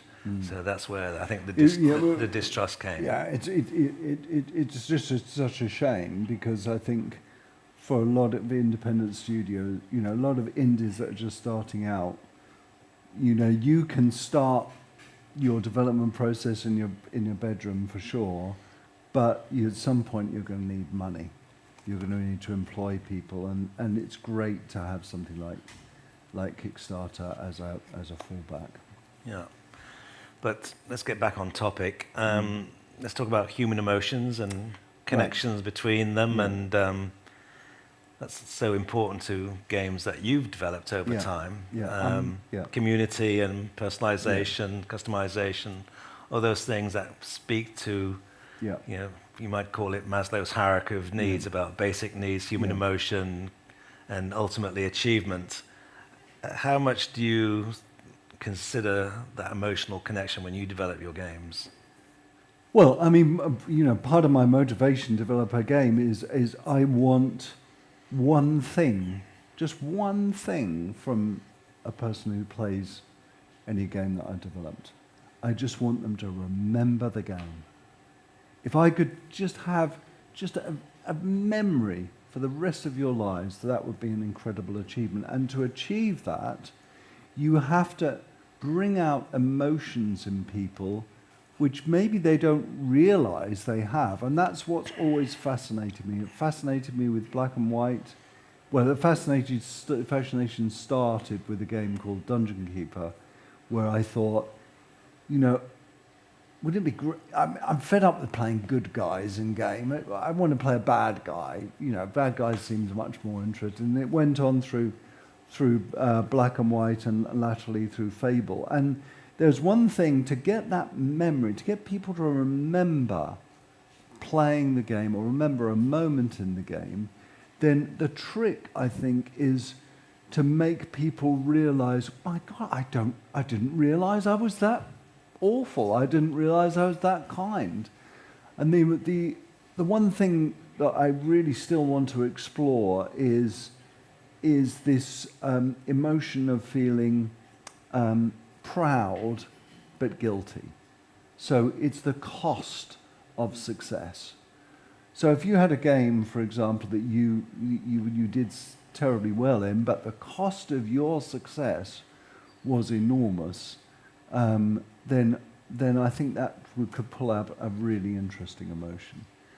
So I think if you think when you're designing a game, right, how will the player feel when they're doing this?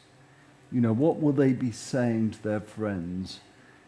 You know, I think that's one very clarifying fact of when you're designing a game. I always think to myself, you know, if someone's just played a game that I've been involved in, and they go down the pub and they're sitting in the pub and someone says, "What are you playing at the moment?"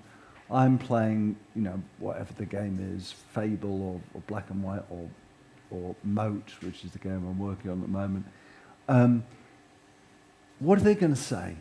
How are they going to describe your game to that person? And probably, I'm playing this game where I've saved the world, but I've had to kill all the dogs. You know, there's some description in there which is so clear for the player that because you're pulling out this emotion from them that perhaps he didn't even know they had. Peter Molyneux, dog killer.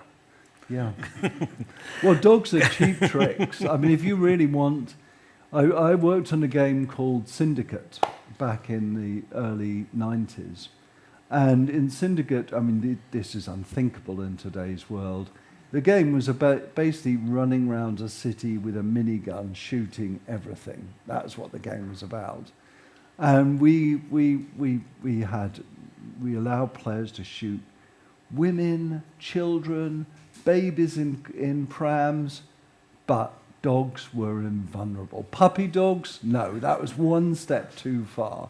We couldn't allow murder, death, killer. I don't think that game would be allowed to be published these days anyway. No, but I don't think it would, no. Let's get back to feedback and Q&A and difficulty levels. Some developers, it seems to me, either don't realize, in some cases don't care that their games are too hard for whatever reason. I remember when I was chairman of IDOS, we signed Commandos from Pyro in Spain. Beautiful game, incredible puzzles. Absolutely. I played it. Rock hard. It's a bit like having ridiculous, the most beautiful painting ever covered with a sheet, and you're only allowed to look at one corner of it. Exactly. Yeah. So, what is the value to feedback to you? Do you listen to it? Absolutely, you listen to it, but you absolutely, after you've released a game, you must listen to the feedback. If you don't, you're just a fool, really. However, you cannot design a game by mass committee. You can't do that, because for every voice that's positive that this should be done, there'll be another voice doing something else. So you have to take that feedback, you have to distill it, you have to think of what's actually behind that feedback, and you have to make a decision. What you can't do is just say, well, someone over there said this, so we'll work on this feature this sprint. Someone said that, we'll work on this feature next sprint. You've got to make that. You've absolutely got to make that decision going forward.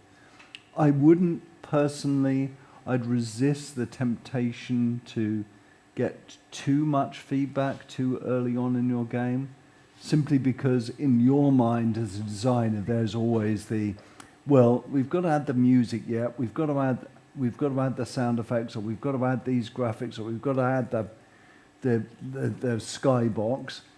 Now, you can use those as excuses of why the feedback is not perhaps good enough, but the reality is, it's like showing someone a painting that is just an outline sketch. You can't get feedback from people who are required to use imagination to give you that feedback. So feedback is incredibly important, and you'd be stupid not to listen to that feedback at the right time, but only at the right time. And you as a designer, it's your job to make the decisions, because there's a lot of noise. It's like, everyone shouting. If I asked everyone to shout out, a game feature, you'd have to pick one voice to listen to. Okay. Before we end, I've monopolized too much of the conversation. I'm going to ask you what you think the future of game design is. But while you think about that, maybe it's the time to ask the audience if they have a question to put on to Peter and try and embarrass him or whatever.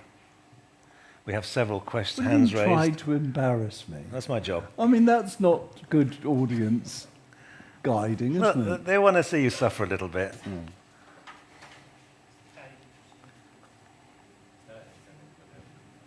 Hello? Yeah. Hello. I would like to ask you about suggestions for pitching disruptive new ideas. Because, pitching very different new ideas, original ideas. Because often the publishers, investors, or even the HQ in case of big corporations, they always ask for references to know that this idea works, even if it's a game concept or a feature or whatever. Often they want to make sure that the investment is worth. So how to convince them? Pitching is very, very difficult, incredibly difficult. And there is a time, especially if it's a unique and original idea, in my view, the market goes in these cycles. And we have, when we're in the original idea cycle, publishers and VCs and investors, they're fascinated in your original idea. And that usually lasts for about 7 years, and then we move into the exploitation phase, where trying to pitch an original idea to a publisher, VC, or whoever is incredibly challenging. My preferred method of pitching is to start with a video. Don't make a deck of 50 slides and say, we've got this team, and we've got, this is where we came from.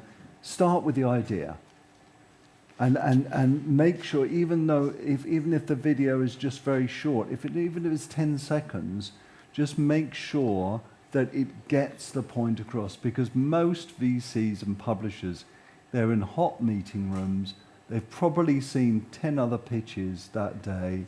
They're incredibly bored, and they just want to go.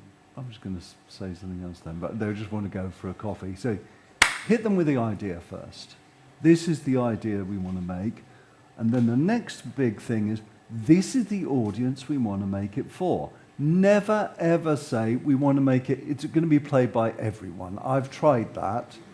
It's just not possible.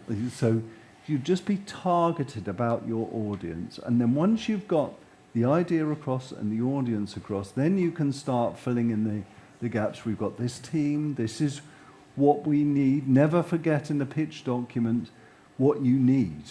Quite often you just say, we've got this, this, and this. What we need, how you could help fulfill our dream of what it is. I would keep my pitch document down to less than 10 slides if you possibly can, simply because if you leave the pitch document with them, it's going to be passed round to other people. But start with the excitement, make them curious, always talk about the audience, and then fill in the details later on. That's really good advice. I'd also add to that the investors are looking for something to be de-risked, so the more comfort you can give them, the more they're likely to show interest in you. And talking about total addressable market, business models, platform, team, previous history, your own skin in the game. If you're already invested in your game yourself, with not just your time, but with your money, that also gives comfort, because the investor knows, well, they're willing to back it, so it must be worthwhile. There's often cases where there's a PowerPoint, how much money are you putting in? Oh, I'm not putting any in, and I'm going to build a team. That just doesn't work anymore. You have to show passion, determination, effectively scars on your back, and the ability to deliver. So a good senior leadership team with all the bases covered, and chances are you'll get interest. There's no guarantees because it's a very competitive landscape these days. Also, don't start going around with a pitch document when you've run out of money. It takes a long time to pitch something. Yeah, negotiate from a position of strength. How long would you think it takes from someone walking in? It depends how much they're trying to raise, and whether it's startup capital, follow-on capital, scale-up capital. But if it's a new pitch, there's going to be due diligence done. So here at Hero, we'll have specialists in technology, in monetization, in gameplay, and strategics, and there's a whole raft of things we have to go through. So from pitch to delivery of money, it's going to take a minimum of 2 months, I'd say.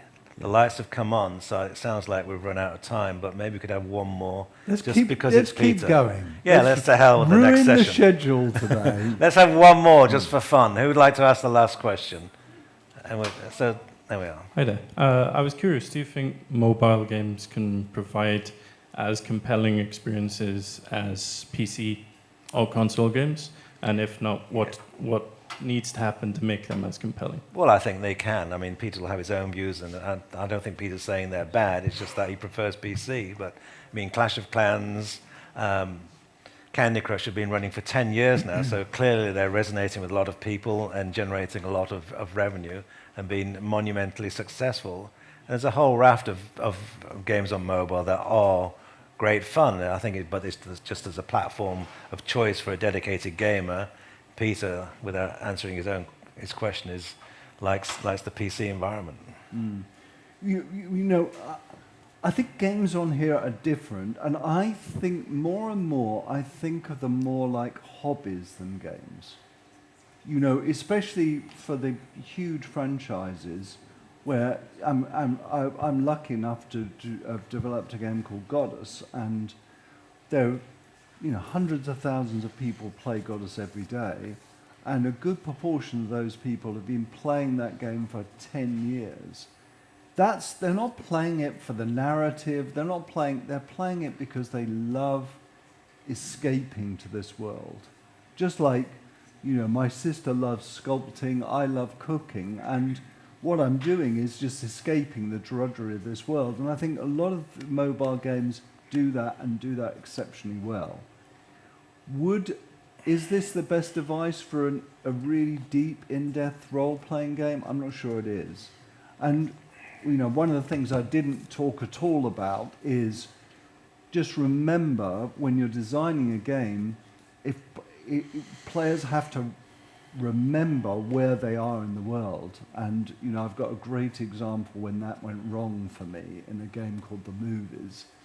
But I think these games are much more, they're designed beautifully. Clash of Clans is a perfect example of being able to pick up a game, play it for 10 minutes and put it down again. It's never going to be, the next opus role-playing game. I don't think it's the device for that. Sadly, we have run out of time, so thank you very much from Peter and from myself. Hope you enjoyed that.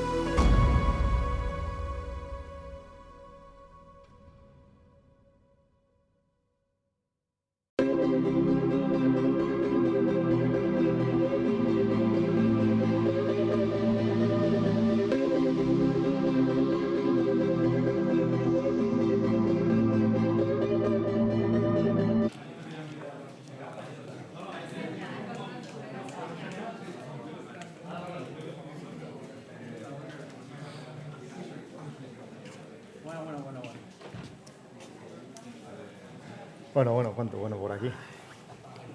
Espérate que esto... Me acabo de cargar la petaca. Que he soltado el muelle de la petaca.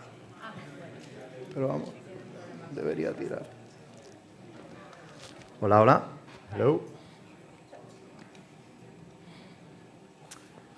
There we go. So we're going to try to go a bit fast because we have a lot of ground to cover. So I'm Patrick. I'm a senior producer at Parallel.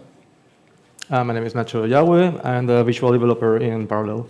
So just to make a long story short, I started back in EA about 15 years ago, something like that. Then went to Crytek, then went to Ubisoft, and now I joined Parallel around a year ago, something like that. Same as well, we have like a similar trajectory. I've been working in, right now, I think 22 years in the video game industry. I've been working in big titles like Splinter Cell or Assassin's Creed. My latest project before Parallel, I was an art director in Asphalt in Gamelab. So, what is Parallel?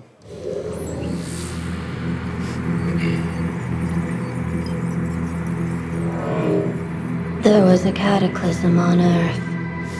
Humanity had no choice but to flee out into space for a chance at life among the stars.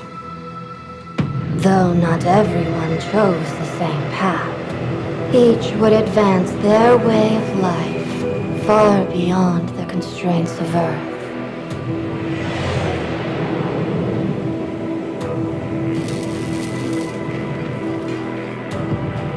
Some, however, were forced to stay behind.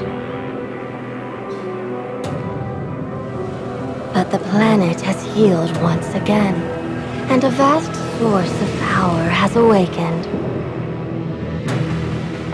And now, it's almost time to join the fight.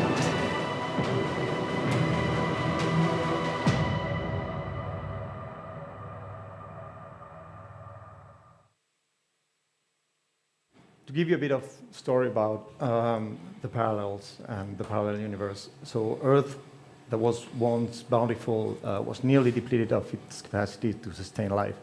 So humanity was really pressed to find a source of energy that they could use.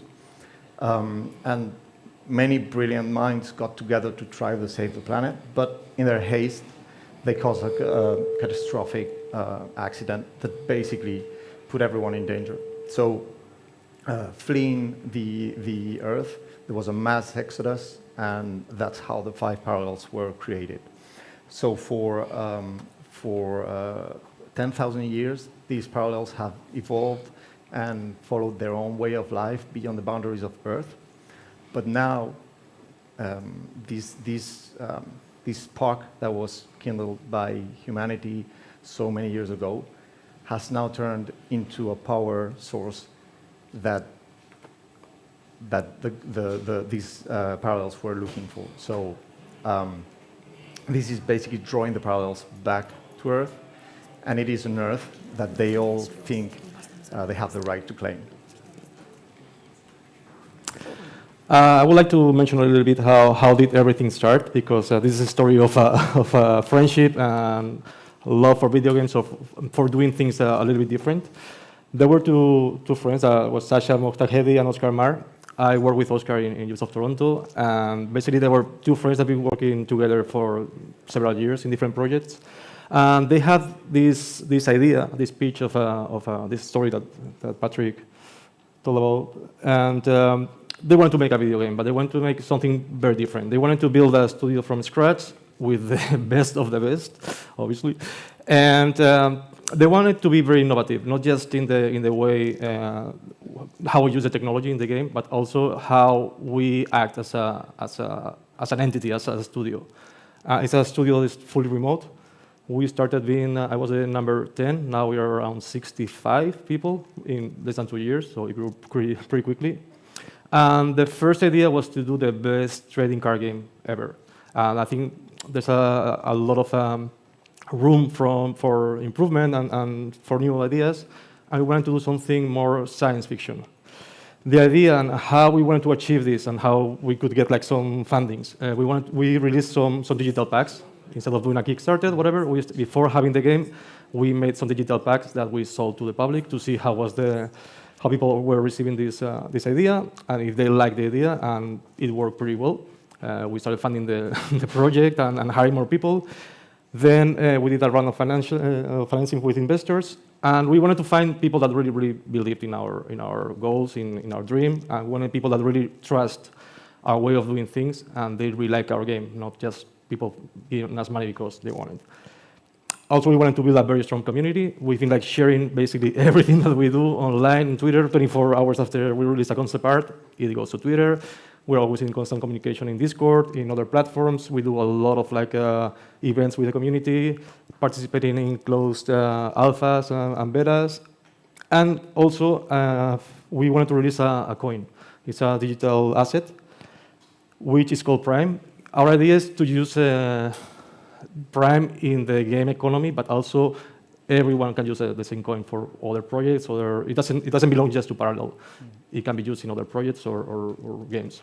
Yeah, I think that one thing that I like to point out is that when releasing these digital packs and basically turning into blockchain to release this and to fund the development of the game, it was realized that using the blockchain opened a lot of opportunities. So instead of just focusing on the TCG, we're starting thinking larger and thinking about building a universe more than just one single game. As you say, the story and the lore is very rich, but we had to start with something. So everything began with the cards. That was the initial idea that we had. It's like we need to get some funding. And at the beginning, in the art team, we were just 3 people. It was Oscar Mar, who was the art director, me, and Oscar Cafaro. We were friends that worked in Ubisoft Toronto in the past. So we had like this amazing story and a brief idea of what we wanted to achieve with the universe, and we just had to make it happen visually, basically. So, but of course, we had a lot of time constraint and also like not that many people. So at the beginning, the cards and the art style was more cartoony, like based in toys, basically, with very flat materials, etc. And in my case, I joined the studio just to be a concept artist. At the beginning, I was just this idea of I'm not a 3D artist, but I always wanted to learn. I was always like playing with 3D art. And this project also gave me the opportunity I said, okay, let's try it. I'm gonna spend more time developing my skills, and I will try it if I can also move to 3D as well and participate in the cards, because it's something that I really wanted to do. Those are the first concept art that we started doing. Like, it was like 5 days in a row, like trying to figure out what we do with the characters. They are very rough. As you can see, they were more cartoony, more basic. This is like for Markolians. We'll show later every faction. But that's an example of what we were doing at the beginning, just to put basically like the same idea in everyone. More concept art. I mean, for me, after years being an art director and not doing anything, it was like a fresh air for me to start concepting again. But as you can see, that was my first 3D test as well. It was like very cartoony, but this is where we were going because we didn't have enough time. So the first 2 cards that I released were like those. As you can see, yeah, there's a little bit of, they're interesting, but it's true, like they're way, way more simple than what we are doing now. The idea with the parallel art direction was like having artistic freedom. Eventually, when we got more funding, instead of being 3 people, we are now 15 artists. So first we wanted to like get the best artists that we can afford and try to do something different. So the idea was like to focus more on not to drink from the same sources of inspiration. Usually it's video games, so our idea was like to drink more from cinema, of course, but also for fashion, industrial design, product design, graphic design, etc. And eventually, organically, we started, there was like an evolution to a more realistic approach. It was less restrictive because, of course, Oscar picked the new artists because he worked with them previously and he liked their style. So if we were doing something very stylized or cartoony, we would never be able to achieve something somehow cohesive. So the idea was like, okay, let's do like a more realistic approach, so that way everyone can put their own creative signature. I'm going to define a little bit how is the art direction in parallel. It's very long, of course, but I will try to do like something fast.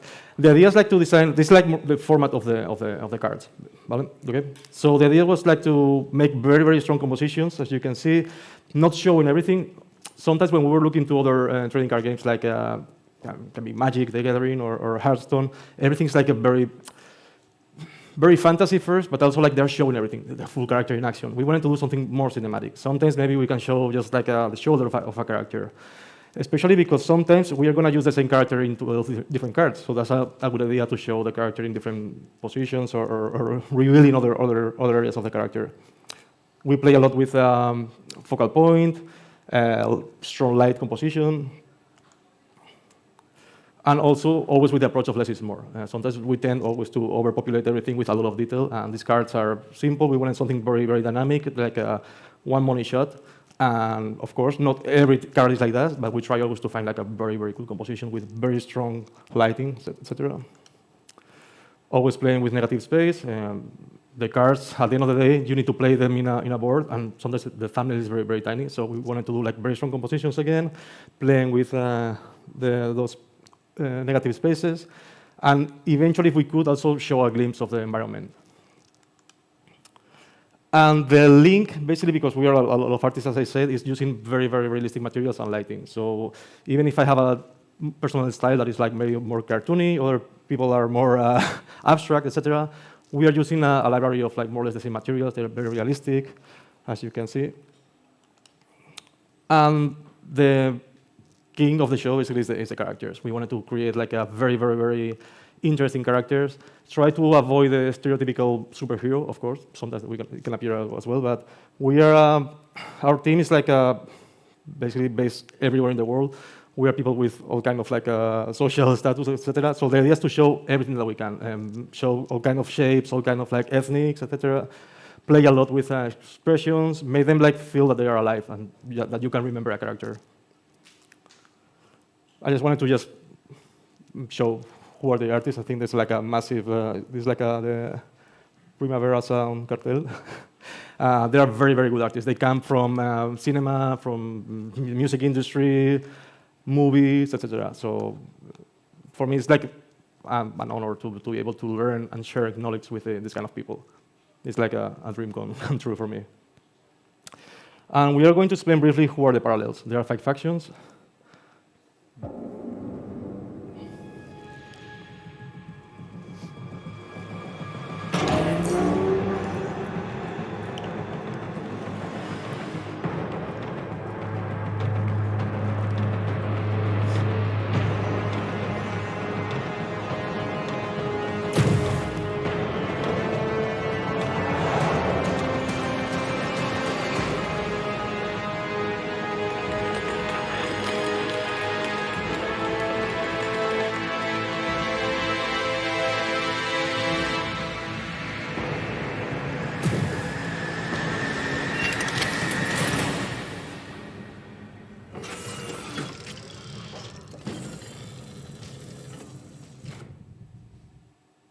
This is part of one of the backdrop experience. We try to, when we do release a new backdrop, we always try to do something special for the community.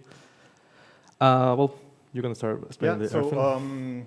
The Earthen are basically one of the parallels. It is the civilization that was left behind. These are the guys that were left on Earth and that managed to thrive through patience and perseverance. And now they are trying to defend their new world from people who would do it harm, those new parallels that are trying to come back.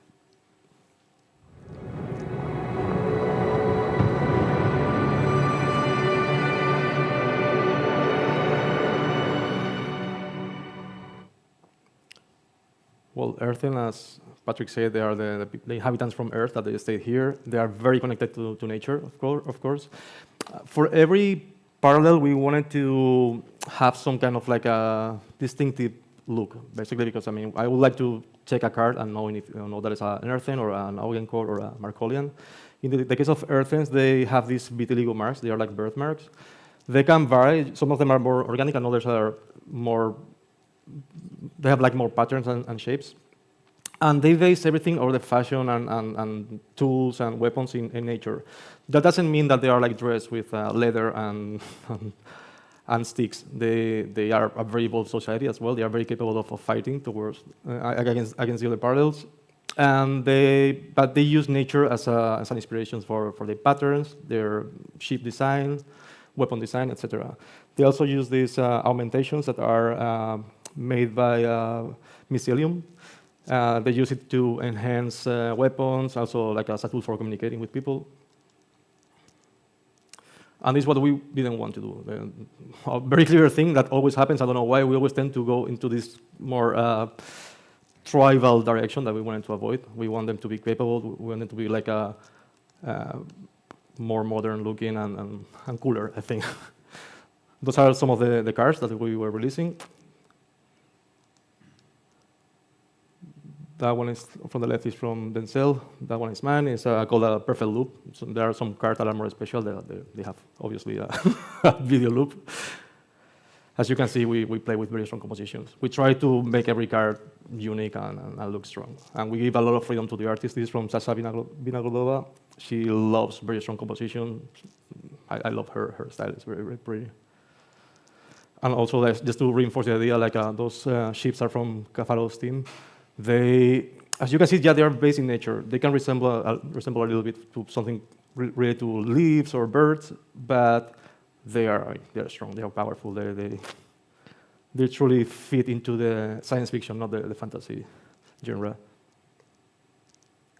And also, even if we are developing cars, as you can see, there's a lot of work behind. It's not just doing like a pretty picture. We really think about everything. And so, the second parallel that we're going to talk about is the Ogun core, which left the Earth aboard a ship that was called the Kane 1. And this is the parallel that knows the best what it is to endure the harshness of space for thousands of years. The Ogun core have used technology to shape their bodies into perfect machines. Mm-hmm. They are the only ones that didn't land.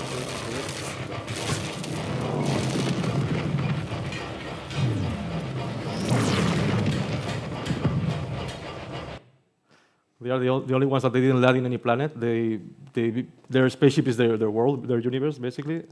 And they're interesting. Usually they are more bulky, it's true, because they have a lot of body augmentations, and they replace organs, limbs, etc. We also wanted to avoid the cyberpunk style, and we were aiming towards something more militaristic looking and bulky. Those are some examples of some cars. The left one is from Oscar Cafaro. That one is mine. I can explain mine because it's the only one. In this case, for example, I tried to design a guy that maybe can use those extensions to lift heavy objects as well. If you need to fight as well, you can attach them to your arms and you will have an extra power. That one is from Chris Beer on the left, and on the right, one from Taihun, who this artist is amazing. He does crazy motion graphics, and he's very good. Well, everyone is amazing. Another one from Oscar Mar on the left, and from Taihun as well on the right. So you can see everything is like noisy and bulky, and there's a lot of cables everywhere. It's somehow dirty. They are not like looking about, for them it's like a first function and then form. They don't try to make anything that looks pretty. More work from Oscar Cafaro team as well, some ships. As you can see, the inspiration always is in tanks and militaristic vehicles. More stuff. Those are amazing. And especially I love this one, that he sent me this concept. So the Cathari were born out of necessity. They needed to survive in the harsh and frozen depths of Europa, the Jupiter moon. And on the ground, they thrive by modifying their bodies and developing enhancements that modified the human genome.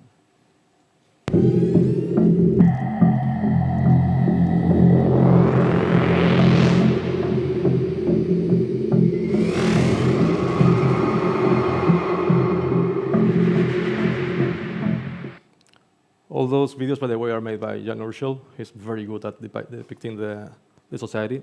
They have this very nice cinematic approach that we are always looking. As Patrick said, they are like lab-made people. So one of the keys that we wanted to do visually is like they have like very gray skin, always blue, blue and gray eyes as well. They are lab-made, and one of the cool things also that they can somehow break down their bodies and into some kind of genetic soup, and they can then reconstruct it again into another thing, basically. So Catharis, basically, some of them are going to be more bulky because maybe they need to be because maybe they need to do heavy lifting, or maybe they can even they can develop gleans or membranes if they need to work underwater, for example. They are very simple as well. They are very minimal. We used a lot of biological laboratory designs, a lot of transparencies, as you can see there. And those are some of the cards. I'm going to pass them a little bit faster because we're running out of time. Those are from Denzel. Denzel is amazing at storytelling. Those are also like, you can tell here like how they modify their body if they need it. And some is a cockpit from Cafaro's team, which is also a vehicle. So there was a group of colonists that departed Earth during the cataclysm in a ship that was called the New Dawn, and they set out to explore the unknown depths of space. And they were enveloped by a black hole, and when they emerged out of the singularity, they were transformed into something that was new to the universe, and now they operate in the shadows of space.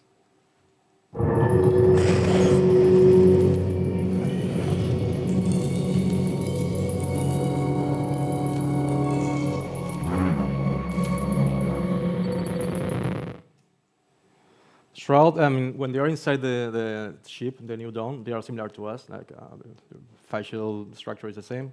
But when they are outside the spaceship, they can just like, they basically shapeshift. They are made by stars and they have the power of the singularity. So they are like always shapeshifting, they have like a lot of fluids and smoke, some kind of constellations as well. I like the design of these characters because everything feels very modern, very tactical as well. They use a lot of like bold patches and logos, so it feels very, very modern to me. A lot of dark materials with iridescence as well. There are some cards here. The first one is from Chris Beer, and that one is from Oscar Cafaro. This one is mine. It's the first also Shroud that I did. Also like trying to depict all of this kind of weirdness that happens when they are outside the ship. That one is from Denzel. You can see what we were mentioning, all the logos and the bold graphic design that we have. And those also are mine. This one is from Cafaro, and this one is from Sasha. This is another loop, which is very, very cool. And more spaceships. This design, I was asking to Cafaro to give me some material for the ships, and I didn't see this one, and it's insane. It's it's one of my favorite ships. It's not even the characters. Also in spaceships or weapons, we are trying always to find like a lot of like identity. Same with the environment. And it's not just about using violet or purple for Shroud or green for earthen. Of course, it's important as well to define color codes, but it's also about shape language. And the Markolian, which are our fifth parallel, they managed to thrive in what was once known as the Red Planet. So by working as a unit, the Markolians turned a desolated rock into a teeming metropolis with perfect order and peerless technology.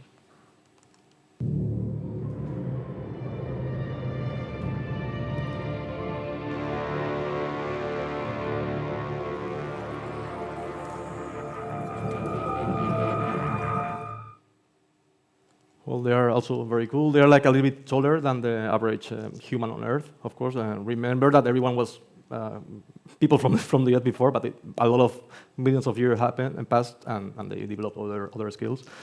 They are like taller and leaner. Their skin tones are vary, but they're like reddish as well. And they have like a very particular slit here, like in the nostril. They're also very clean, very minimal. It reminds me a little bit of the design from the 70s, like a clean product design from the 70s as well. A little bit about the Roman centurions as well. They love more fashion, as you can see as well, but it's not gaudy. It's like clean and minimal. More cards here. This one is from Denzel, if I'm right, and this one is from Oscar Cafaro. We've done already, I don't even know, 150 cards, I think, 150 cards or more. For the base set? Yeah. 360. 300. So that's for me, it's very hard to remember who did who, but this one is from Cafaro, and that one is from Sasha. That one is mine, and this one, I don't even remember who did that one, but it's very cool. And again, showing, we don't just do weapons or ships as well. This is like a shield generator, and everything is very well thought and designed. Cool. Thanks, Nacho. And so while the artists were super busy doing all these cards and actually selling them for us to continue to produce the game, we were working on the game. But let's talk about the elephant in the room, which is blockchain, right? So you've seen it before, I come from a gaming background, and I know all the preconceived notions that we have around blockchain. So basically, you could ask, why did you join this project in the end?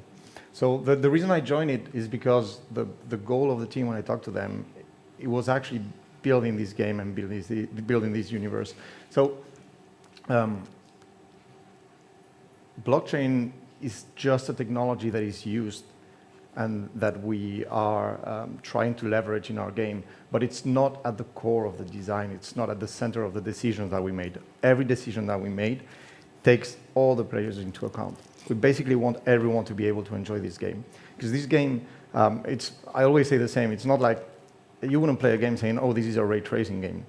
This is a game that supports that technology. Basically, we support blockchain. But if you want to come in and play as a free-to-play player and have the typical free-to-play mechanics and have a store and buy some cosmetics if you want, stuff like that, that is super important for us. We want to be super fair, and we want to design for everybody, not only the people that are using blockchain and having NFTs and whatnot. And in terms of design, we basically designed the game in a very digital but analog way. So instead of having systems, why is this not moving? I think this has frozen. Yeah, I think it's frozen. So instead of, there we go. It looks much better now. So instead of designing the game from a systems point of view, the game was designed more as an analog game. So basically the cards were designed as a board game, as if we could basically discuss the rules as we play if something is misunderstood, which was quite complicated because in the end we had to infer all the rules based on that, but it also gave the game a lot of depth. And having those parallels that we talked about, of course they have a visual difference, but their difference goes beyond the purely visual, and each of these parallels plays in a different way. Each of these parallels would suit a different player, a different kind of player. And we've already seen that with our community, which basically rally around the parallel that they prefer and they like. And this is further enhanced by the use of paragons, which are like heroes for each parallel that actually you can use in the game and that can turn the tide of a match in a moment, right? As Nacho said, we are developing things very differently, and this is also something that was very interesting for me because we are, first we're a fully distributed team, so basically we are having talent from all over the world. It doesn't matter where you are.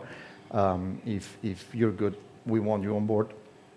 And we also have a very fast-paced, hyper-agile, that I call it, approach, which is, it has a lot of pros because we are able to respond very fast to new trends, new things that could pop in the market. Like, for example, the AI, I will tell you a bit more about that. It has a lot of cons as well because it's hard sometimes to keep track of what's going on. Things don't need to go up to the CEO to then go back and then a decision is made. People have a lot of independence to make decisions, but then it makes it a bit complicated to try to keep track of everything. We're also trying to break free a bit of the traditional development models. For example, we have our community playing the game like even before alpha, we did an alpha that lasted for a month. And we actually had a tournament that was done spontaneously on the alpha. So we have a different relationship with the community that is also very present in our communication. As Nacho said, you could basically follow up the development of the project just by looking into the Twitter account. There's things that are there that are 2 days old, because we basically try to treat our community as grown-ups, and we tell them this is what we're doing, this is what we're trying, this is what we're exploring, and we assume and we expect them to understand that maybe we will change course as we move along, because we found that wasn't the way to go. The blockchain also brought some challenges to the development. So one of them is, and this is something that we're trying to work around, is the entry barriers. We have two main barriers. One, which is more technological, because when you want to get into this world of blockchain, and I started learning this when I joined the project, you need to set up a wallet, you need to start understanding what gas is and how you move things from one place to another, and how you can buy things and how you can sell things. It's something that is a bit complicated, but we aim at trying to reduce that learning curve in the midterm.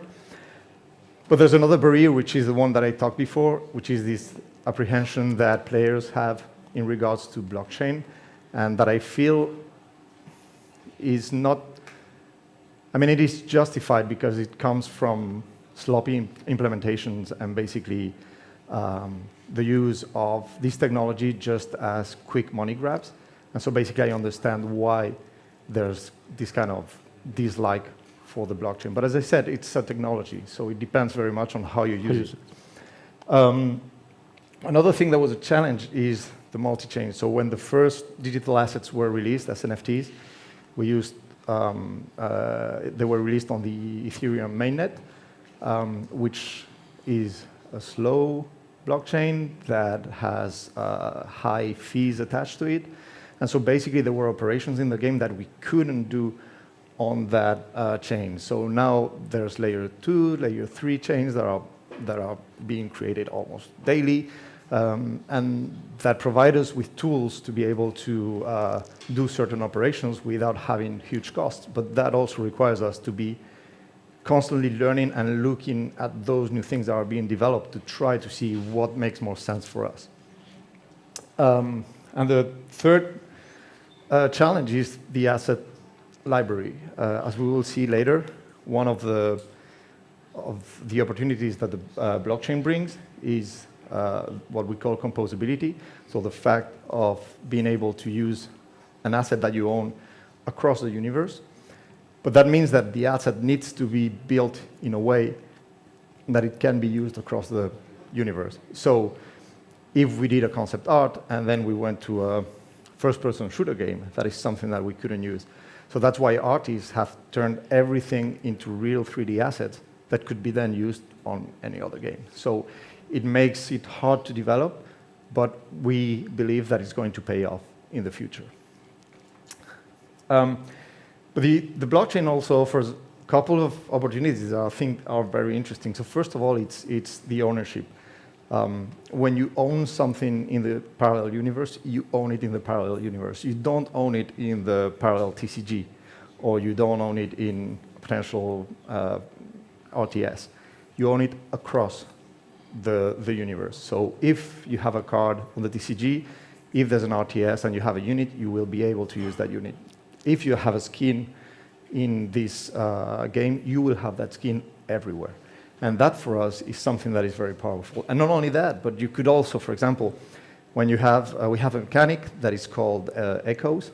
And when you play a card enough, you earn sufficient renown to be able to replicate that card. And you basically can create a new NFT of that card, and then you can sell it.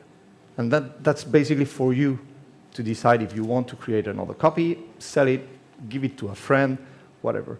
But we give much more control to the users. And that is super interesting to me. And the other thing is what I was saying, composability. And this is one of the strong ones. We have things that if you own, you can use across the board. For example, I will show you later, we have avatars, and we want those to be the representation of the players across the parallel universe. So one of the strong arguments for this game to me is the fact that we aim to bridge the gap between gamers and blockchain. We want to create a game that can have gamers come in, play, enjoy it, people that want to, or that are already used to having NFTs and using that technology, come in and enjoy the game, and people that just maybe at some point want to learn or want to see how it looks like, then they're also welcome. And we offer them a possibility to go in and start dipping their toes into the blockchain through the game. And as I said, that composability also gives us this need that we need to think big. We can't think about one game. We need to think about what experiences can we bring to the player beyond the game. So we have the avatars that I mentioned, and those avatars, we want them to be at the center of all the parallel universe. So this is an avatar that it might be just your profile picture on the TCG, but maybe on Colonies, which I will touch very briefly in, will be your character in that game. We also have a comic that you can also own and that can give you rewards in the game. And then we have Colony, which is something super new that we are starting to work on right now. That is based on the development that OpenAI did on ChatGPT. And this is where basically your avatar would be living inside that game. And we are also already working on the Planetfall expansion, which is going to be the next set of cards that we're going to release after the main game. And we're also exploring AR, VR. We are already trying to go as big as we can.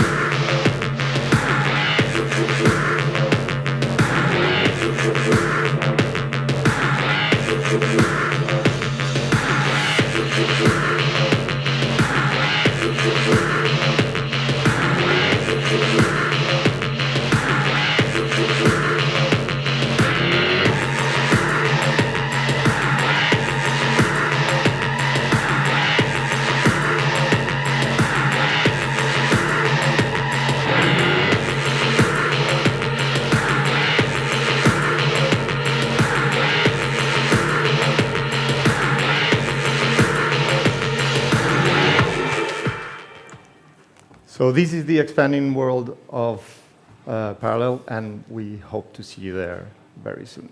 Thank you very much. Thank you.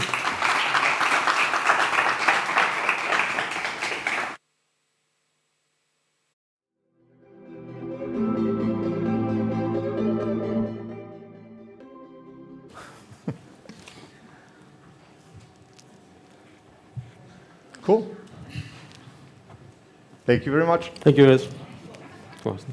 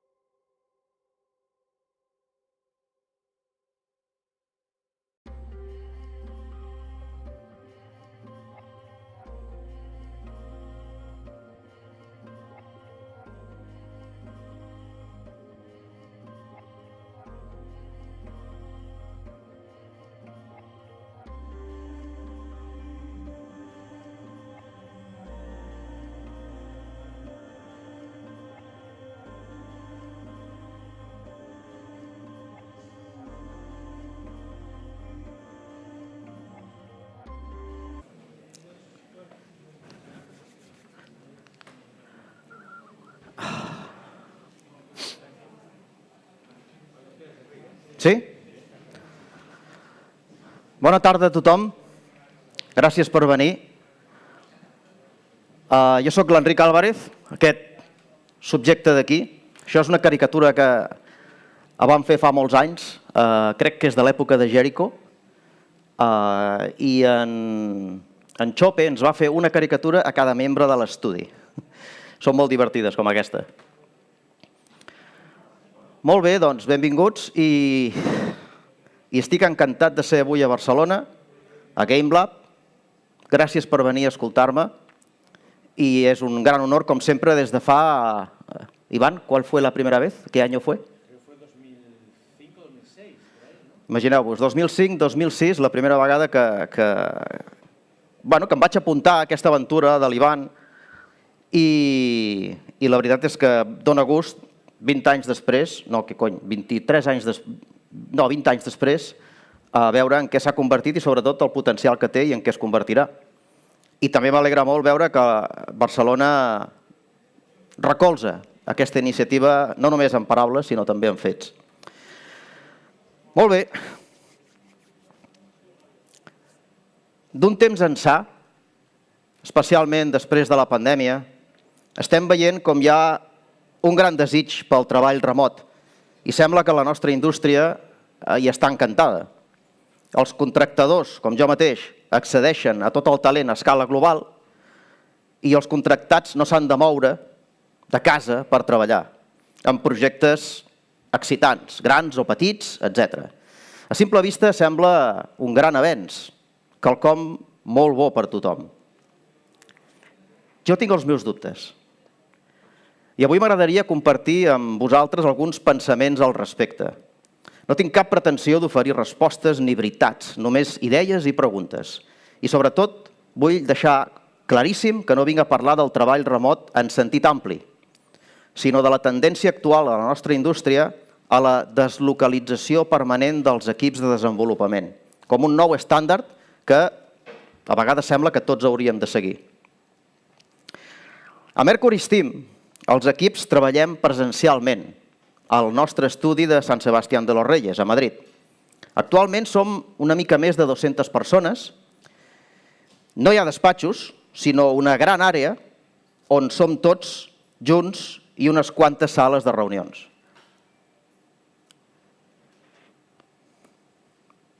Com veu, he apagat la llum i porto una paper tablet, gairebé no m'hi veig. Perdoneu. Bueno, com ho sé de memòria no hi ha cap problema. Cada dia quan entro a l'estudi, gràcies, quan entro a l'estudi pel matí em trobo la mateixa escena. Un mar d'ordinadors, cadires, taules i gent ocupada. Part de la gent, bona part de la gent, és fora del seu lloc, formant grupets de 2, 3, 4 persones, compartint un problema, una solució, o simplement veient i comentant el joc en el que estan treballant. Aquests grups són fugaços, són volàtils i poden entrar i sortir persones en temps real o acabar convertint-se fàcilment en una reunió una mica més formal, en alguna sala de reunions que estigui lliure. Al final d'un dia qualsevol, el número d'aquests petits encontres espontanis és sorprenentment alt. I així cada dia. Al llarg d'un projecte, i nosaltres fem projectes d'entre 3 i 4 anys, avui en dia, la quantitat d'oportunitats que s'aprofiten i de problemes que es resolen d'aquesta manera sol ser crucial per la qualitat final del joc. Una altra cosa que passa de forma natural a l'estudi és que la gent més jove de l'equip té allà mateix un referent permanentment visible i accessible en els veterans. I no parlo només de mentorització, sinó també d'inspiració. La inspiració que els veterans de l'equip projecten amb la seva presència i exemple i de com aquesta inspiració és energia per la motivació d'aquells que comencen la seva carrera a la nostra indústria. Aquesta energia alimenta no només l'ambició dels novells, sinó que sovint és la font d'intuïcions i aportacions crucials pel videojoc en el que treballen. Deixeu-me parlar ara un momentet de la cultura de l'estudi. Fa uns anys, potser 11 anys, vaig donar una xerrada a la GDC. Els periodistes que hi eren varen resumir el que vaig dir en un titular. La cultura més important que les habilitats. És un bon resum del que vaig dir. El que vaig voler dir és que als estudis hem de prestar atenció a cuidar i fomentar el desenvolupament saludable de la cultura als nostres equips. I encara més important, hem de ser conscients de com mantenir i transmetre els valors culturals positius pel benestar de les persones i per la identitat de l'estudi. Aspectes ambdós que transcendeixen les habilitats individuals. Cada equip és com una societat, una microsocietat amb dinàmiques complexes que s'han de conèixer i gestionar. Aprofitar les dinàmiques constructives sol tenir efectes crucials en la qualitat dels productes de l'estudi al llarg dels anys. Perquè les habilitats, com les persones, van i venen, però la cultura queda. Si us heu fixat, he fet servir la paraula crucial 3 vegades ja. Totes per referir-me a aportacions al producte del treball en equip. El denominador comú de tot el que he dit és molt simple i obvi. Els éssers humans som animals socials. I sí, és cert que una part de la nostra identitat avui és digital i que, per tant, una part de les nostres relacions amb altres persones s'ha mogut al metavers, si em permeteu el terme. Però la darrera vegada que ho vaig comprovar jo era de carn i os i em temo que això no canviarà en un futur proper. Tot ésser humà necessita, com l'aire que respira, tenir relacions socials en el món real. Ningú en els seus cabals decideix existir, treballar i relacionar-se exclusivament en el món digital. El desig d'estar amb altres persones és el que ens converteix en éssers humans. No és res que ens puguem prendre a la lleugera. Bueno, si això fos un campionat d'obvietats, sens dubte seria candidat a guanyar-lo jo. Em temo que no ha acabat. Ja ho sento. Mireu, fa poc em va passar el següent. Una persona de l'estudi em va comunicar que després d'uns 7 anys treballant amb nosaltres ens deixava, que li venia de gust un canvi, un nou horitzó. Li vaig preguntar on anava i em va dir que treballaria per un gran estudi d'aquí de Barcelona. Em va dir que no es mudava a la ciutat, sinó que treballaria remotament des de casa seva a Madrid, ja que li era més còmode. Li vaig dir que, en la meva opinió, se li presentava una gran oportunitat de conèixer una nova i fabulosa ciutat. Ho sé, jo sóc d'aquí. De créixer professionalment, d'aprendre de gent molt bona i, en definitiva, de tenir una experiència vital increïble i enriquidora. Li vaig dir que Barna està a menys d'una hora en avió de Madrid i que no havia de renunciar a res per marxar. Però crec que no el vaig convèncer. Respecto els seus motius i espero que li vagi genial. Però, a la vegada, m'entristeix veure com la nostra indústria s'ha abraçat al treball remot com un koala s'abraça a un arbre, si em permeteu la maldat. Deixeu-me explicar per què això m'entristeix. Em liaré una mica, però us prometo que sé on vull anar a parar. Parlem, en primer lloc, de com i què aprendran de nosaltres les noves generacions de desenvolupadors. L'altre dia vaig escoltar un antropòleg dir que la primera senyal de civilització humana va ser la troballa d'una cama trencada que es va curar. I ho és perquè en el món animal trencar-se una cama és una condemna a mort. El fet de que una cama trencada es curi significa que altres persones t'han ajudat i alimentat fins que et pots tornar a valer per tu mateix. Aquesta em va semblar una idea interessant. Com superem els nostres límits amb l'ajuda d'altres persones. Això s'anomena zona de desenvolupament proximal, o ZDP, i és la distància entre el nivell de desenvolupament efectiu d'una persona, és a dir, allò que som capaços de fer per nosaltres mateixos, i el nivell de desenvolupament potencial, allò que seríem capaços de fer amb ajut d'una persona més capaç. La zona de desenvolupament proximal es genera en la interacció entre la persona que domina el coneixement o l'habilitat i aquella que està en procés d'aprenentatge.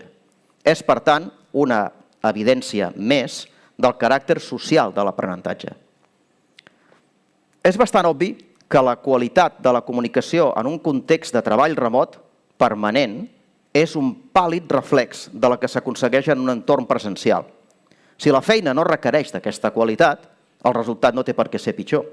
Però estem parlant de l'art i la ciència del desenvolupament de videojocs. Una tasca que és creativa, col·lectiva i endiabladament complexa. En qualsevol reunió de disseny en les que habitualment estic, el resultat depèn tant de la comunicació verbal com de la no verbal. Un acte comunicatiu tan simple com mirar-se als ulls no es pot fer per videoconferència. I si en la reunió hi ha gent novell que està aprenent l'ofici, la distància entre el context presencial o virtual respecte a l'aprenentatge i resultats es torna sideral. No sideral, sideral. Perdó, la brometa, no he pogut evitar-ho. La transmissió de coneixements i valors s'empobreix en un context de treball remot, ja que qui està aprenent no rep més que una ombra de la veritable complexitat dels coneixements, valors i actituds dels veterans de l'estudi. Per no mencionar el més important, no se'n poden anar a prendre unes cerveses després de la feina. En segon lloc, deixeu-me considerar el tema de la plenitud i satisfacció a la feina i la relació d'ambdós conceptes amb la qualitat final del producte. Mireu, al nostre món treballem al voltant d'unes 8 hores al dia, 4-5 dies a la setmana.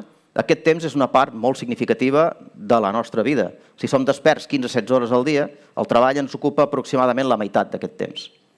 A nivell emocional, els éssers humans estructurem els diversos espais de la nostra vida i tractem d'omplir-los de contingut significatiu, especial, únic. Potser la felicitat consisteixi en donar una ullada als nostres espais vitals i sentir-nos raonablement satisfets amb el que veiem. Quan un desenvolupador de videojocs decideix treballar sempre en remot, està acceptant que el seu espai professional gairebé es buida de l'experiència emocional inherent a estar amb altres persones. Sí, hi ha estratègies i eines per compensar-ho, però la seva efectivitat és pobra i no s'acosta a l'experiència real del treball en equip. La companyonia, la mentorització, l'empatia, l'amistat, el conflicte, tot això es dilueix en un context de treball remot permanent. I no seria un problema si no fos que totes aquestes coses tenen molt a veure amb la cultura de l'estudi, amb la companyonia entre desenvolupadors i, en conseqüència, amb la qualitat final del producte. Jo penso que les coses bones de la vida ho són més en companyia. Entenc que si no t'agrada la teva feina, prefereixis fer-la a casa i estalviar-te diners i problemes. Però se suposa que els desenvolupadors de videojocs triem ser-ho i ho disfrutem. Poca gent en aquest món es pot permetre el luxe de triar en què treballen. En aquest sentit, som tots molt afortunats. Jo em sento molt afortunat. Entenc i respecto les raons de cadascú per treballar en remot a la nostra indústria de forma permanent. Només dic que em sembla clarament una mala aposta pel futur tant a nivell individual com col·lectiu, com global i, sobretot, local. En tercer i darrer lloc, deixeu-me parlar breument de l'equip com a metàfora de la societat.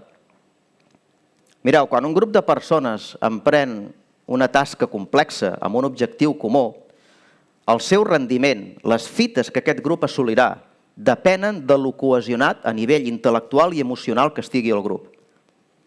Les persones necessitem pertànyer a un grup i quan més forta sigui la cultura d'aquest grup, més realitzats i protegits ens sentim. Les persones també necessitem ser algú dins d'aquesta cultura. Necessitem exercir la nostra identitat i ser reconeguts per això. És genial, transformador, que gràcies a la tecnologia el nostre horitzó s'expandeixi de forma que ens puguem relacionar amb centenars, milers de persones de tot el món. Al mateix temps, les persones necessitem ser importants, significatives i visibles. Tot això, els objectius, la identitat i el reconeixement, es comprometen si la nostra aportació a l'equip, si la comunicació amb els companys es limita a xats i videoconferències amb persones que no coneixerem mai de debò. Aïllar-se a casa per treballar en equip 8 hores al dia, 5 dies a la setmana, durant tot un projecte, enclou una forta contradicció. No sembla un avenç, sinó un atràs, perquè dilueix la identitat de l'individu i de l'equip. Com a individus ens fa prescindibles, intercanviables, ens redueix a una finestreta entre centenars de finestretes, a una veu entre centenars de veus. Com a equip es debiliten l'empatia, la solidaritat, la cohesió, la mentorització. Com a estudi es dificulta la progressió dels novells, es dilueixen la cultura i els valors. Tots els aspectes que correlacionen positivament amb la satisfacció de les persones i, crucialment, amb la qualitat del joc que desenvolupen. Jo em pregunto si estem realment segurs de que aquesta és la direcció en la que volem anar. La pandèmia de Covid certament ha accelerat la implantació de polítiques de treball remot, però com sempre passa, primer arriba la tecnologia i si ens la venen bé, l'abracem acríticament. Només després, o molt després, comencem a preguntar-nos sobre les conseqüències de tot plegat. Permeteu-me ara una història personal. Jo soc de Palamós, Girona, uns 100 quilòmetres al nord d'aquí. Fa gairebé 25 anys, amb la carrera acabada i sense saber què punyetes fer amb la meva vida, vaig rebre una oferta per treballar com a dissenyador de nivells a Rebel Act Studios, pel joc Blade of Darkness. Els més vells de l'audiència se'n recordaran. Em vaig traslladar a Madrid i vaig treballar uns 2 anys amb l'equip, fins que el joc va sortir el 2001. La cosa no va anar bé i Rebel Act va fer fallida. Així que abans de perdre'ns de vista uns als altres, ens vàrem juntar, uns pocs col·legues de l'estudi, i vàrem ser capaços de fundar Mercury Steam a l'any 2002 i portar-lo fins on és avui, amb més de 200 persones treballant-hi. Per això, i només per això, estic aquí davant de tots vosaltres avui. Si aquella oferta de Rebel Act hagués inclòs l'opció de treball remot, la pràctica totalitat de l'equip l'hauria pres, inclòs jo. Certament hauríem estat tots més còmodes treballant des de casa i el salari ens hauria condit més sense cap mena de dubte. Però si això hagués passat, si ens haguéssim quedat a casa, podeu estar totalment segurs de que Mercury Steam no existiria avui. Perquè sense el contacte diari, la confiança, l'empatia i l'amistat que va créixer entre els companys, ni un de nosaltres s'hauria embarcat a fer el que vàrem fer. Mai no hauríem acceptat el risc que vàrem prendre i avui jo no seria aquí. Avui, amb la perspectiva que dona el temps, us dic que no canviaria res, ni un instant del que m'ha passat, bo o dolent, per haver estat més còmode a casa meva. Perquè és un luxe i una alegria treballar junts, colze amb allò que ens apassiona.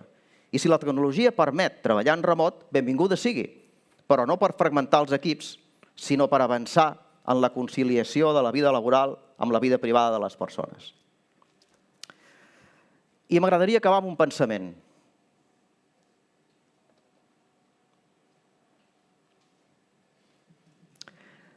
La digitalització ha canviat el nostre món i ha dut coses increïbles, mind-blowing, que es diu en anglès. Però és possible que ens estem deixant portar en direccions que no hem triat, a llocs on ningú ens ha preguntat si volem anar i dels que ens costarà tornar? A Wall-E, la genial pel·lícula de Pixar, ens ensenyen aquest futur mega còmode de forma amable, però també sinistra i pertorbadora. Compraríeu un bitllet per fer aquest viatge? Jo crec que no. Moltes gràcies per tot.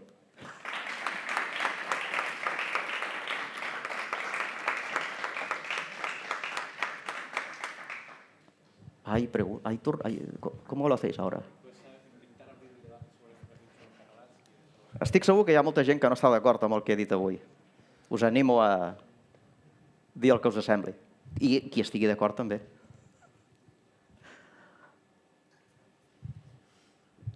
Nadie? A tu. Vinga. Comparto mucho de que se pierde estando no en remoto. Espera el micro. Hola. Hola.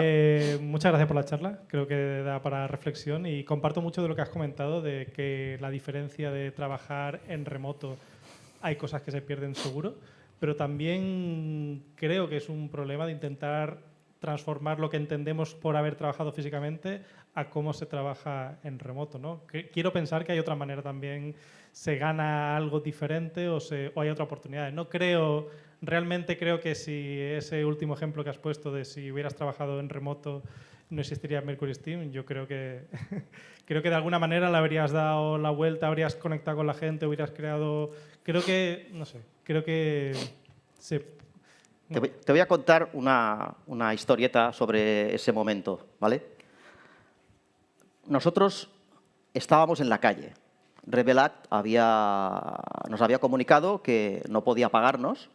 De hecho, yo me fui de allí y todavía me deben 3 o 4 meses de salario.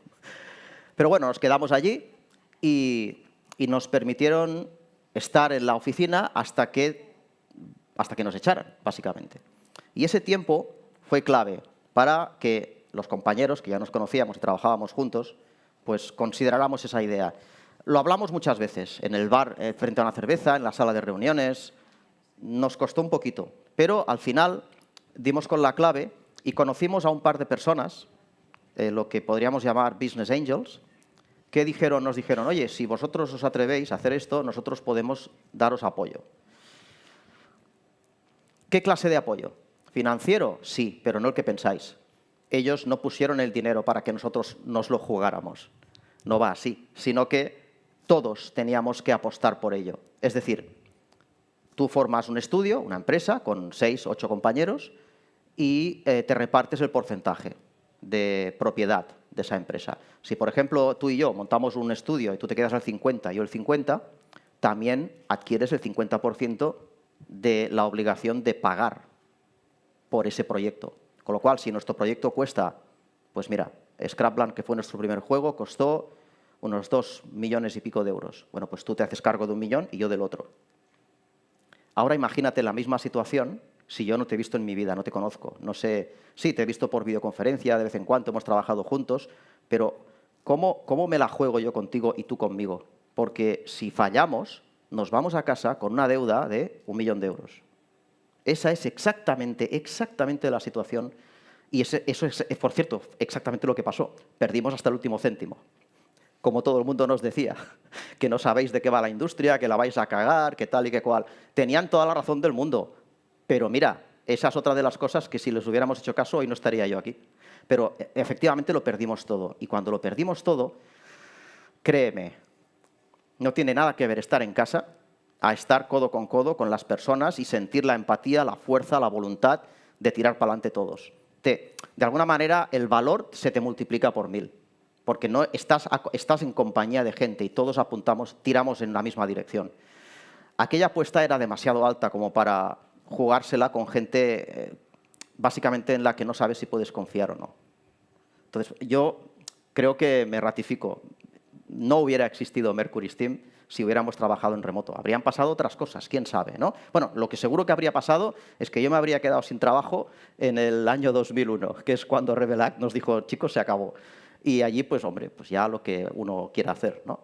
Pero todas aquellas oportunidades, toda aquella experiencia, aquella amistad, aquel compañerismo, es lo que he dicho que yo no cambiaría por nada del mundo. Y otras veces que hemos tenido dificultades, porque no ha sido solo la única al final de Scrapland, sino que también lo pasamos mal al final de Jericho y lo volvimos a pasar mal al final de Castlevania y también al final de Space Lords. Es decir, la vida, en todo, tiene momentos guays y momentos no tan guays. Cuando todo va bien, no hay problema. No hay problema. Cuando la gente cobra, cuando a ti te llega el dinero, no pasa nada.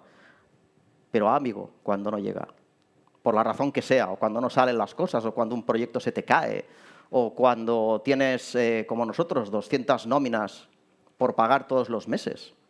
Dices, madre mía del amor hermoso, como yo no me sienta arropado. Esa es la palabra tal vez, sentirse arropado.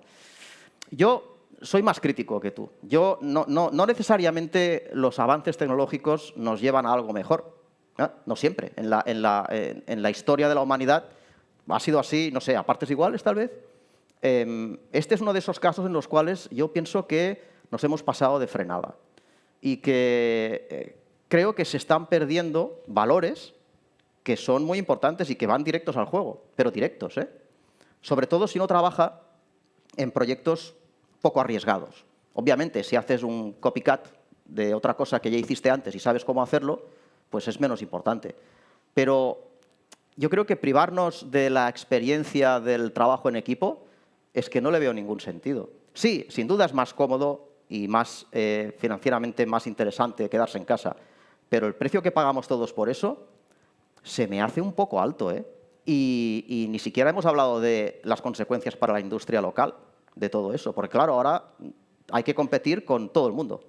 Entonces, los chavalitos que ahora, como estaba yo y mis compañeros hace 20 años, tengan la fuerza de montar un estudio, tengan la voluntad de querer hacerlo, lo tienen mal, no, lo siguiente, porque no van a conseguir gente interesante que quiera trabajar con ellos, porque probablemente el sueldo que ellos se puedan permitir pagar sea ridículo comparado con trabajar para cualquier major desde casa.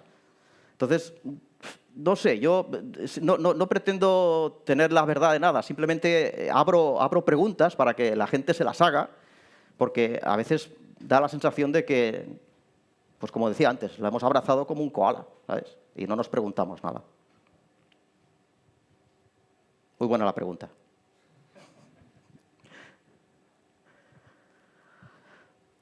Aquí, Enric. Aquí. Hola, bona tarda.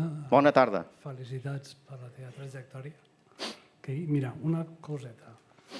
Descartes totalment el sistema de treball híbrid?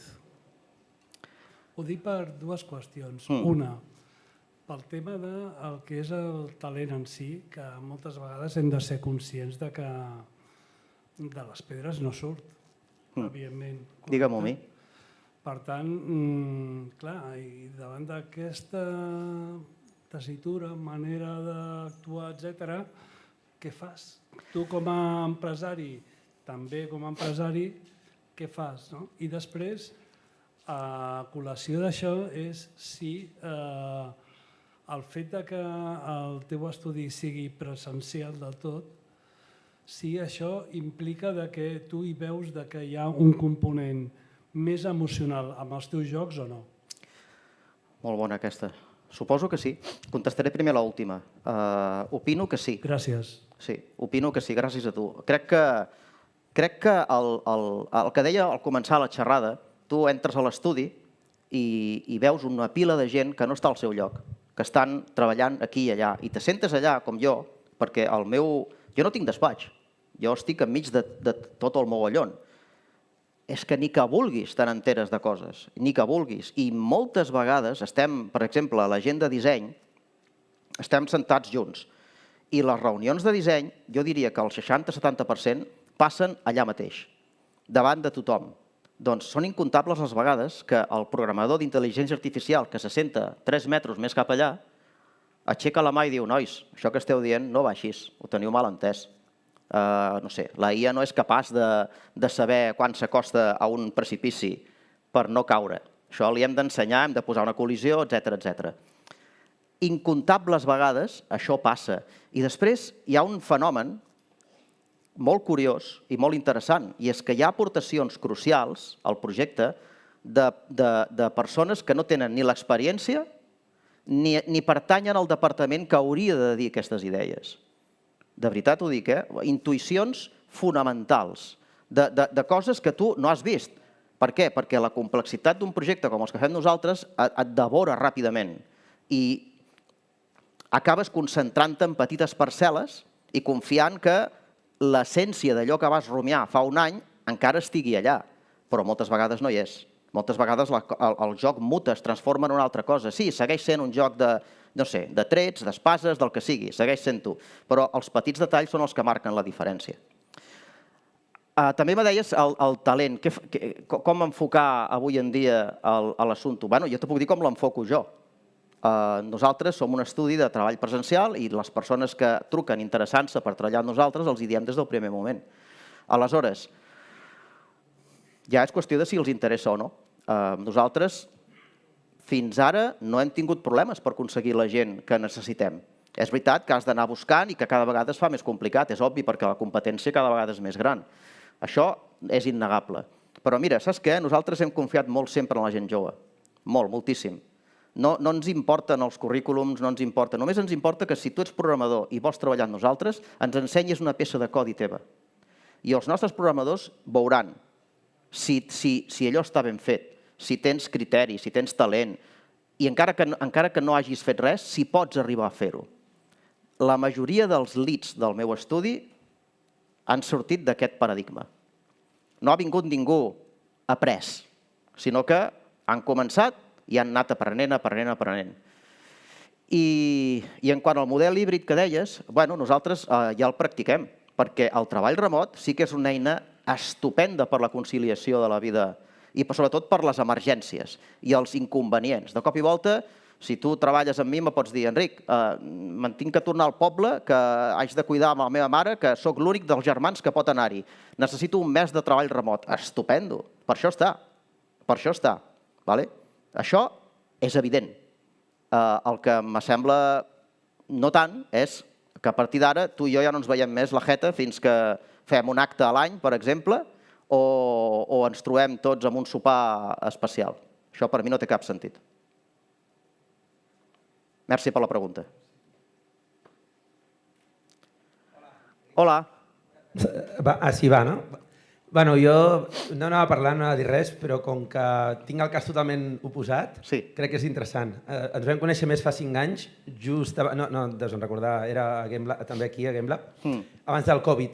En aquell moment érem 15 i també era exactament com tu, Vull dir, més sense despatxos, tothom junt, totalment d'acord amb el que dius, que t'enteres de tot, superimportant. Quan va venir el Covid i vam forçadament anar tots cap a casa, a mi em preocupava moltíssim.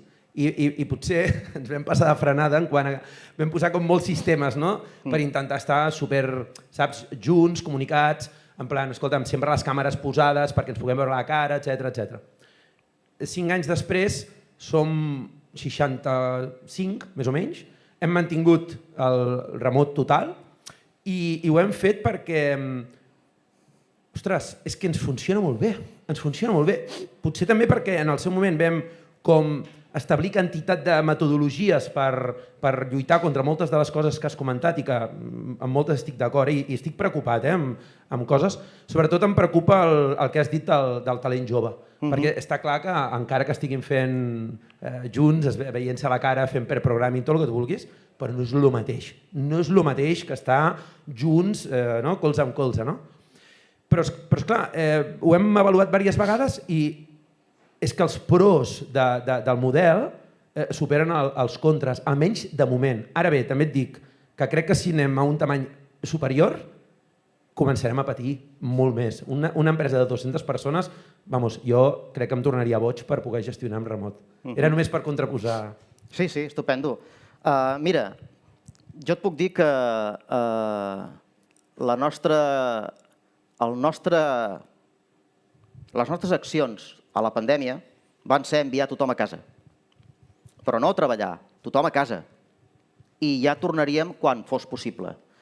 El que vàrem fer va ser complementar el petit salari que donava l'Estat. Nosaltres vam dir a la gent, no us preocupeu, nosaltres complementem la resta. El temps que duri és igual si dura 2 com si dura 6 mesos. Sense treballar, no hi ha problema. Vam parlar amb els nostres publishers i vam trobar una resposta positiva d'ells. Van dir, tranquils, el primer és la salut de la gent, després ja veurem el projecte què passa i quan el podem reprendre. Quan va ser possible, ens vàrem enfrontar al mateix dilema que tu dius. I ara què? Mira, nosaltres vam decidir tornar presencial, a poc, gradualment i amb unes mesures molt estrictes a l'estudi. Tan estrictes que durant tota la pandèmia no 200, però 150 persones a l'estudi juntes, no va haver mai ni un sol cas de Covid. Per tant, la gent estava bé. Això sí, tothom es va portar de conya.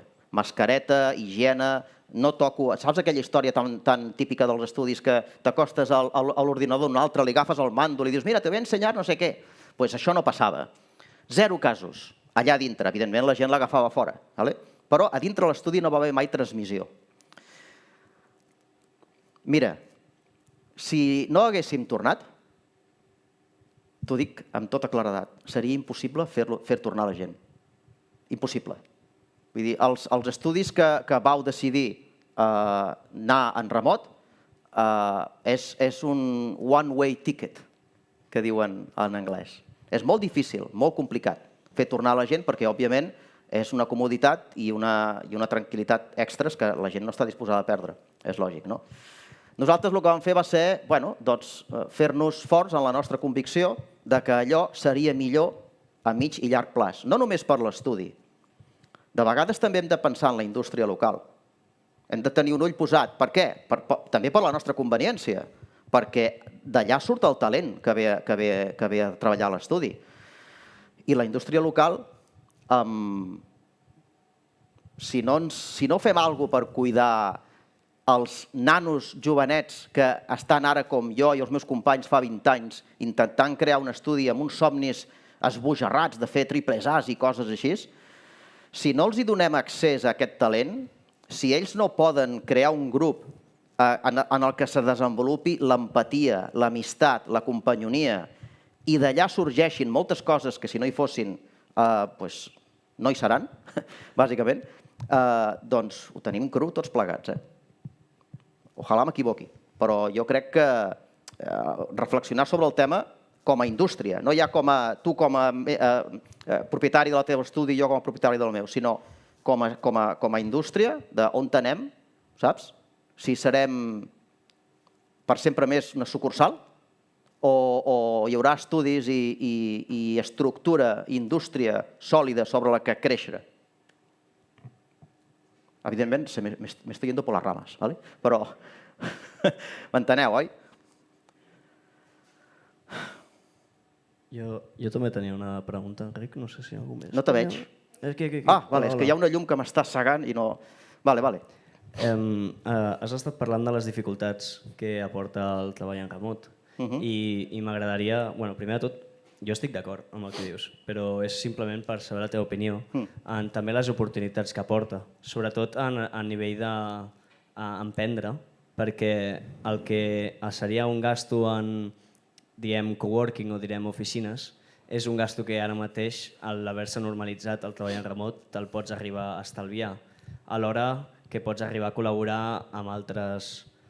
S'ha caigut una barrera amb el que pots col·laborar amb talents d'altra... Sí. Ja he dit abans que jo no tinc cap problema amb el treball remot. Jo només he vingut a parlar una mica de la deslocalització permanent dels equips de desenvolupament. Evidentment, el remot és una eina excepcional, boníssima. Punyetes, nosaltres el fem servir des de sempre. L'Òscar Araujo, el músic que habitualment ens fa les bandes sonores, viu a Andorra i treballa en remot. Porta treballant en remot des de fa 20 anys. Enmig de la muntanya. I no podria estar enlloc més, enmig de la muntanya. Cap problema, en sèrio, cap problema.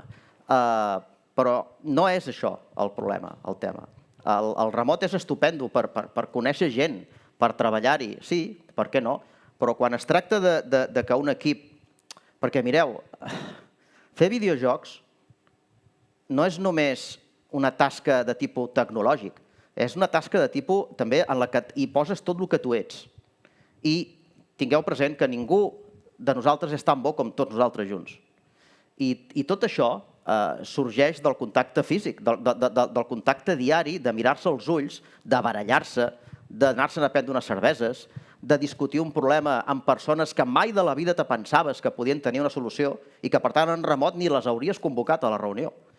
És tant la quantitat d'oportunitats que es presenten i que perdrem que jo m'ho pensaria bé, Jo m'ho pensaria molt bé. De tota manera, també us dic que en els últims temps estem veient tots un corrent en direcció contrària. Un corrent en direcció contrària i grans empreses han fet tornar la gent. Me'n recordo d'una carta... Ui, no veo nada. Què m'ensenyes? 3 minuts, vale.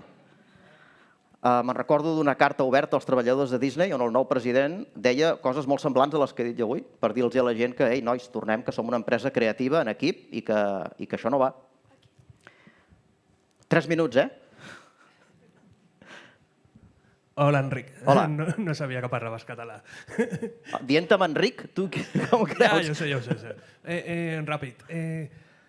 Quines coses creus que es podrien millorar per part d'altres per ajudar al teu estudi? És a dir, coses tipus Generalitat, Estat, associacions, museus o les universitats, el que sigui, de coses externes que et podrien ajudar al teu estudi? N'hi hauria alguna cosa que voldries demanar? En general, no a ningú en concret. Mira, t'haig de dir que no tinc gaires queixes de tot plegat. Jo ara mateix, en aquest moment en el que estic de la vida de Mercury Steam. Si me fas aquesta pregunta fa 20 anys, t'hagués donat una resposta diferent. Però ara mateix jo veig molt de moviment.